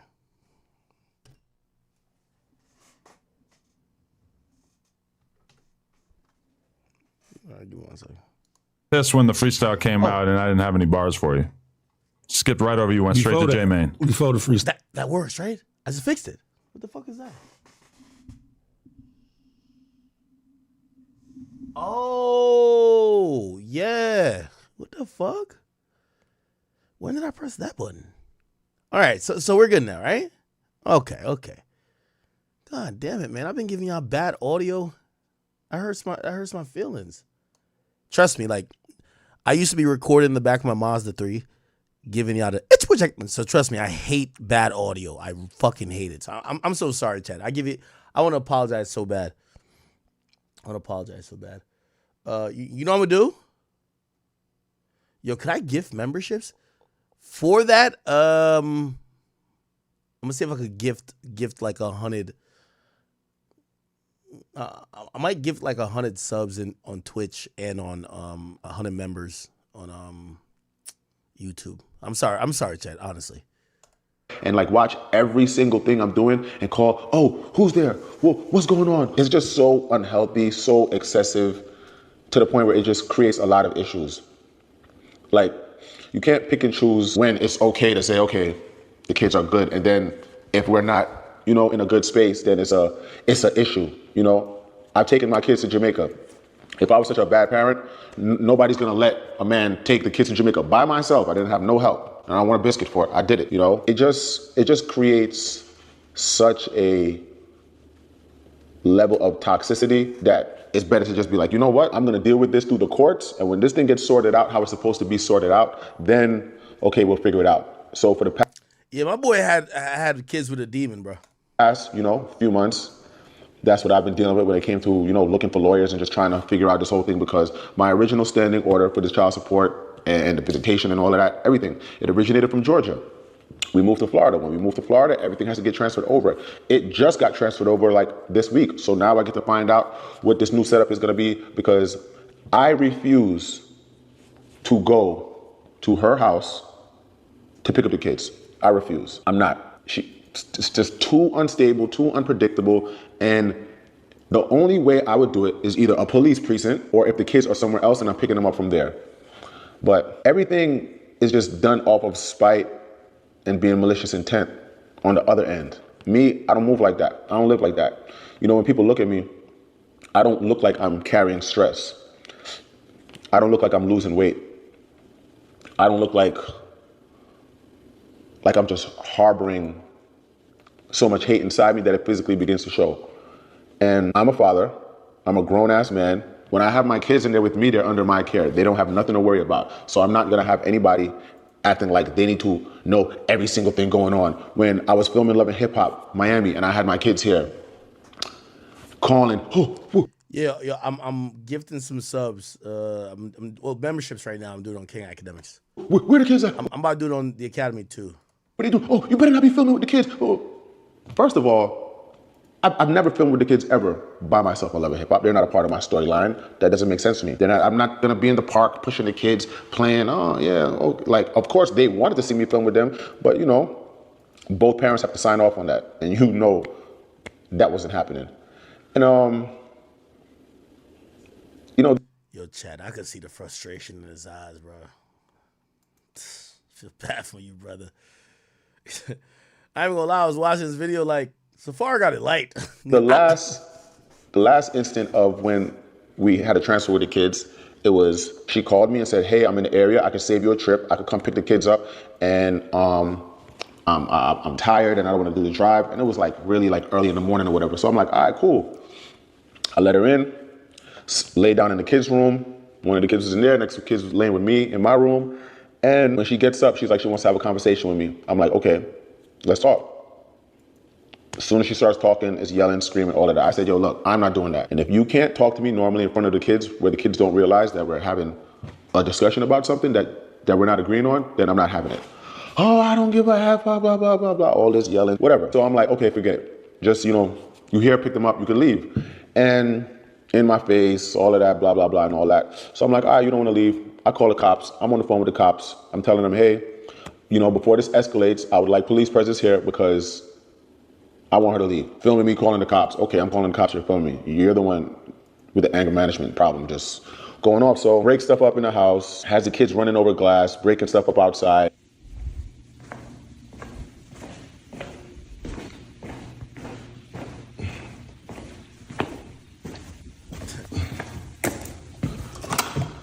Yo, chat, the whole time I'm watching this, I'm like, yo, Safari, that's it?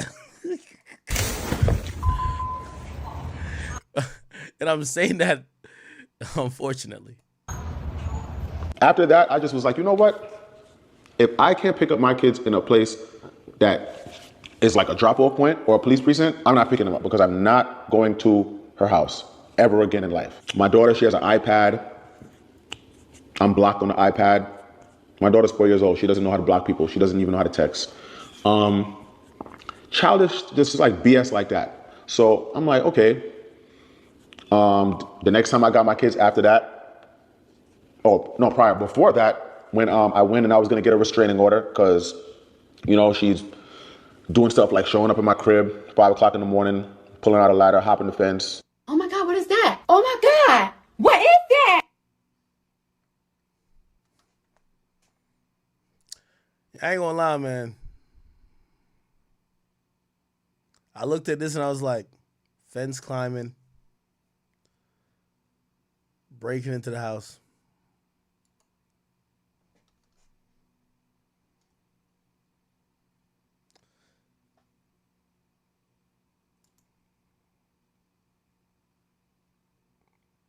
banging on my windows.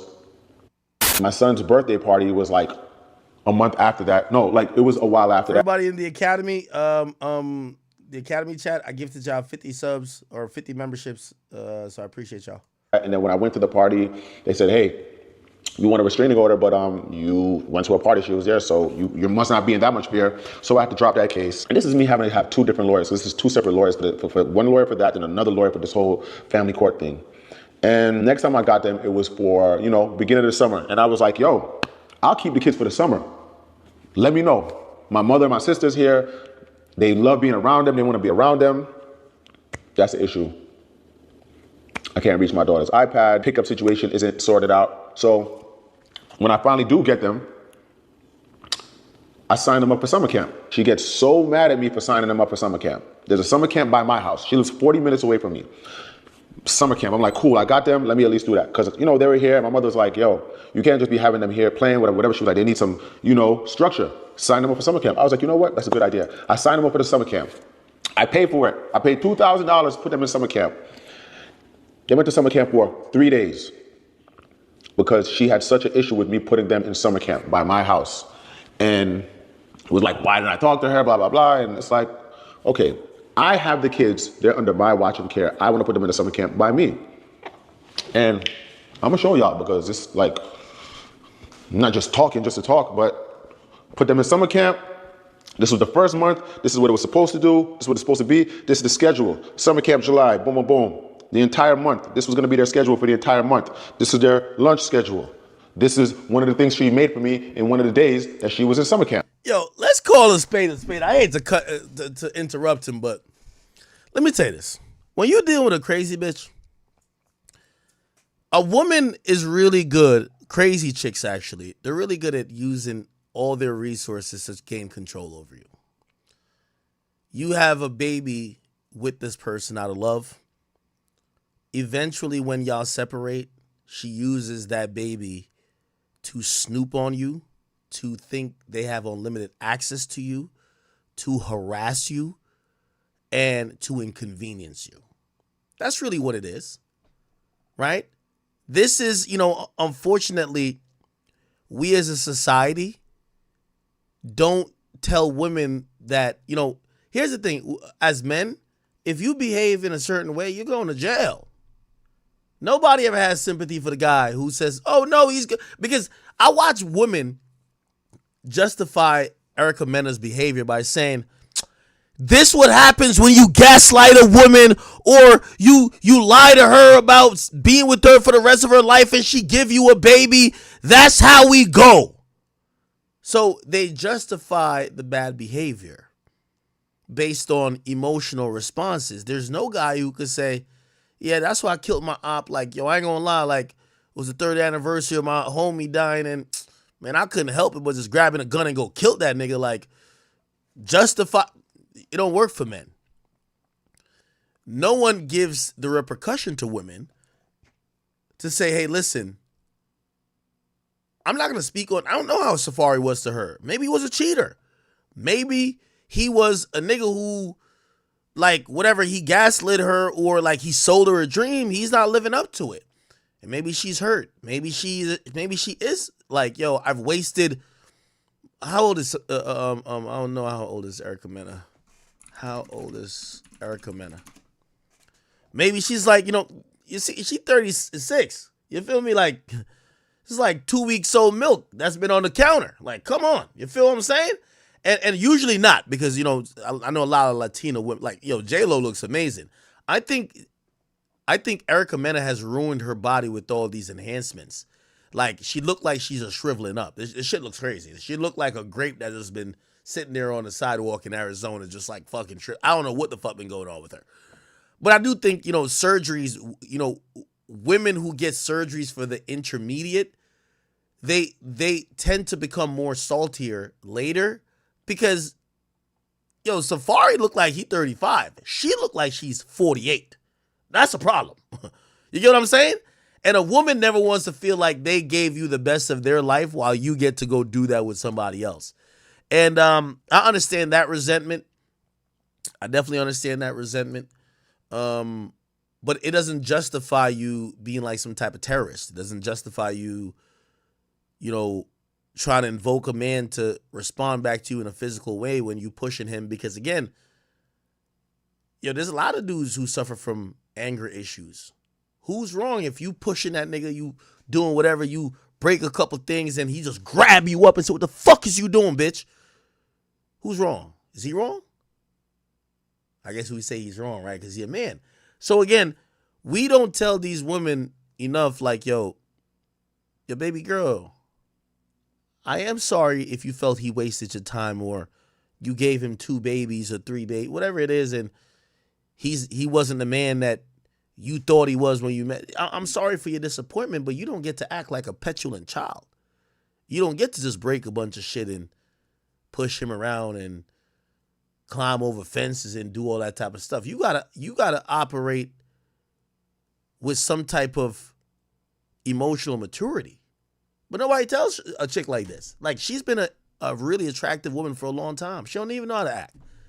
Yo, a really attractive woman, and shout out to my boy Myron who always says this. A really attractive woman most attractive women have no personality. Why? They never had to develop one. You know who some of the funniest niggas are? The fat niggas.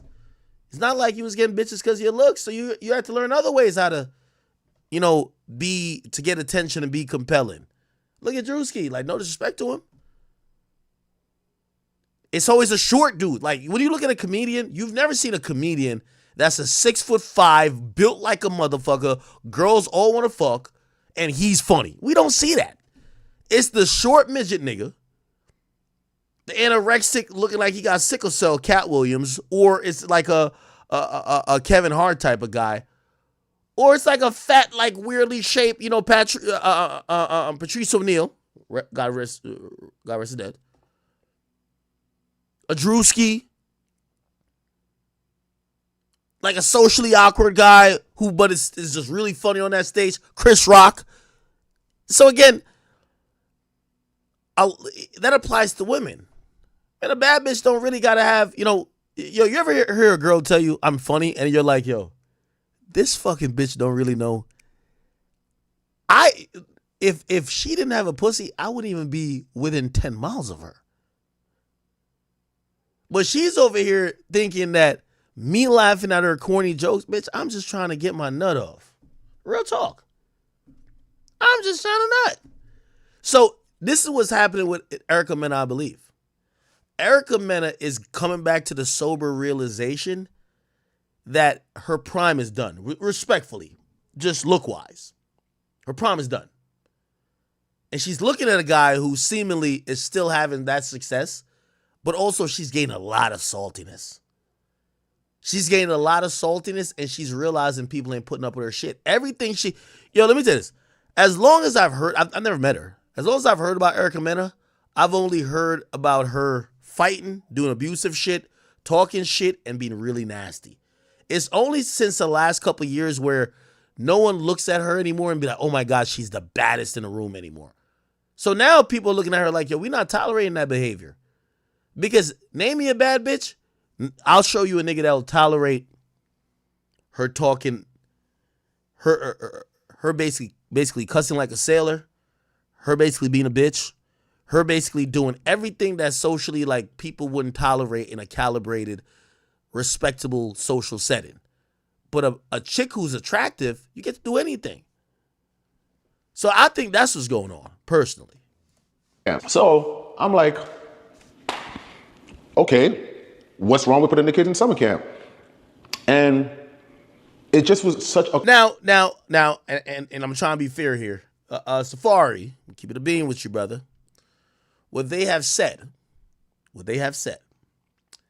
is that because you don't see your kids that much, why when you see your kids and the first 2 days they're around you, you basically put them in a summer camp that they're just running around and you're not dealing with them. The point of you spending time with your kids is for you to spend time with your kids, not for you to drop them off to a summer camp, then pick them up.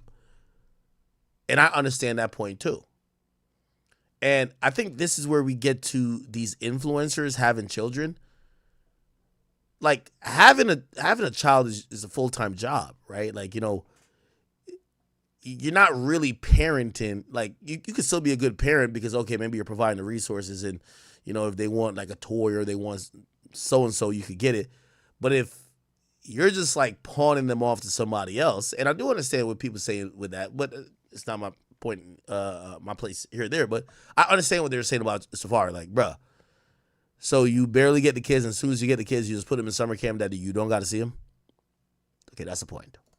Control thing, and it created like it created so much drama. No, and I get it too. Yeah, no, the kids should have fun and put them in summer camp, but it's like, I guess they're saying you're not actually spending time with them when you put them in a summer camp, which that's the point, truthfully. Oh, drop the kids off. Oh, you put them in a summer camp. Oh, just nothing made absolute any sense. Nothing. Like, it was just such an irate, ignorant conversation, because it's to the point where we don't even speak direct.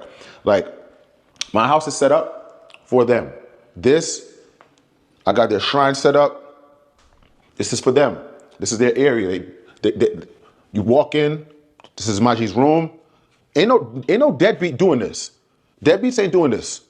My daughter's room is bigger than some adults' rooms. And it's just so insane to me how people just, oh yeah, you're a deadbeat. Yo, I know about real deadbeats. And this situation is all about control. This woman texted a naked picture of me to my mother and my sister because she wanted to let them know that, oh, you and your son, I'm pretty sure your son's not. I ain't gonna lie, chat. When I seen this, so Erica Mena sends a naked picture of Safari about to get in bed with her to fuck her or whatever to his mom and his sister to prove that, oh, your son be saying he don't be fucking with me or he don't want to be with me, but look at him getting in bed with me about to, like, I ain't gonna lie to you. Number one, when I seen that, I was like, damn, these hoes the same. But that's crazy. That is crazy. And it's like, I don't even think you could ask a woman to explain why she would do that. You would send a naked picture of a man to his mom to explain to his mom that, oh no, he's not, yeah, he might tell you he don't fuck with me, but he still fuck me. It goes back to the core argument of like women a lot of times conflating love and interest in being in a relationship with sex. Like, yeah, he probably still is attracted to you. He had 2 kids with you. I'm pretty sure he feel like he could fuck you whenever he wants to. And he probably still will fuck you if y'all have a good day or two. But none of that means that he's probably not sick of the bullshit you got going on. So I guess this is a text. Let me see. Hold on. So, oh my God. So this was the picture. Wow. This is the picture of him. And I guess she's laying under the covers. And this is him about to get in bed.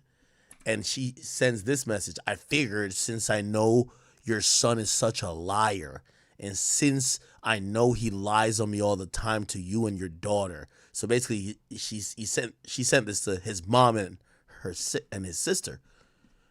Just figured I informed you of him being up in my bed last night. It's ironic how he paints me out to be such a hateful monster, but yet won't leave me alone. Bro, she sent his mother a picture of the man naked. Not telling you what's really going on between us and all of this other nonsense. Okay. Me and you are still, having a relationship, and that's over with. Thank God that's over with. Like, I prayed about that, and there's absolutely nothing physical going on anymore. And you taking naked pictures and sending it to my mother and my sister to do what and prove what?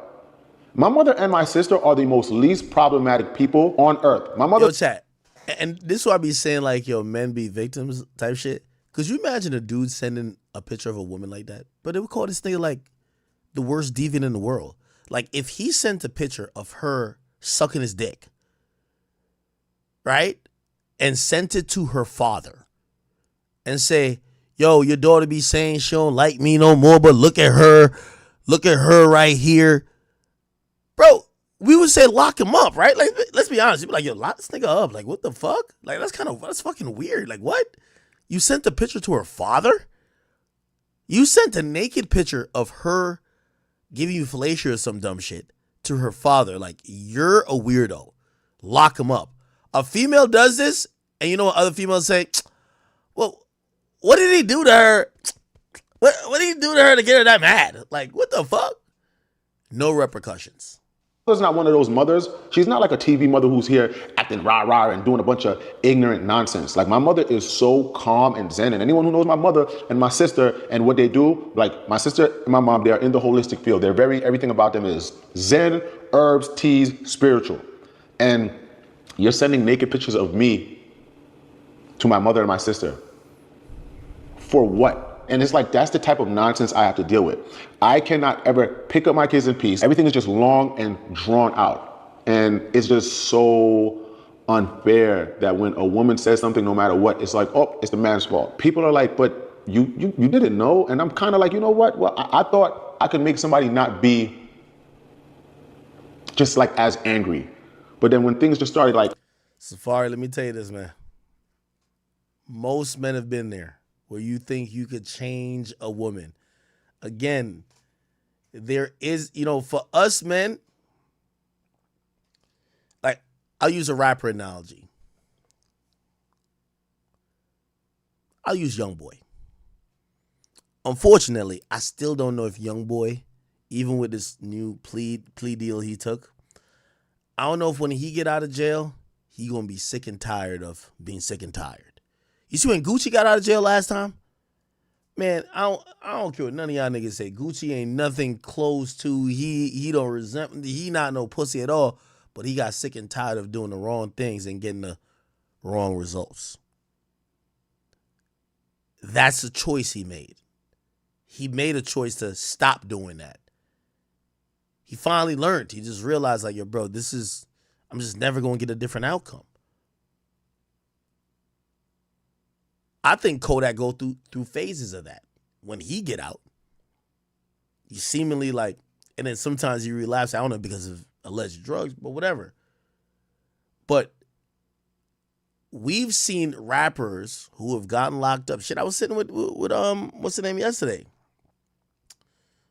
Fat Trell.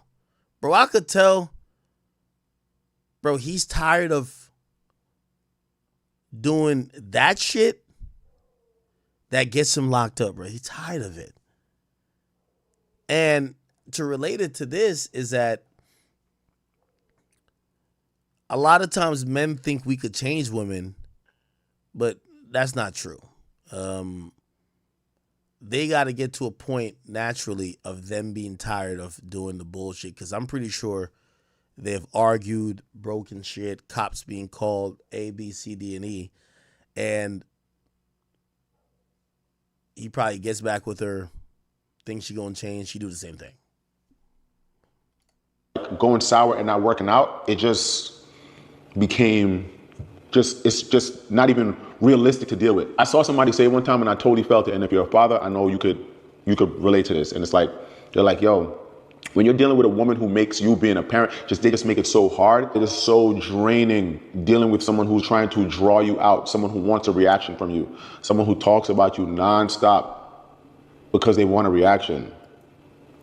I'm not one of those people. I don't care about people liking me and caring and proving my point. Like, hey guys, look, no, this isn't true. This is what's really happening.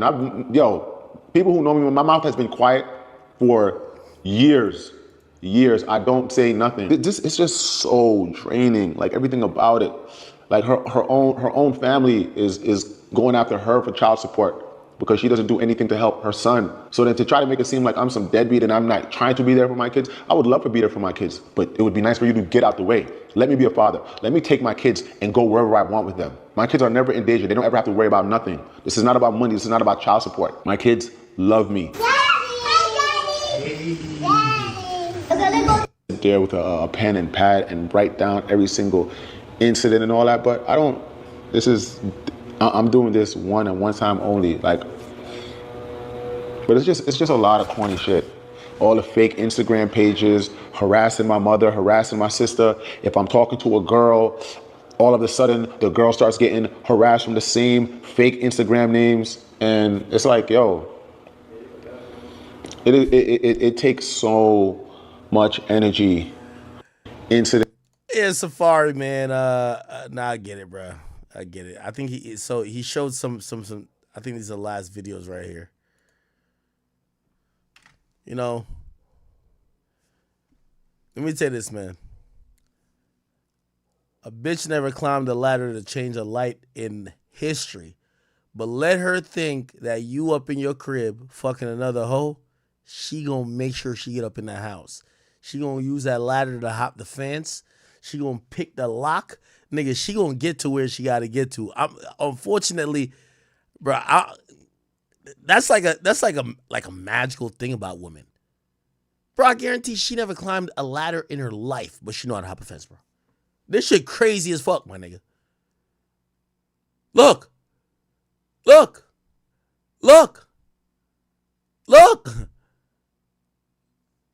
This is hop the fence. Look. Look at that little run right there. Look. It did like an obstacle course. Look. Look at this shit.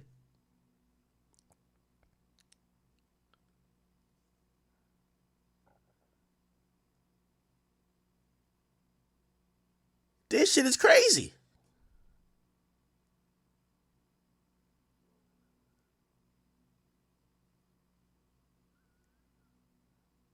Let me tell you, us as men, we weak as fuck. Because I guarantee if Safari opens the door, you know, she gonna apologize a little bit. No, yeah, I'm sorry I wilded out.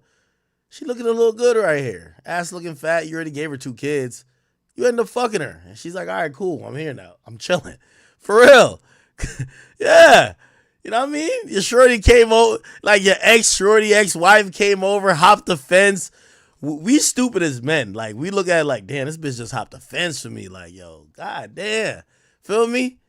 You know, she want to suck you off after you pipe her out. Like, you know what I mean? But you still mad, but you still hit it. You know what I'm saying? You still hit it. Like, come on. Like, you know what I mean? Then the next morning, she doing all this shit. You know why? After she fuck you, she find a blonde hair in the bed. Who the fuck is this bitch that you fucking on the side? Safari looking like, yeah, shout out to Safari. Yo, look at the kids. The kids don't know what's going on. Nice little pajamas. Look at them.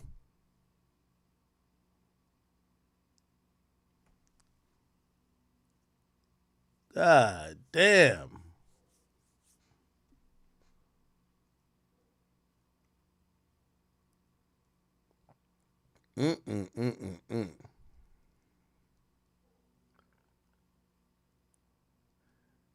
Yeah. I don't know what women get out of like breaking your shit. Like, how does that work?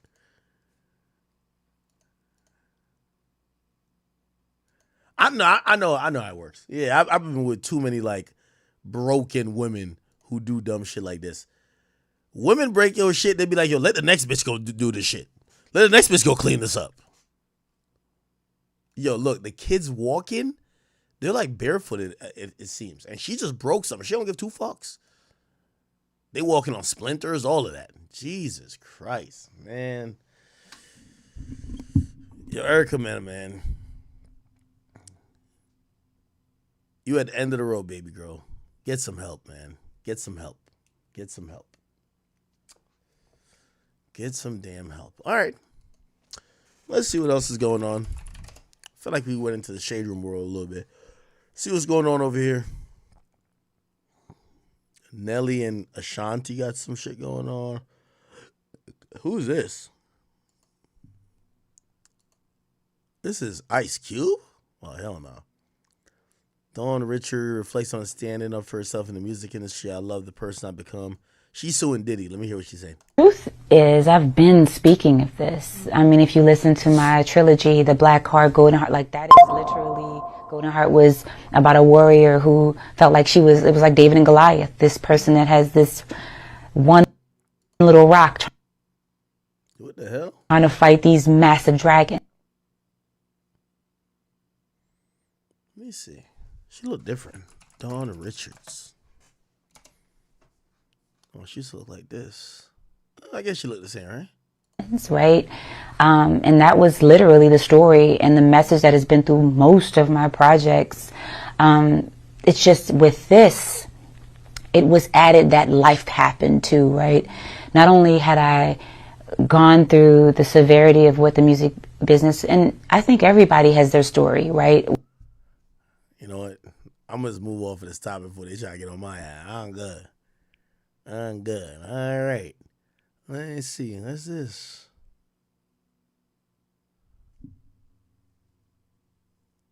All right. We touched on this. It's a bunch of bullshit that we don't really care about. Alexis Skies supporting Donald Trump. I ain't never had hot syrup. Come on now. This hot syrup. I got a question. Fellas, if your woman can't cook, do you keep her? Do she deserve to be spoiled? If you hustling all week and you wake up halfway through the day and ain't nothing up there for you to eat. And we ain't even talking about that. Yo, Rick Ross sure do like a girl with like short hair and know how to like cook for this nigga. Buy you a couple bags, put you on the jet, the yacht. Shout out to Ross though, that's my guy. All right, what the fuck? Somebody accused somebody of being a predator. I don't know who those people are. All right. This is, we touched on this before. I'm going to just skip over this politics shit. I don't think we need to be. I'm trying to stay away from politics, man. I'm telling you. Instagram and YouTube is like, yo, bruv, we don't need your ass speaking on politics. Low-key, like, y'all do know, like, social media platforms, like, they all want Kamala to win, right? Because I've never, like, if I post right now a complete lie, yo, Kamala Harris, I don't know, has like something complimentary of her, but a lie. There's no fact checking with that. All right. Okay. Where's the thing I was trying to get to? All right, bet. Travis Scott credits The Weeknd for his success on stage. All right, we don't give a fuck about that. That's all this. Tinashe. I ain't gonna lie, yo, chat. Could y'all tell Tinashe she fumbled the bag, yo? You know, for years I was thirsting after her. Man, she washed as fuck now, nigga. Like, man, yo, let me tell you this. You know, I realized with these bad bitches, man. When she was on and popping, nigga, she was getting smutted out by Ben Simmons, all these other niggas, bro. Nigga, now she fell off. Come on, bro. Come on. All right, let me see what's going on.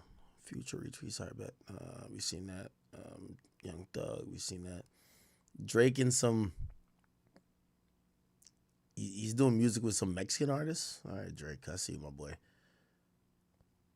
I guess we should talk about that. Y'all wanted me to talk about it for a while. The fuck?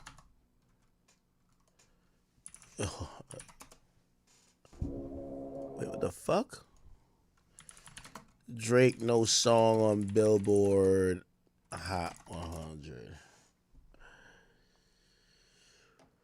All right, so Drake's streak of appearing on the Billboard Hot 100 has ended. Essentially, let me see. Actually, I guess no major website ran it. I know on Twitter they were talking about it, which people thought I was ducking it.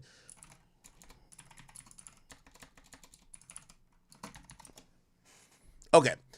So Drake's streak of having a song on the Billboard Hot 100 was ended. Let me see. Where was it? Yeah, for the first time in over... Oh, shit. I can't even see what I'm typing. What the fuck? All right, here we go. For the first time in... am I tripping? Huh? I just seen it. Okay. For the first time in over 2 years, there are no Drake songs or features charted in the Billboard Hot 100 this week. He's previously charted every week since April 2022. So Drake has charted literally for over 100 weeks, and you know, whether he was on a feature with someone or he had an original song, we do know in that span, I think he put out 2 albums, but he does his feature run and he's always had like a song in the Hot 100, right? Now, people are wondering, is Drake falling off? Is the run of Drake over? I do want to be very honest, and, you know, for you K-bots, don't clip me, just get out of here. I ain't really talking to y'all. But I am going to be honest. I do think 2 things is happening. I think Drake is in an interesting period, but I do think the music industry is in an interesting period. I think the reason why Drake doesn't have a song on the Billboard Hot 100 is because Drake hasn't been entertaining or not entertaining. Well, entertaining, but that wasn't the end of the sentence. Drake ain't been fucking with his label like that. Okay? Which is kind of odd because they gave him $400 million, right? Drake has been doing his own thing ever since this whole beef with, and he's always kind of done his own thing. I'm going to be very fair to him.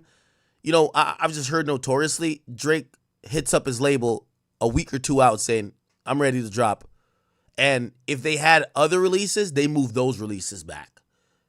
Unless they tell him, you know, obviously he's with Republic. If they tell him, yo, big dog, Taylor's dropping, of course, and he's rapped that, like he would change his shit.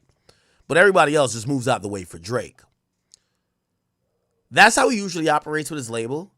Ever since his beef with Kendrick, he's operated even less with them. Like almost like niggas moving like he's an independent artist. Now, this is the odd part of it, right? Not only is he, you know, his label has 0. And by the way, I got to give a little bit of a crash course. These guys are signed to major record labels: Drake, Taylor Swift, Post Malone, The Weeknd. They're going through Republic, even Nicki Minaj.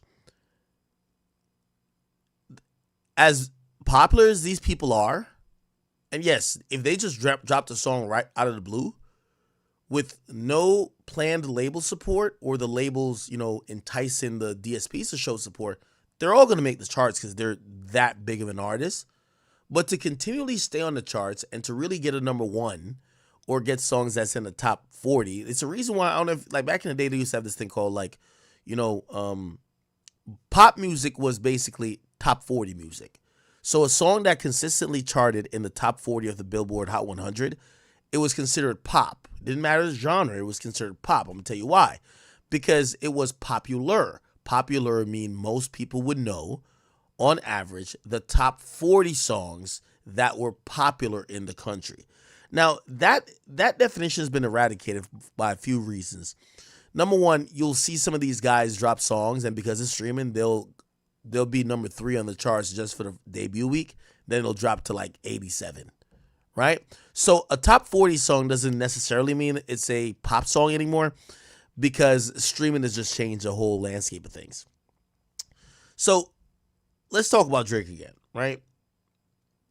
It's kind of Drake could drop a song and chart.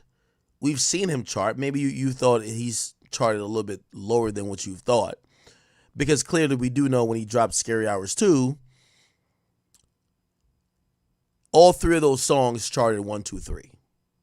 Right? Now, granted, that was a planned release, but he's been doing this 100 gig thing where he's kind of like dropping music kind of through the website and through Instagram. Then it gets to DSPs. But I think his highest charting song was, I think, No Face. That was 20. That was the highest charted song. All the songs did chart. He dropped 5 songs from my belief. So SOD didn't get put up. But Circadian Rhythm, Red, Blue, Green, No Face, and what's the other one? Oh my God. It's Up, right? And am I missing another one? Yeah. No Face, Circadian Rhythm, It's Up, Red, Blue, Green, and there's a fifth one, the one with Lotto, House something. Yeah, it's still charted, right? Those are his lead songs. He's had features on a few people's. Camila Cabello, 2 of those, had 2 features on Gordos, and even this new song is that like a corrido? I don't know. Like it's a Mexican artist. It's a Mexican type music, but he's featured on it. That's a feature. So he's dropped 5 lead songs, right? That had he's only peaked at 25. So let me give you a really just honest breakdown. What I really think. I think the music industry's fucked a bit. I think Drake is a little bit distant from what he hasn't committed to dropping anything, and he's testing out the waters, but it doesn't look good for him, right? It doesn't look good for him because what we have realized, and you know, whether you want to call this a knock, and this is where the K-bots are like, we're going to clip this. I can't wait till he say we're going to clip it. It's fine. It's like we're watching Superman bleed. Like this is, and I hope you understand the analogy. Like, Kendrick and Drake have never been in comparison to potency on the charts. Kendrick and even Cole. They've never been compared. Like, this guy's like literally, like he's 2 or 3 times bigger than both of them. These days, we're seeing Superman bleed because we're seeing Drake as human, right? What does that mean?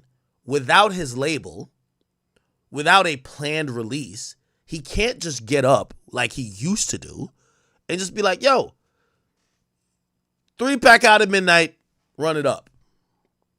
And what I mean by that work, we're not talking about him being number 25, which, by the way, would be fine for every other artist. That would be amazing for every other artist. But we're talking about Drake. Drake is a guy, when he drops, we expect him to be in the top 20, top 10. Drake, at this moment, I don't think that's where he's at. And I think he's cognizant of that. Now, does it mean that if he announced an album coming for, or let's talk about the obvious, right? Because that's going to be also a testing ground, right? Him and Party Next Door. Honestly, never mind the 206 first week. What are we thinking that Drake and Party is going to do? Now, remember, Honestly, Nevermind gets a pass because it's a record that's a house project, and we know Drake is a hip-hop, R&B, urban artist. Also pop artist by just sheer enormity. But what will him and Party do? Him and 21 Savage at 400. Let me ask this question. I think if Drake doesn't do 300 with him and Party, he looks human. And I have to keep saying human because Drake had a run, I would say, for since 2013. He had a 11-year run where actually really 2012, because it started with the feature run where he's issuing the stimmies, right? When my boy was issuing the stimmies, it's over. So 12-year run of seeming like he wasn't human. There's no other artist, and I mean absolutely none, in hip-hop that has been that potent. There is no Kendrick Lamar stimulus package. There is no J. Cole stimulus package. There is no even Nicki Minaj stimulus package. And when we're talking about stimulus package, I'm not saying that them being on someone's record doesn't help, but Drake has been known to bring you to the moon. Drake has been responsible for a lot of the world knowing a huge amount of artists just by how much he was doing the World Star Effect Drake stimmy. Like, we're talking about Young Blue. We're talking about Block Boy JB. We have a list of artists that I don't even think there's any other artist in rap that even has 2 or 3. And Drake has probably close to 20. So if you think about that, and this is what I always say, because here's the thing, when I have to criticize Drake, because I do have to criticize him. Like, that's my fucking job. What do you think I'm gonna just, oh, you just, no, I'm gonna have to criticize him when I need to. But my criticisms of Drake is saying that Drake's competition numbers wise was never Kendrick. Like, he's outclassed that guy in every way, shape, or form. J. Cole too. Drake is competing with his former self. So that's why I use the terminology where we might be watching Superman bleed. Right? We're watching Superman bleed. Because there isn't a world that we see Drake dropping a project. And by the way, he didn't drop a project this year. So it's not one of those years like he's doing a Young Boy or a Young Boy method or a what's Young Boy method, or who else? Who drops like multiple projects in a year?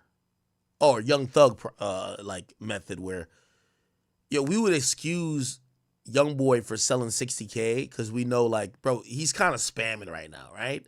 So it's not like, he's like, yo, I'm this is the only project you're gonna get. And anytime he did that for albums, we know his album sales went crazy for Young Boy. And then for Young Thug, there's a long time before he got to the point of doing like the was it No More Fun or whatever, that he wasn't really selling over 100K, right? He was just kind of like doing these 30Ks, 40Ks, or whatever, but until he started quality controlling it. If Drake and Party Next Door doesn't do 300K first week, now what's my prediction? Let's say they drop in the next month or so. Honestly, my hope would be 350 or 325.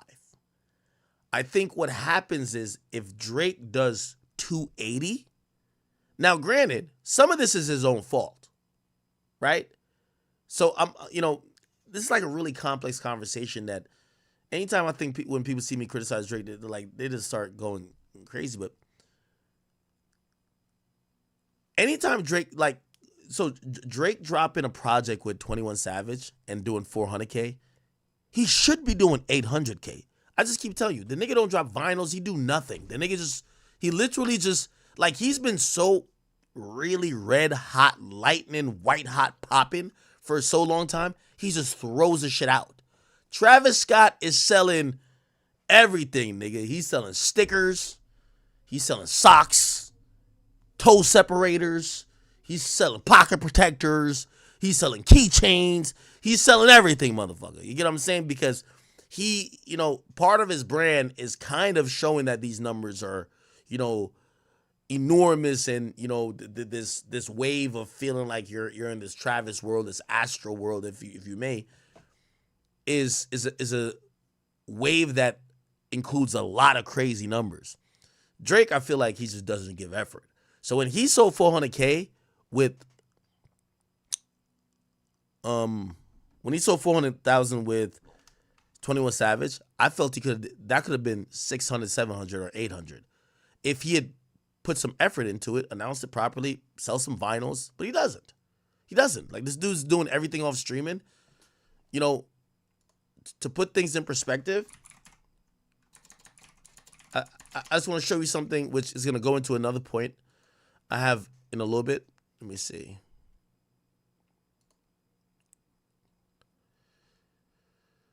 Let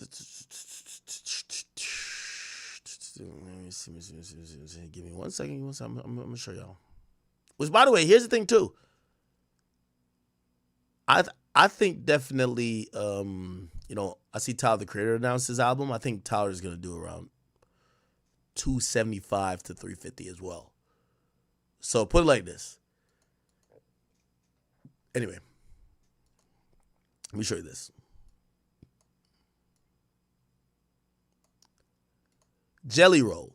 He's supposed to probably be number one. He's competing with Charlie XCX.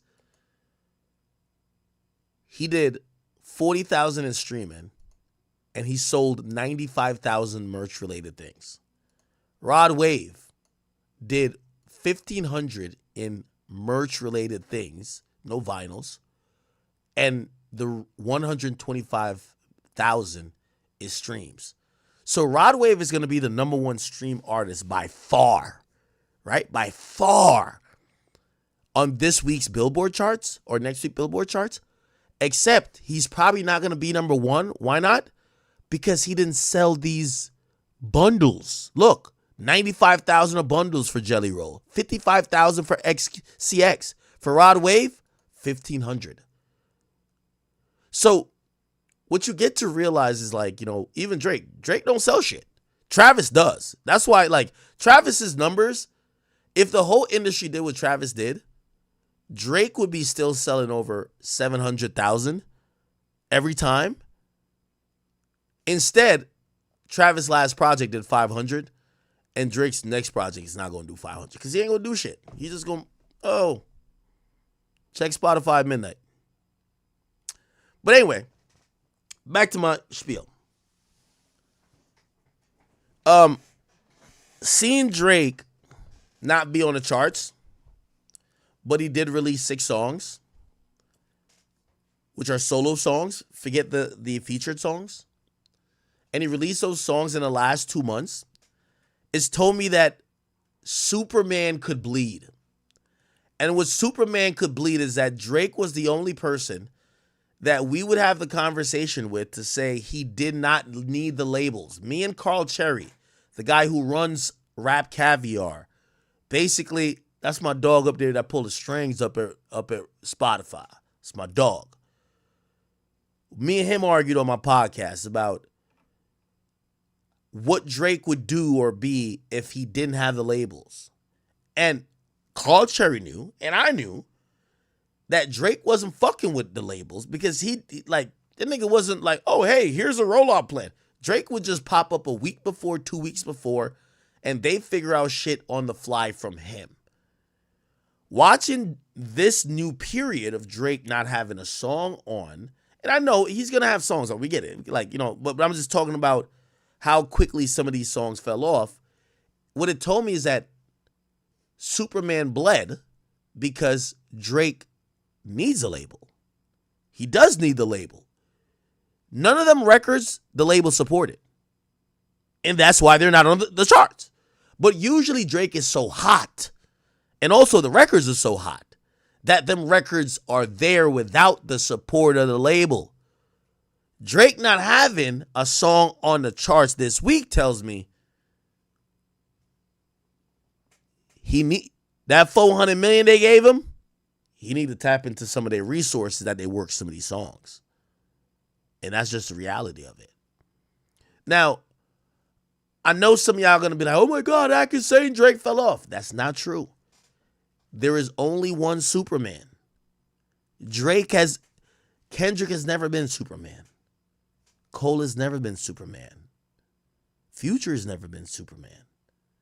And definitely Travis Scott's never been Superman. Let me tell you what Superman means. Without any label pushing, you're dominating the charts. Drake hasn't had a full-on label campaign to push his records in years. He's been solely surviving. This is why when even people even say about bots and shit like that, it's more believable that Drake got bots than other people got bots. 100%. I'm gonna tell you from a marketing perspective. You know how I know an artist is real hot? When their team don't spend no marketing dollars.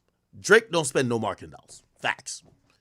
Y'all go find bloggers, YouTube pages, or reaction channels that could say Republic paid them 50 bands, 20 bands, anything to market Drake's song. You can't find them.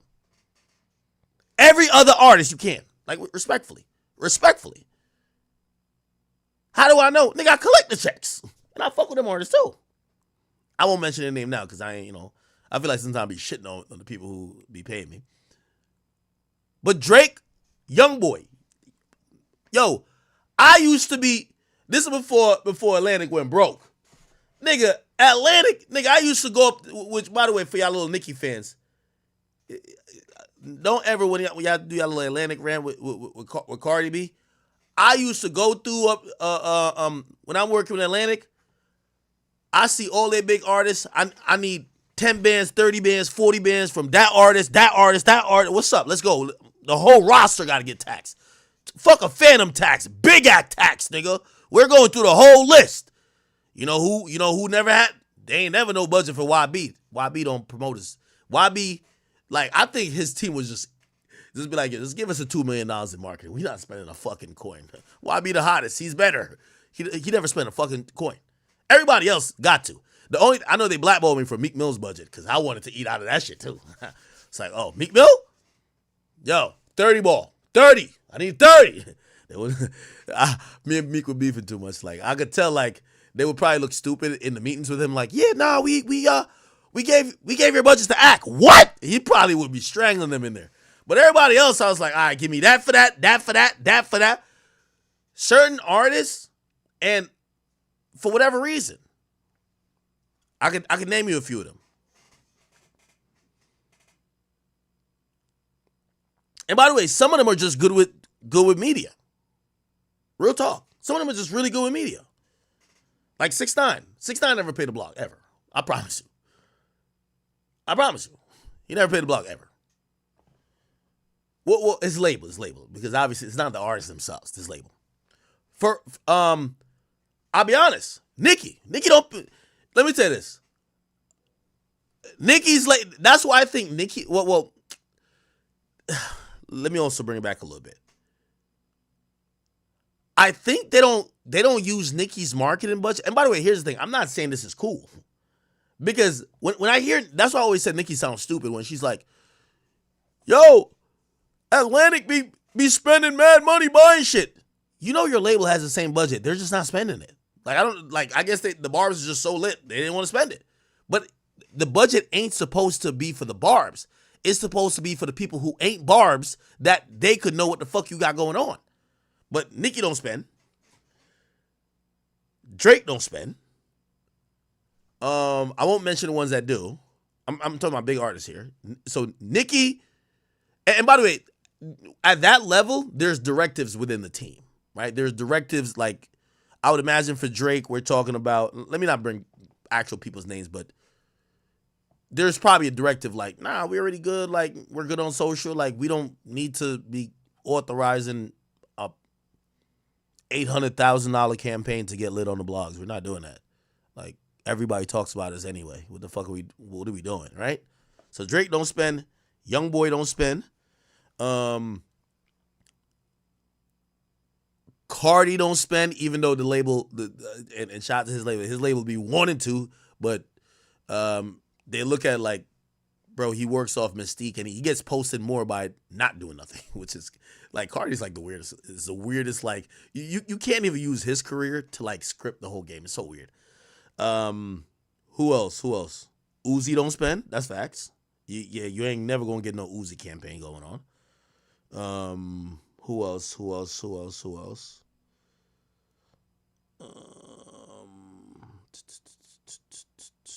All right, y'all give me some names.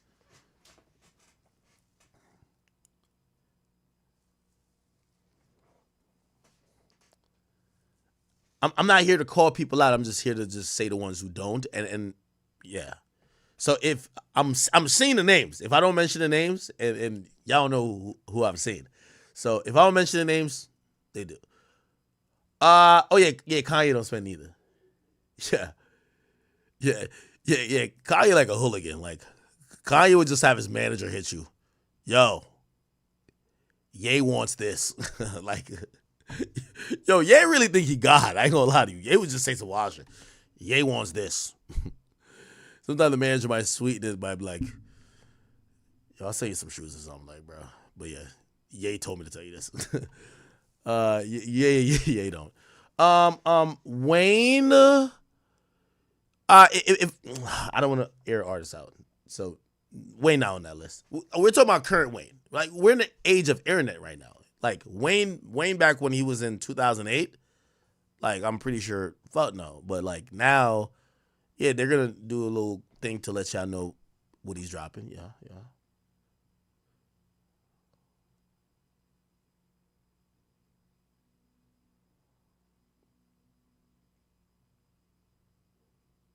Yeah. But, hey, y'all naming a bunch of names, they all spend. Yak don't. But I honestly think Yak don't be having a team like that. You feel what I'm saying? Like, Yak don't be... And it's kind of odd because... So, if I was working with Yak, I would say this to him.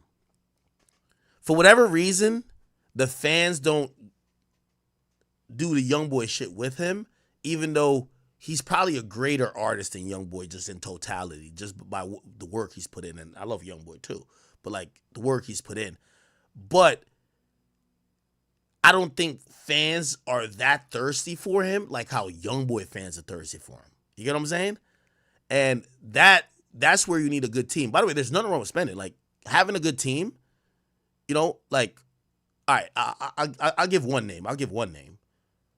Like, The Weeknd does campaigns all the time. But it's never to promote music. It's just to let y'all know, like, yo, when you don't see him, he's still working. Like, yo, he just did a fucking concert with 300,000 people. Like, that's what they do it for. It's never be like, oh, no, we're trying to get sales. They don't do it for sales. Like, The Weeknd is that big, but it's just to remind people, like, yo, you haven't seen The Weeknd and you haven't seen him since he was trying to diss Drake? Well, he's been performing in front of 300,000 people a night.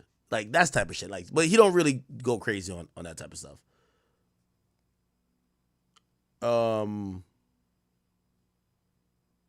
Yeah, I'll get off of this topic because everybody I'll name, they're all, and they're my homies.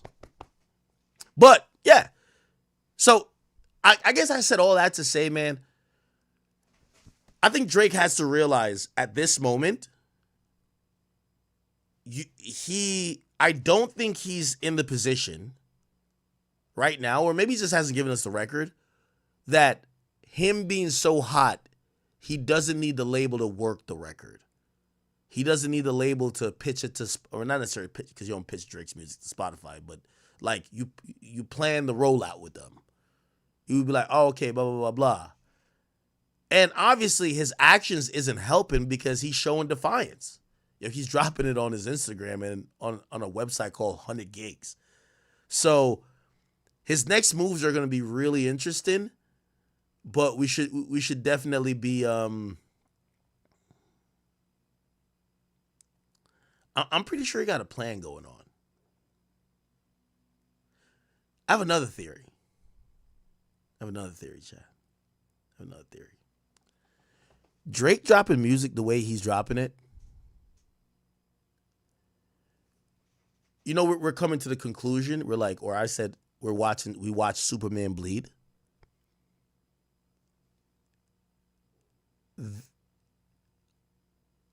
An explanation could be Drake is in the midst of a renegotiation. He completed the tour. He did 3 albums within like 2.5 years, right?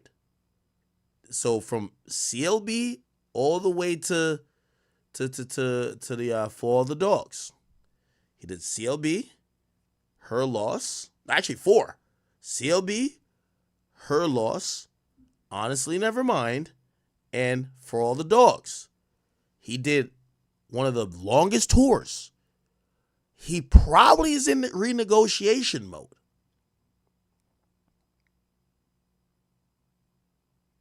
Let me tell you this.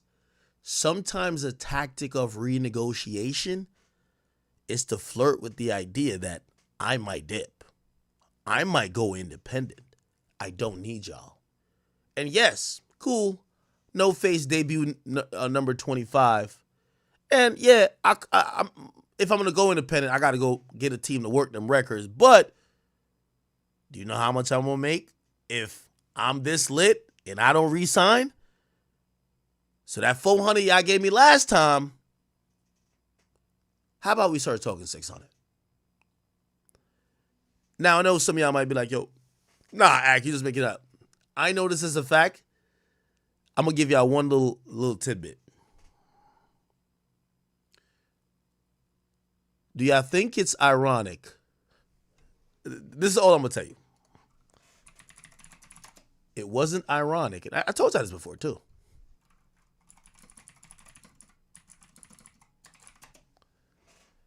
It wasn't ironic that this young boy song is on my channel. Just say that. It ain't ironic. It ain't by mistake. It was to let them niggas know. Stop fucking with him. Stop fucking with him. He can still get his music out. He can still get his music out. He don't got to use his channel. Oh, I know y'all predicated on, oh, he's going to keep dropping music every like 3 days. Mm-mm. Give the nigga the bread. So I say that to y'all to say, even this, and I'm a part of this, right? It's on my channel. It's a business move. A word? Until we sign that contract, ain't nothing coming out. Ain't nothing coming out of my shit till then. What's up? I guarantee you're going to get it. Whatever you ask, I don't know how much. It's going to work. Y'all want to know Axe channel? All right, don't pay him then. They will. Drake. Let's go back to Drake. All of a sudden, he's just dropping music through this random arbitrary method. They playing with that nigga. They're playing with the nigga.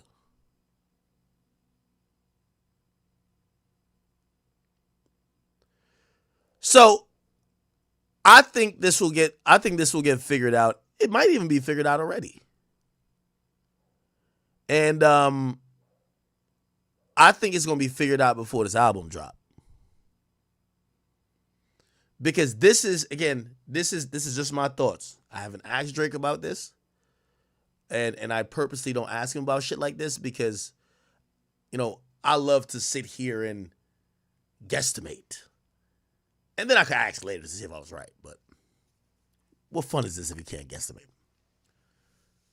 I think Drake is either, I think his deal is either up or he has one more project left, which is an option. You have to realize Drake is like an NBA player. You never let him be a free agent. Because if he's a free agent, not only is he going to really stick up the bank, he could, if the word is that Drake is a free agent, niggas would drop Atlantic already dropping mad people. Well, yeah, Atlantic dropping already mad people. They're going to try to go get that nigga. That's market share. There was a list that came out, music market share. Fuck, I don't know if I can find it. Yeah, did we post it on? They had some type of market share joint where like you could see like how much these artists were like contributing to the overall aspect of shit. Hold on, give me a second.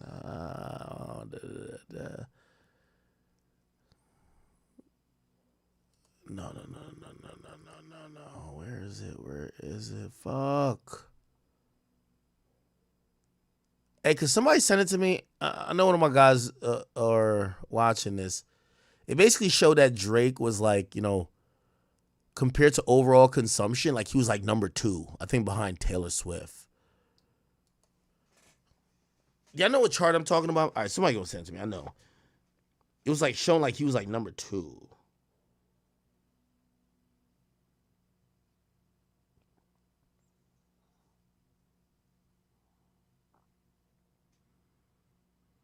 Let me see. Actually, yeah, Graham about to send to me. Yeah. So again, like a nigga like that, you never let me become a free agent, right? You never let him become a motherfucking free agent, right? Ever. And what I believe is that, and this is just a theory of mine. I'm telling you, well, first of all, I also don't want to ask Drake about his business. Hey, bro, are you renegotiating right now? I think Drake has one option left, or he's at an option period, and Drake is trying to gain some leverage by showing that I don't need y'all. And the numbers ain't looking like how it's looking because the label isn't really a part of what he's doing. I mean, they're usually not that much, but way more than this. Like when he's turning in a project 2 weeks before, okay, cool. Yo, all right, here's the budget for this. Yo, we're going to work this. You want us to do this for radio? All right, cool, we're going to try to do it. With this shit he got going on, I think he's trying to show them, yo, listen, I could possibly go independent. Give me the bread. He got 400 last time. I would be thinking he's aiming for another 100 million, 500 or 600. Give me a second. I'm about to post it. No. It's not this one. It's not this one. It's it was a consumption joint. I think it was like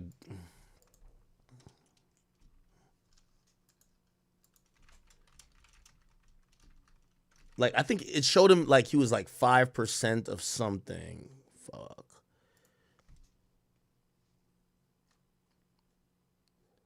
I'm surprised I didn't like it literally showed the artists and what they were responsible for consumption for the entire bigger label, which was like UMG. Shit, somebody got it. Yeah, what up, yo? Who said what up to me?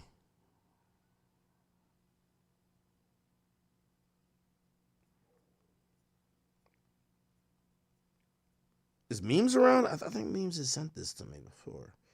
Hold on, I'm gonna find it, bitch. I'm gonna find this.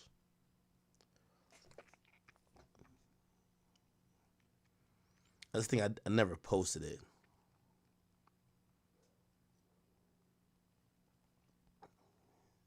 I know it had him at number 2.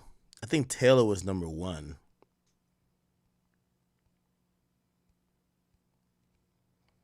Probably came out more than a week ago.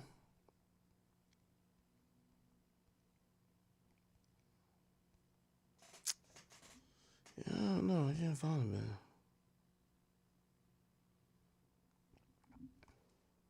Yeah, all right, whatever. Anyway, the point is this. You know, that's a theory of mine.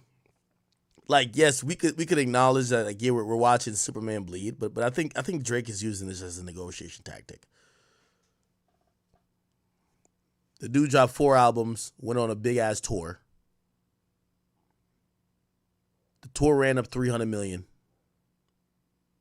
The albums probably gross, like, let's just think about if Drake was on a 360. He got $400 million. The tour grossed 300 million. The 4 albums is probably going to gross, like, what the hell? Who knows? Maybe $200, $300 million. You know, within just a couple of years over time, it's going to gross a lot more. You gave him 400. He's giving you a return of 700. Shit. Big dubs, right? So now when, you know, he goes back to the table, yo, check this out. I need this amount of money. I don't know. That kind of makes sense to me. I will see. Nah, chat nigga, that's not the one. That's not the one. It was like a... Fuck, I can't believe... Grant, I thought you had sent it to me before.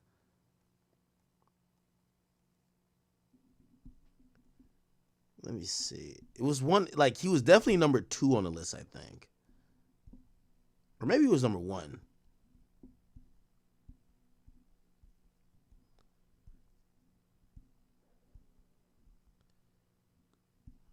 Yeah, why didn't I post it? Damn. I don't know. If anybody got my Instagram, just send me what you think it is. But it was showing. It was showing where these streams or whatever. What the hell? Yeah, I can't find him. Fuck it. It was basically showing that. I think it was like a Billboard chart. Or was it like Complex? No, it wasn't Complex. It was like a music news type of thing. All right. And again, it was like saying that he was responsible for like that percentage of whole consumption, which if you're thinking about like what you would sign somebody for, right? And Drake was kind of right up there with Taylor Swift. Maybe we can search it on Twitter.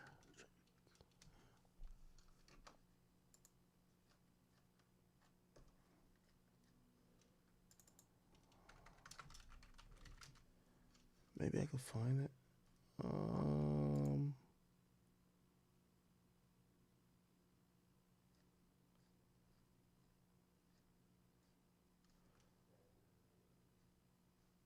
No.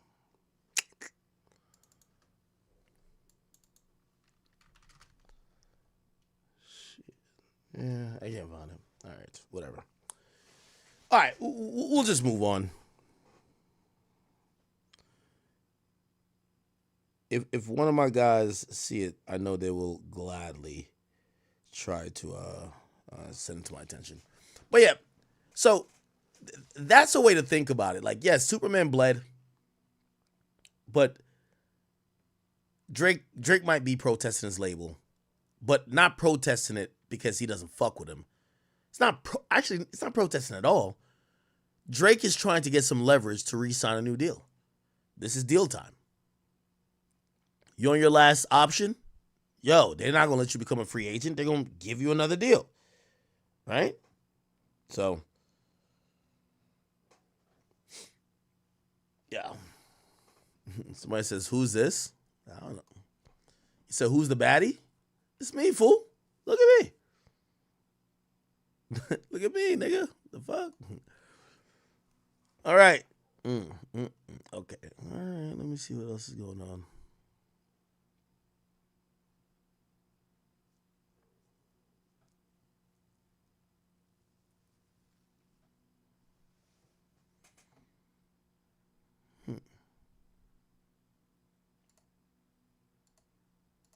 Did you hear what Dame Dash is hilarious, yo. Dame Dash was trying to explain. All right, are we done with this Drake topic? Did y'all understand what I'm saying?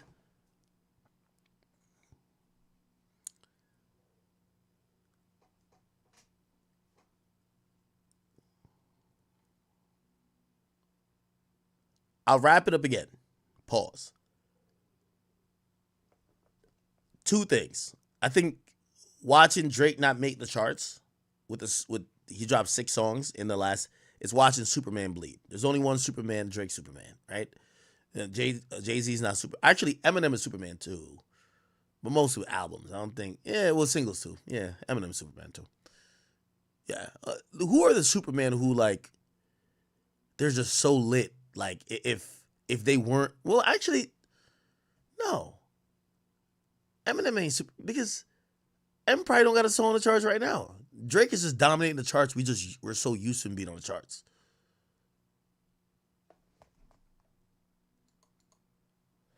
Like, look at this. Billboard 100 entries. The reason why we have this amount of like criteria for Drake. Rappers. The reason why we have this criteria for Drake. Look at this. Oh no, this is. Oh no, entries. Oh, right here. And this is from years ago. Grand says check DMs. Oh yeah, thank you. Yeah, yo, Grand, I'm telling you, man. Grand is my boy.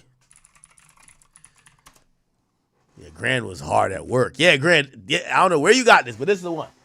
Okay. So artist market share. Like this is where you would make your decisions on who you need to sign. You get what I'm saying? So this is for 2024, right? And I gotta zoom in a bit. Okay. So Taylor Swift is number 1. How do I get? I need this a little bit bigger. Pause. How do I get this picture? Oh, it's on something called The Bag, Instagram. the back. Did they? Oh yeah. All right. Cool. Yeah, but I'm trying to. Okay. Fuck. Oh, I'll just zoom in right here. My bad. Yeah. Perfect. Okay. So let's talk about, like, these are like the big dogs, right? So for Taylor Swift, let me make it a little bit bigger. Pause.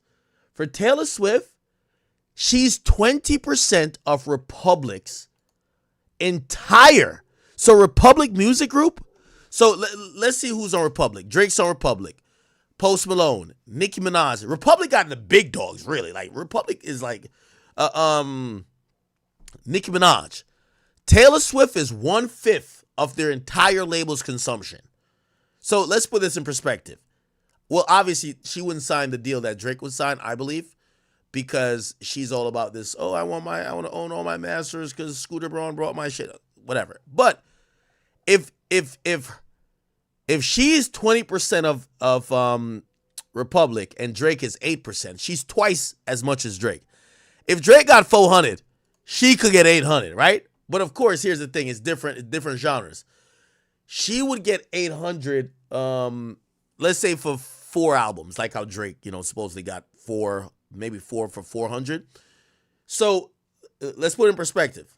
Yeah, when Taylor Swift dropped one album, like, she don't drop albums as frequently as Drake, even though she's been doing these, we're dropping an old album, right? But yeah, she could essentially sign $1 billion deal. She's 1/5 of the entire fucking label. Drake, and by the way, and then of Universal Music Group. So the entire Universal Music Group, she's 5%. Right? She's literally 5% of the entire thing, right? Here we go with Drake. Now, Drake is 8% of Republic. So if you have 10 Drakes, you could eliminate the rest of everybody else on Universal, which means The Weeknd, whatever, Weeknd, Taylor, everybody else, but you're not going to find 10 Drake. And obviously, 1 Taylor is 2 Drakes. So I hope y'all understand. I'm just talking straight numbers here. Taylor is 2 Drakes. To put it in perspective. So Taylor is 2 Drakes. Zach Bryan is on Warner. He's number 3. So Drake is number 2. Zach Bryan is on Warner, and he's 10%. So he's the big dog on Warner. Taylor, the big dog on Universal, then Drake. Then the big dog on Warner is Zach Bryan. Never heard his music, but he's a big dog, right? And overall, he's a big dog of Warner Records, 10%. But he's the big dog still of Warner Music Group at 4%. You know what I'm saying? By the way, of the whole Universal, Drake is 2%. Taylor's 5, he's 2. So again, two Taylors is 1 Drake. Then we get Morgan Wallen. And by the way, this is only for 2024. Morgan Wallen, right, he's on Republic as well. But he's 6%. Right? And then he's 1% or about 2 of Universal. Then we get, it's not Interscope, is it? Billie Eilish? She's 4% of that and 1% of Universal.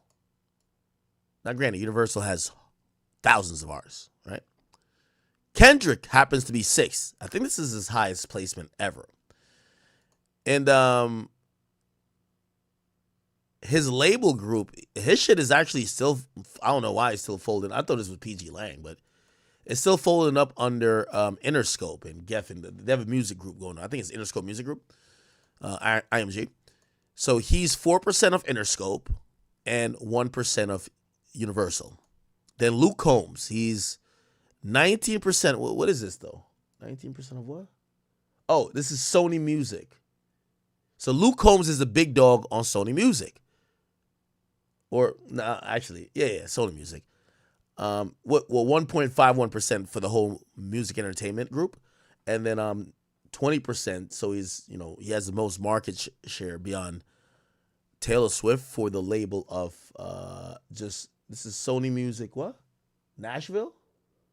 I can't really see it. Fuck. Post Malone, he's on Republic as well. 3% responsible for Republic's consumption, 1% for UMG. Kanye is the most impressive person on this whole list, Chad. Most motherfucking impressive person. Right? They're trying to say he's universal based on, I think he was going through food and then he went to a few other distribution hubs. But here's the thing. His music, his back catalog is still going through Def Jam. So his back catalog is still going through Def Jam. And essentially just Yeezy label group. I don't even know how they come up with just like 22%. It just shows how dominant Kanye is. Like, I see why my nigga's getting his dick sucked on a fucking boat, right? Like, his back catalog is just eating everybody up. Pause. Like, he's just going crazy. And then his new catalog is independent, which is he's just still number one. What the fuck? Kanye is a beast. And Travis Scott, who's on Epic, he's 14% of Epic. He's a big dog over at Epic. The next person is going to be is Future. Future is definitely going to be number 2. I think Epic is going to be, well, Travis is number 1, Future number 2, and I think 21 Savage is probably going to be number 3. Okay, so cool. So 14% of that and 1% or 1.4 of Sony Music Entertainment. Then we get Eminem, who's in Interscope. Okay. Then we get SZA. Okay. Then we get The Weeknd, Republic. Then we get YoungBoy. That's crazy. YoungBoy's on Capitol. He's a big dog over at Capitol. Capitol Atlantic. Well, actually, not fully the big dog at Capitol. Really, he's 1% of Capitol. He's 4% of Atlantic. So they use his catalog is split between Atlantic and Capitol, and distribution between Warner and UMG. Pretty good. So consumption wise and like market share wise, he beats even Beyonce. Beyonce's that. Okay, cool. Then we have Sabrina Carpenter. Don't really know who she is. Noah Khan, Ariana Grande. Then we have Big Future. I told you, Future was definitely going to be number 2 behind Travis Scott on Epic right here. Suicide Boys. Ooh, this is kind of interesting. I don't even really know too much of who they are, but they go through Sony Orchard. Sony Orchard means you're getting the bag. You don't see Bad Bunny, but Bad Bunny should be on this because he's also going through Sony Orchard. He's getting the fucking bag too. All right, let's see. And then, has the whole list. All right. It's a data from, is it Luminate? Year to blah, blah. And it has YoungBoy with that and Kanye with that. Yeah. Mm-hmm. Not bad. Not fucking bad at all. Not bad. YoungBoy's getting to the bag. All right, yeah. Everybody on here, these are people who, depending on how their release schedule is and, these guys could ask for significant. No one in here would be getting, if you ask me, like this would be the top 20 draft picks if you're going to start a label. So these are the top 20 draft picks in music if you're starting a label. Obviously, there's a few missing people, like, for example, Bad Bunny, but it's because Bad Bunny has this weird situation where, number one, Bad Bunny's, a lot of his consumption is international, but also he's through Sony Orchard, which he gets some of the highest, he gets paid very lovely. But I don't know why he's not on this list. It's probably because most of his consumption is coming from outside the United States. That's probably what it is. It's probably within the United States. I could probably look. Oh, I gotta look at it. Is that what? Albums, blah, blah. There's SCA, market share. I'm like turning my head type shit. Yeah. I think this is the United States. Yeah, if it's data from Luminate, going to be United States focused. Yeah, okay. So that's why Bad Bunny's not on this. But if this was globally, I think Drake might be still number 2, but Bad Bunny would definitely be right here if this was globally, 100%.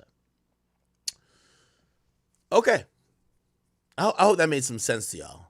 So really, if you're drafting as a label perspective, if you want to draft people to make y'all money, you would start from here. You would get the big dog. So, like having the first pick of the draft is like drafting 2 Drakes, right? You want me to compare Drake and Kendrick? Like, we like drama, right? Drake is 2 Kendricks. Okay. Yeah. So Drake is 2 Kendricks. Taylor is 2 Drakes. Just to compare their numbers, of Republic, which Republic's a bigger label, right? It's a bigger label. It's 8%. Well, is it a bigger label than the Interscope? Was Interscope Geffen? What's the last one? I forgot what it is. Okay, yeah, it's still 2%, right? 1 to 2, because both are under Universal Music Group. Kendrick is 1.1, Drake is 2.18. Yeah, 2. So 2. If you get 2 Kendricks, you equal a Drake, and it's only for this year. And probably most of that is just not like us. Let's keep it being like, who the fuck is listening to some of the shit he's putting out, right? But so if you get, for this year, Kendrick's probably most successful year since 2017. If you get 2 Kendricks, you finally get a Drake. You know what I mean? That's kind of crazy. Let's see. Who else? And that's kind of crazy if this is for 2014, because Future dropped 2 projects and Kendrick still, Kendrick has a catalog, but Future do got a hell of a catalog too. You know what's crazy? Youngboy is over Future, and Future dropped 2 albums. So technically, if we're drafting, you draft Youngboy before Future. Why? Youngboy has so much catalog. His shit's just consumed more. And by the way, yes, it counts YouTube and all that shit too. Some of y'all be like, he does not streamed on DSPs.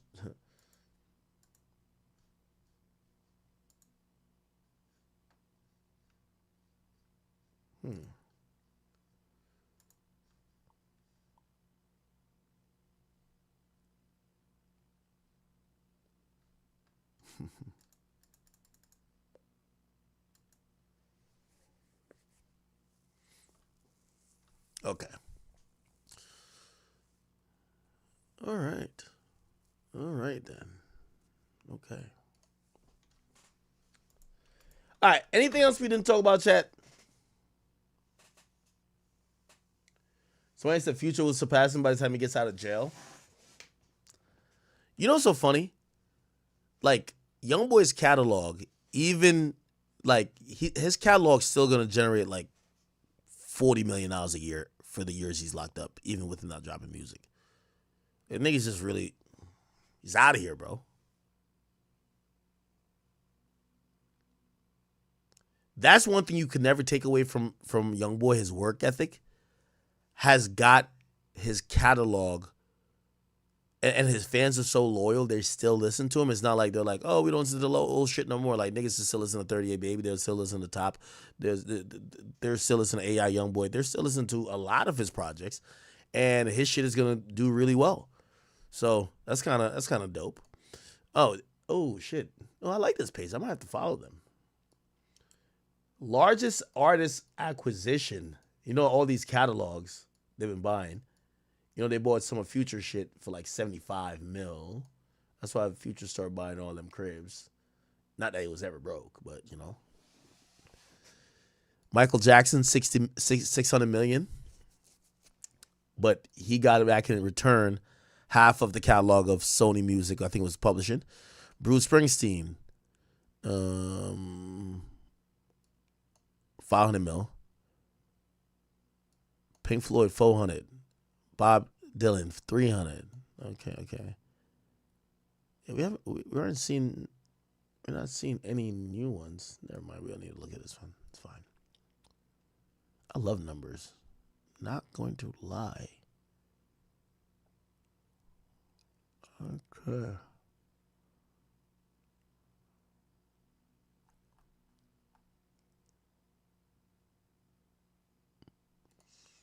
Well, here we go with Cardi. All right. Anyway, anything else we didn't touch on, chat? Let me know. If not, I'm gonna call it a night, and we'll be back on tomorrow. I do appreciate y'all. We got to get back in a regular swing of streaming consistently. That's gonna be the goal. We missed 3 days, so I know we lost some momentum. So the whole point is to just get back on track with daily streams, banging out 5-6 hours, and keep doing that until it's vacation time for me, which is end of the year. All right. Anything else I'm missing? WNBA finals? What the fuck? Imagine me watching the WNBA finals. Watching motherfucking Angel Reese go like this, throwing the ball over her head. Like, come on, bro. Talk about young Philly. I'll do it tomorrow. Remind me to talk about young Philly no more. There are a lot of updates, but I want to be really responsible to every side involved. And, I'm not a propaganda machine, so I just want to be very, responsible about that, because I've seen some new information come out, which I don't want to just be like, no, he's definitely innocent now, or I don't want to, shame a victim, or I want to be kind of careful with that. So we'll talk about young Philly tomorrow. I'll give you an update on that if you guys care. Little Reese that gets sentenced. I'll talk about his case a little bit, and hopefully we can get that lawyer on tomorrow. You get what I'm saying? Okay. Young Philly is someone who's in this international group, which is like, if you ever heard about the Sidemen with like KSI, they had something called the Beta Squad, which is like an upcoming group like the Sidemen, which is hugely popular, right? KSI is like the leader of that. And one of their members supposedly got arrested, or not supposedly, did get arrested for alleged R-word, and yeah, that's where we are with that. Okay?